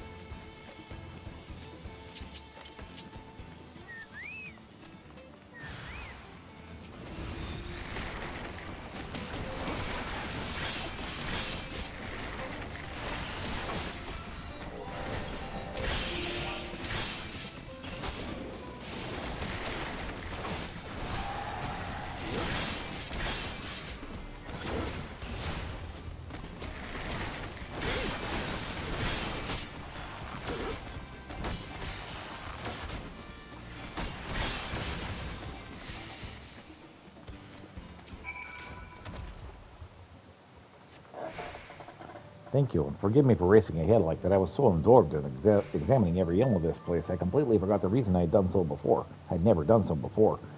But anything is worth risking one's life for. So surely this. Why, just look at the tower. What a work of art. To the untrained eye, it might appear a little more than a pile of stones, but look at how each brick is cut and positioned perfectly to align with its neighbors, and not a single drop of mortar to hold them into place. The engravings, too, surely have some religious significance. They certainly inspire reverence in me. Yes, inspiring reverence, that is the thing. Why else would the giants build their temple upon the cliff top, if not to make daily proof of their predominance over those who dwell in the plains below, those who were beneath them in every way? One cannot help but admire them, that their creations should awe and exhilarate us even now, centuries since they have been gone. Thank you, my friend. My passion for jewelry crafting has been cooling of late, but now I can positively brimming with inspiration. If the Yakoi's creations can echo through the ages, then so can mine, to Earthenshire and eternity.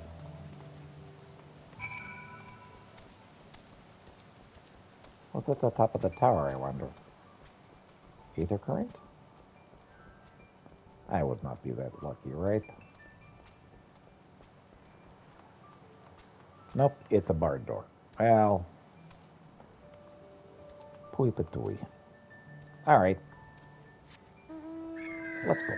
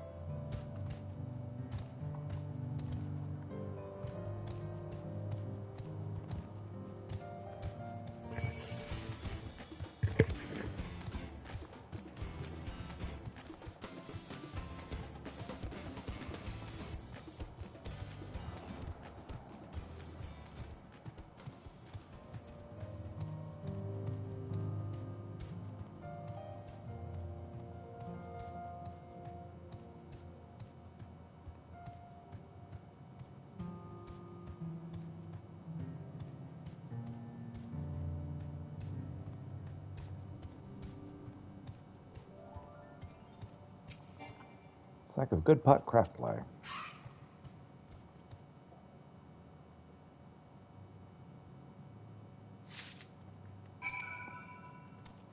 And an ether current. Make sure we grab that.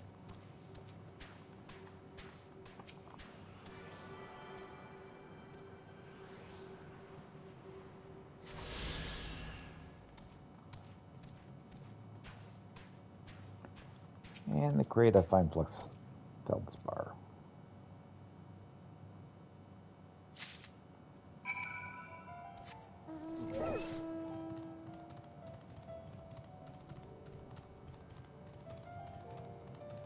Very tempted to go do that fate.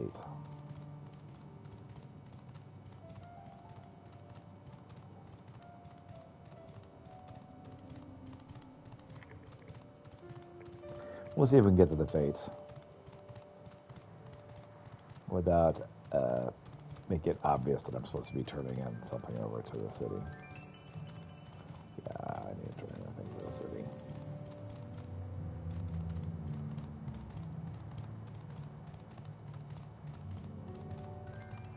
Then we'll go do the fate.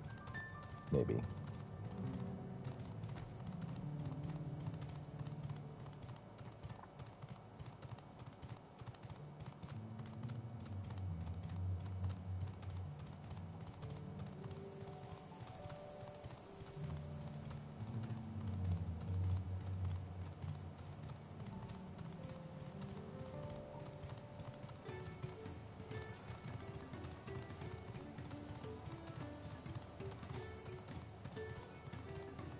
The humorously oversized pots we're dealing with here.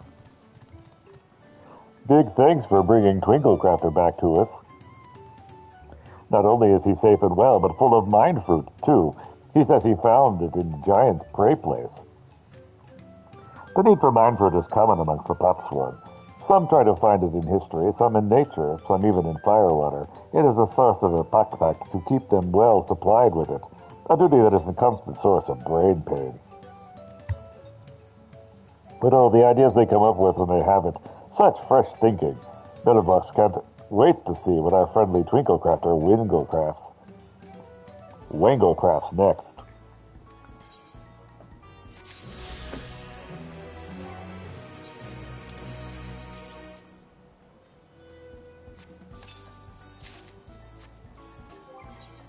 Can't wear that yet. All right.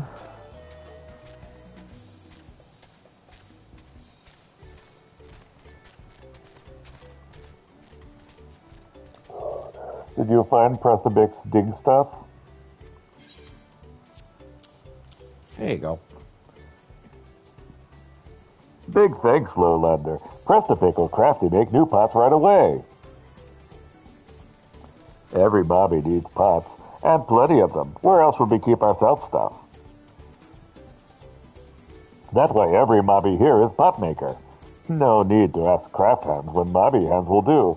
By the time for lip flacking is over, the time for pot making has begun.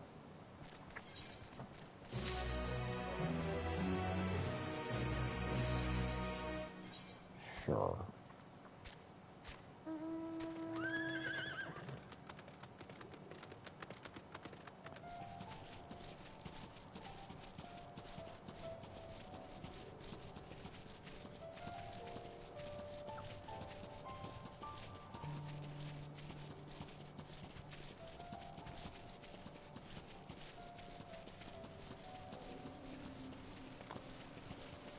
Fate is drawing me over there.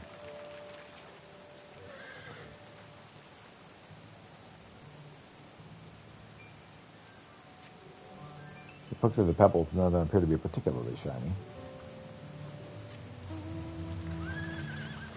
I'm gonna head over there and just get what we can done.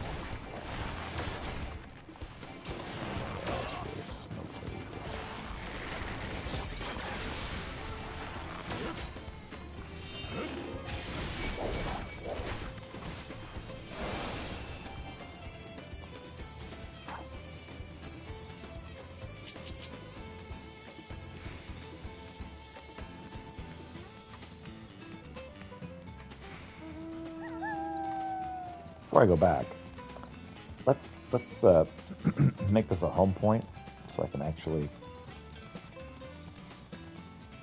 not be constantly spending money on this. Also, I need to get my thing up already.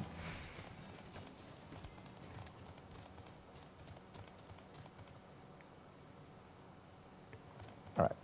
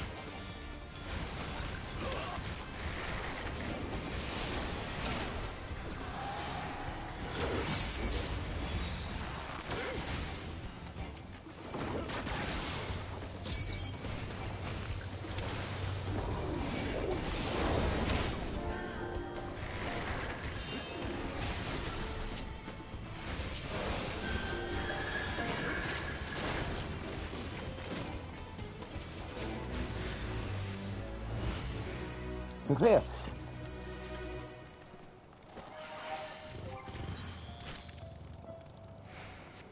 All right.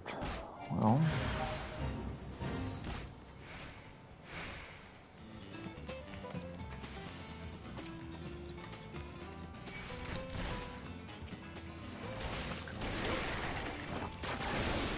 I'm not intending to make this better, but I guess I'll have to.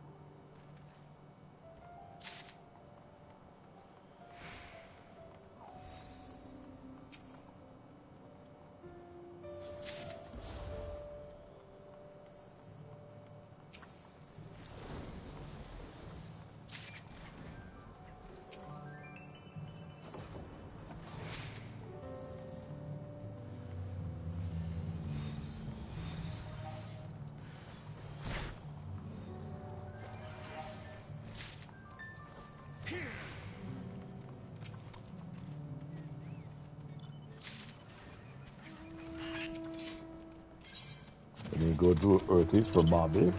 Thank you, possibly to fill joy smiles when they see these Earth gifts.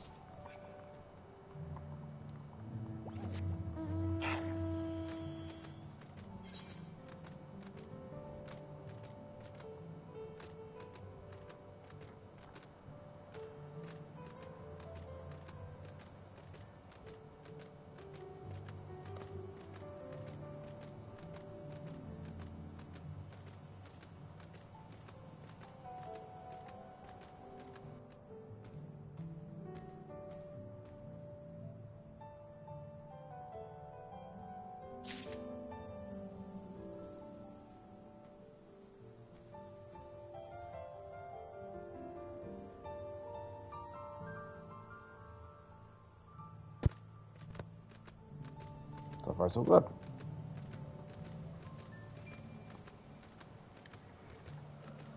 Cat gets so annoyed with me, but I keep talking. Sorry, Kitty, I'm streaming. Kind of how it works, buddy.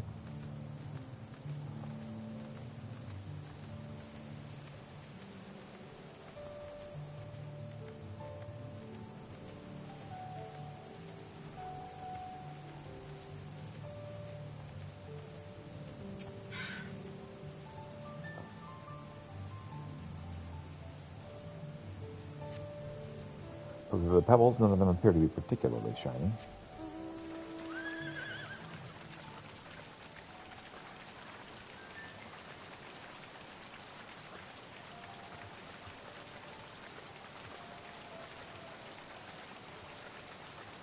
Looking to the river for sparkly stones.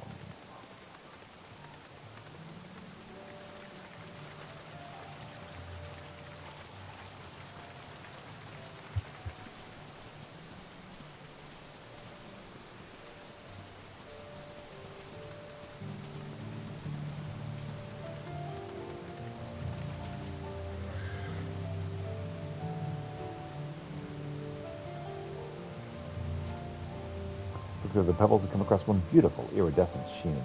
Could this be the sparkle stone that FFXIV told you about?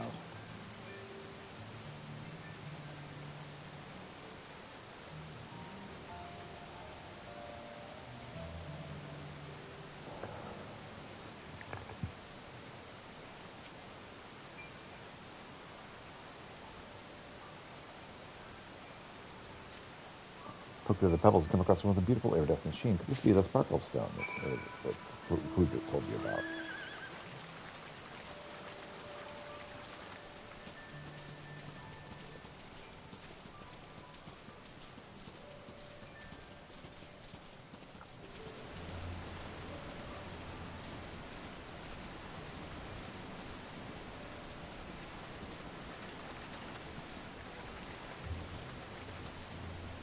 Widowmakers are some impressive anteaters.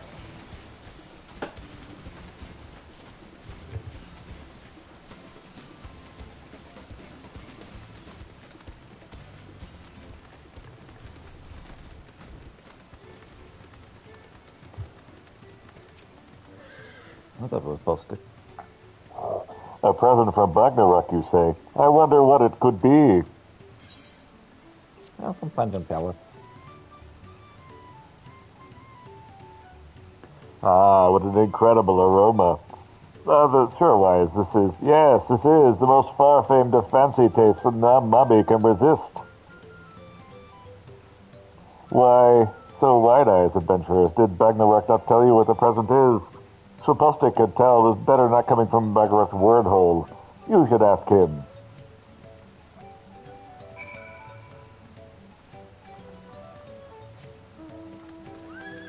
Okay, but if I find out that very disturbing things came from word holes, I'm going to be annoyed.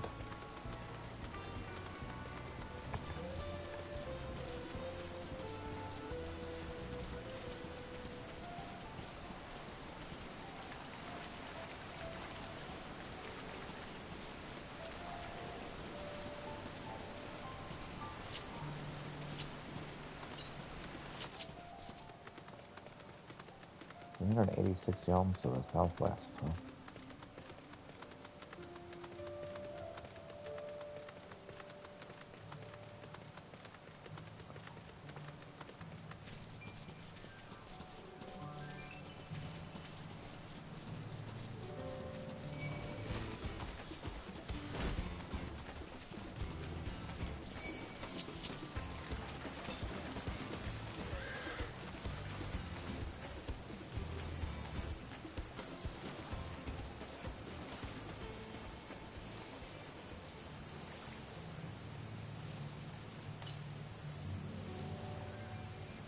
And 34 yalms to the south.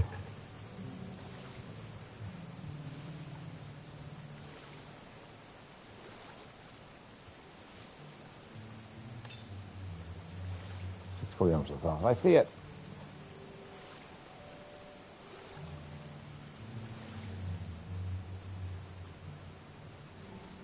Give unto me your ether currents.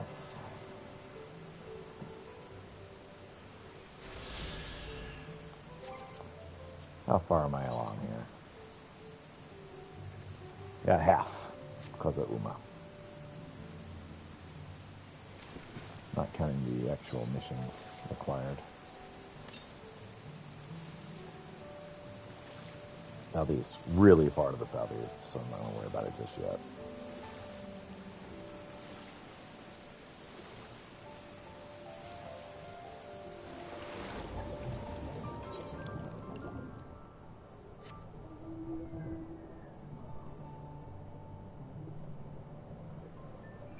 Anything sparkling under here? No? Okay.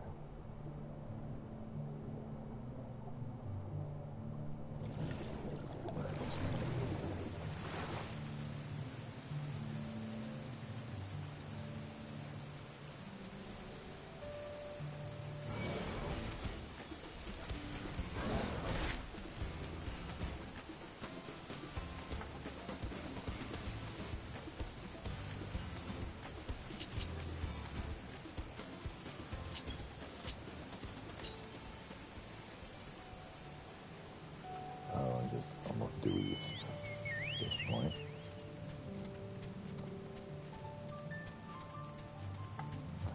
There's our exit.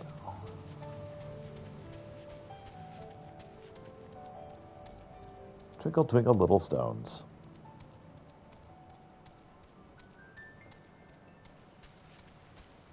Oh. Now I wonder whether you're scones.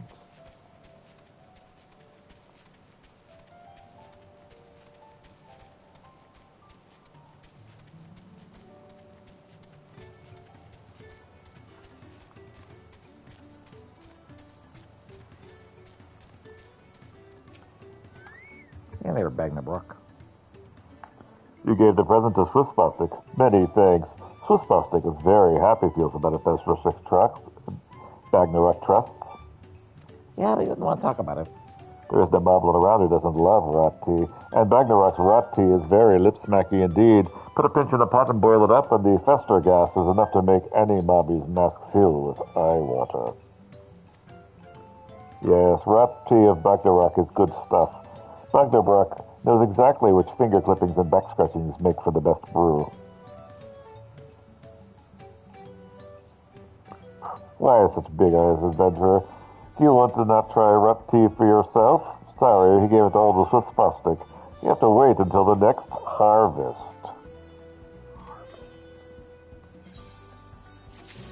I'm good. Thanks.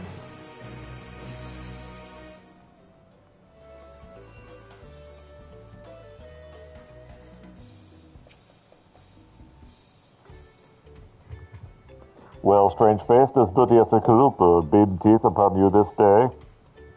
They have two really nice stones. Very nice sparkly stones.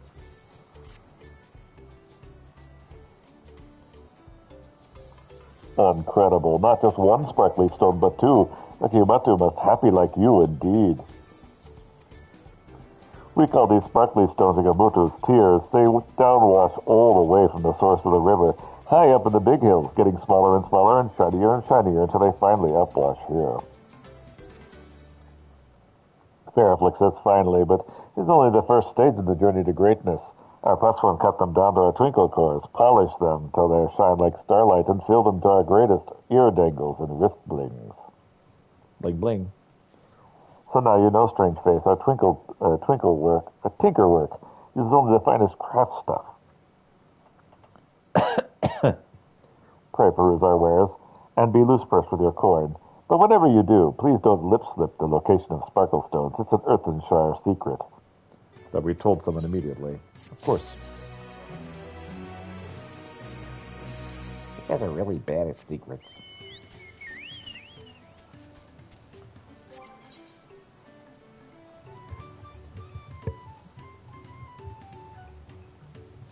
Down to 6. All right.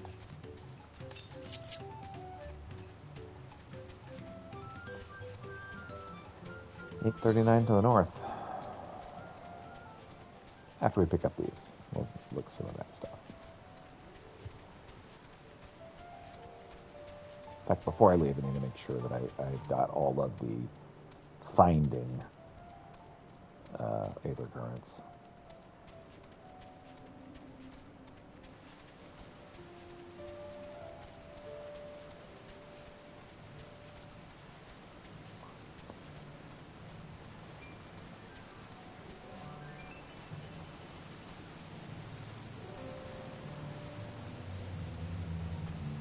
Hey there, Fisher.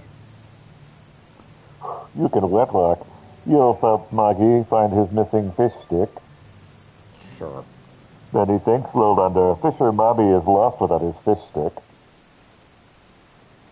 No fish means no happy turn with no jingly shine. If you could do Fisher Mobby his favor, you'll be back paid for it. He swears. All right. Let's find your rod.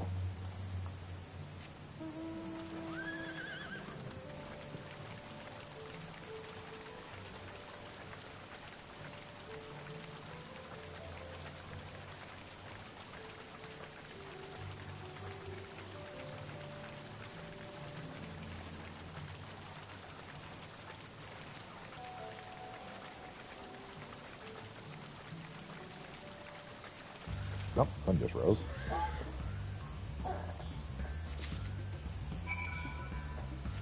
On the fish stick, but first, into the water we go. Drown the dog. That's important.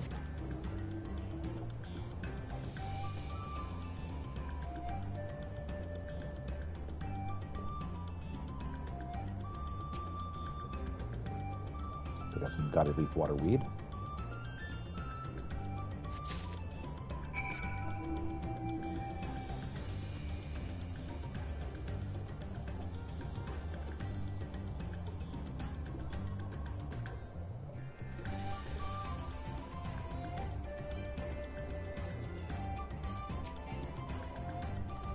Puxy leaf water weed.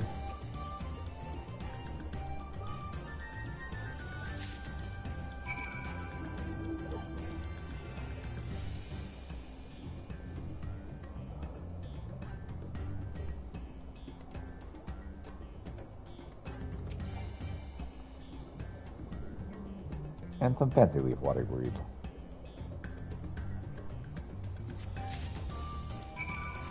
Got plenty of weed to bring to the moblins now.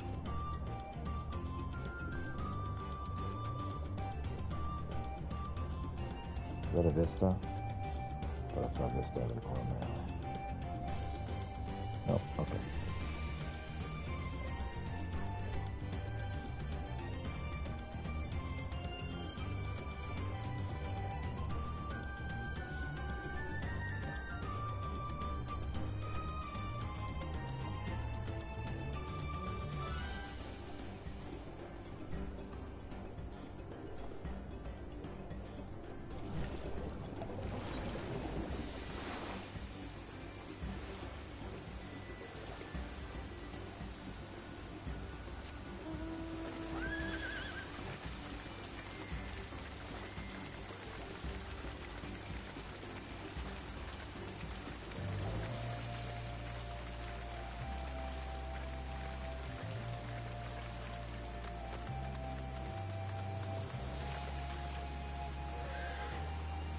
Is that? Your fish stick? Yep. Thankfully not frozen. Oh, happy fields it is. Thank you so much. Now the fisher Mobby can get back to fishing. That's good. And just in time, there's lots of lovely juicy fish sneaky hiding in these waters. Fisher Mobby pulled up some splendid specimens before his fish stick went splish-splash. Stoastic took our catch back to Earthenshire to trade for Jingly Shine. Tell Stoastic Lowlander helped Mobby friend, and she will surely share her Jingly Shine with you. That's good.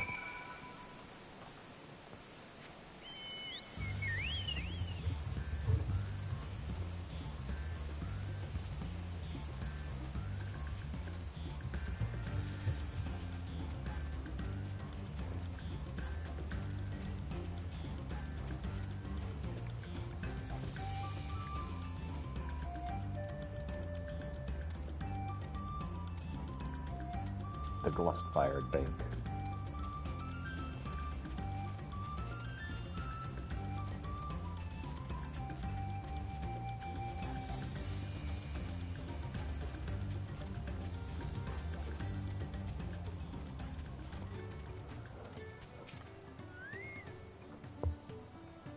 You found the fish stick? Ah, Stoastic can't thank you enough. Gut moblins like us tend to stay away from the water. The thought of deep dunking is scary at the best of times, but deep dunking around those wrecks, the shoals of no return we call it, especially knock-knees. It's full of spiky stones and booty bits. Many of the adventurers who hear whisper words of City of Gold and sail up rivers in search of it. No Mobby knows where the adventurers go, into the river perhaps, or the bellies of beasts, but their boats all end up at the same place, smashed on the spiky stones. That is why the Shoals of No Return is such a splendid fish spot. All the broken boat bits not only slid on the river run, but provide lots of hidey holes for fish to hide in. Just goes to show, every gloom cloud has a glimmer lining. Great.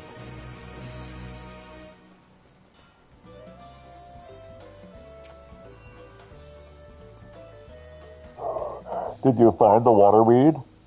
There's your waterweed. Don't smoke it all in one place. Wonder deeds. They're even more beautiful up close than they are in the water. Temperature will show them to their Putsworn friend right away. They're sure to give it plenty of mind fruit. She is an expert at reproducing nature, not only from pretty looks, but in funny traits too. The waterweed is a very special funny trait. It changes color depending on the warmth of the water in which it grows, its exposure to light, or even over the long years. If she can craft dangly jewels that do the same, then surely sell for a buttload of jingly shine. Sure can.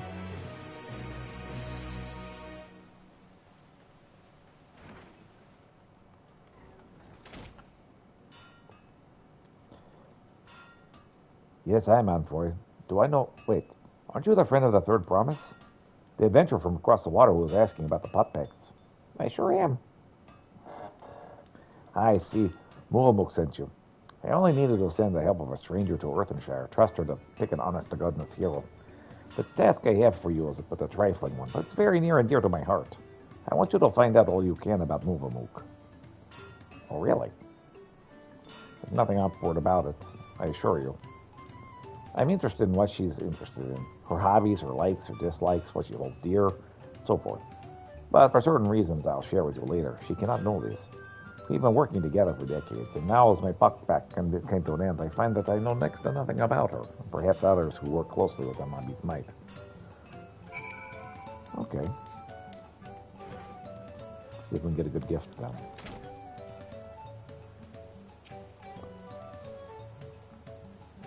Movamuk and Dawntrail. Yes, I know the pair well. She's famously very protective of him, sometimes even rejecting his patron's orders outright. It's not like she thinks him unequal to the tasks, you understand. Quite the opposite. In fact, she knows how exacting his standards are, and how discontented he would be if his work failed to meet them. Anytime a patron attempts to have him lower his standards, or design something differently or how he judges best, Movamuk will always leap to his defense. As for what she enjoys, well, her delight is Anfoy's creations, as not told at all in the years I've known her. All the years they've worked together. I should think she likes nothing more.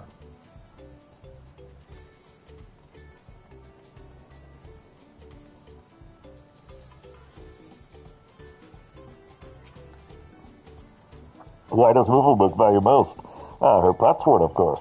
Any mobby who says otherwise is a fib speaker. She keeps the treasure he gave her heartside at all times, or so she lip-speaks to Tarnatuk. Tarnatuk. She hasn't flimsy thought about this treasure might be, but otherwise, whatever it is, it's sure proof of the friend bond between them.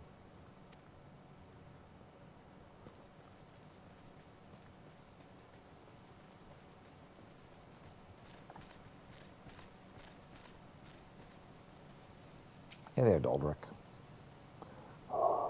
Uplander wants to know what brain tickles Movamuk. It's an easy task. Movamuk never lip-flaps about anything other than her potsword Anfoy. She says she's just as good as any tricky crafter as any crafty tricker. Always playing crafty tricks. One day, Anfoy knows little arrows around the village, showing Potsworn how to leave Earthenshire without Helpy Hands eye-catching them. Many laugh-loaded pot friends follow arrows and leave for secret hiding place in the woods. Nubbies are Friday feels over disappearing Potsworn. Potsworn come back on glitter teeth, but Helpy Hands are steamers. All except for Movamuk. She goes around the village saying guilt words to everybody for Anfoy's sneaky trick. Deep heart, though, is clear she has nothing but happy feels to have him back. All right.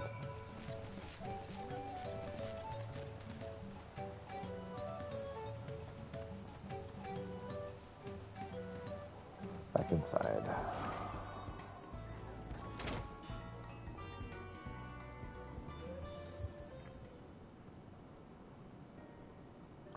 Well, she really likes your stuff. Ah, you're back. So how did you find out? What did you find out? It turns out that she really likes your stuff. More than anything else, really. She really thinks that much of me. They say that moblin hap-hands love nothing more than helping their charges, and it seems it's true. So it wouldn't hurt her to show it a little more often. But that's not the only thing you learned, and I thank you for it. You've given me exactly what I need. So I suppose it is about time I tell you what I need it for. The truth is,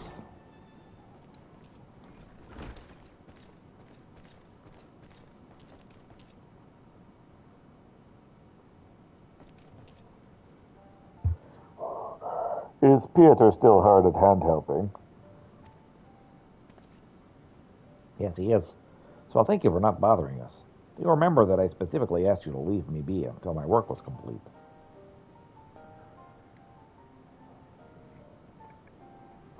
Always such angry words. Movamuk means no bother, just needs to do daily mob duty, sharpening tools until they sparkly shine.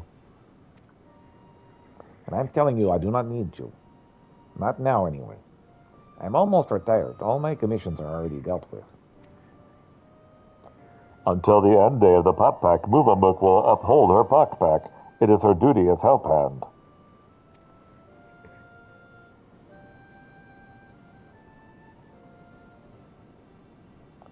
Why do you always have to be so? I'm sorry, Movamuk. I'm going to have to put my foot down. I expressly forbid you from touching my tools until my work with Pieter is finished.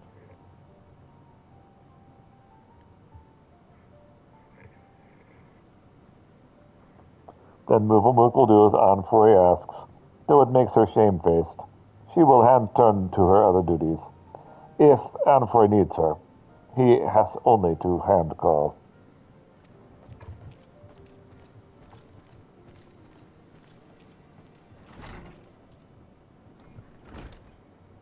I wish I didn't have to do that, but I'll be needing every one of my tools if I'm to achieve my aim. That aim being to make a farewell present for Mook. In all the years I've been working here, she's been my guardian angel, answering my every prayer, before it even makes it to my lips. Even as these recent times when my hand helps have grown too far from the number of pots worn, her service has not lapsed in ill. Now that my service is coming to an end, I wanted to do something just for her, to thank her for everything she's done for me. Yet, despite her knowing me better than I do myself, I discovered I don't really know anything about her at all. I tried to speak with her to learn what she really makes her tick, but she always brushed me off, said it was her only wish to be humble help hand to see if my wish is realized. And that got me thinking. Perhaps she and the other Moblins might be more willing to open up if somebody wasn't bound by the prospect. Someone like you, and by all the gods the plan worked. I have an idea of their present now. All that remains is to craft it, but without Mook's help, it might be a little more difficult than usual. If you'll be willing to play help hand a little while longer, I'll make it worth your while.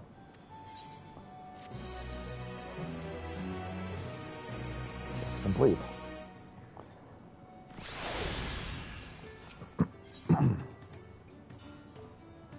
Okay, we're going to click on this, then we're going to stop for lunch. So regarding ideas for my present for Mook, the particular item of information that caught my ear was the nugget of Tornatox. He said that she treasures the treasure that I once gave her, right? I would most surely love something similar. Alas, I can't remember ever actually giving her a gimmick as such. Must have been really early in my career. You'll speak with Tornatik again. I know he said he had no idea what this treasure was, but any idea, any details he might have gleaned, its size, its shape, the occasion I gave it to her, might just be enough to jog my memory. All right. Well, we will stop here for lunch, and I'll be back in about 30 minutes or so. So thank you so much for watching. If I don't see you again, I hope you have a wonderful day.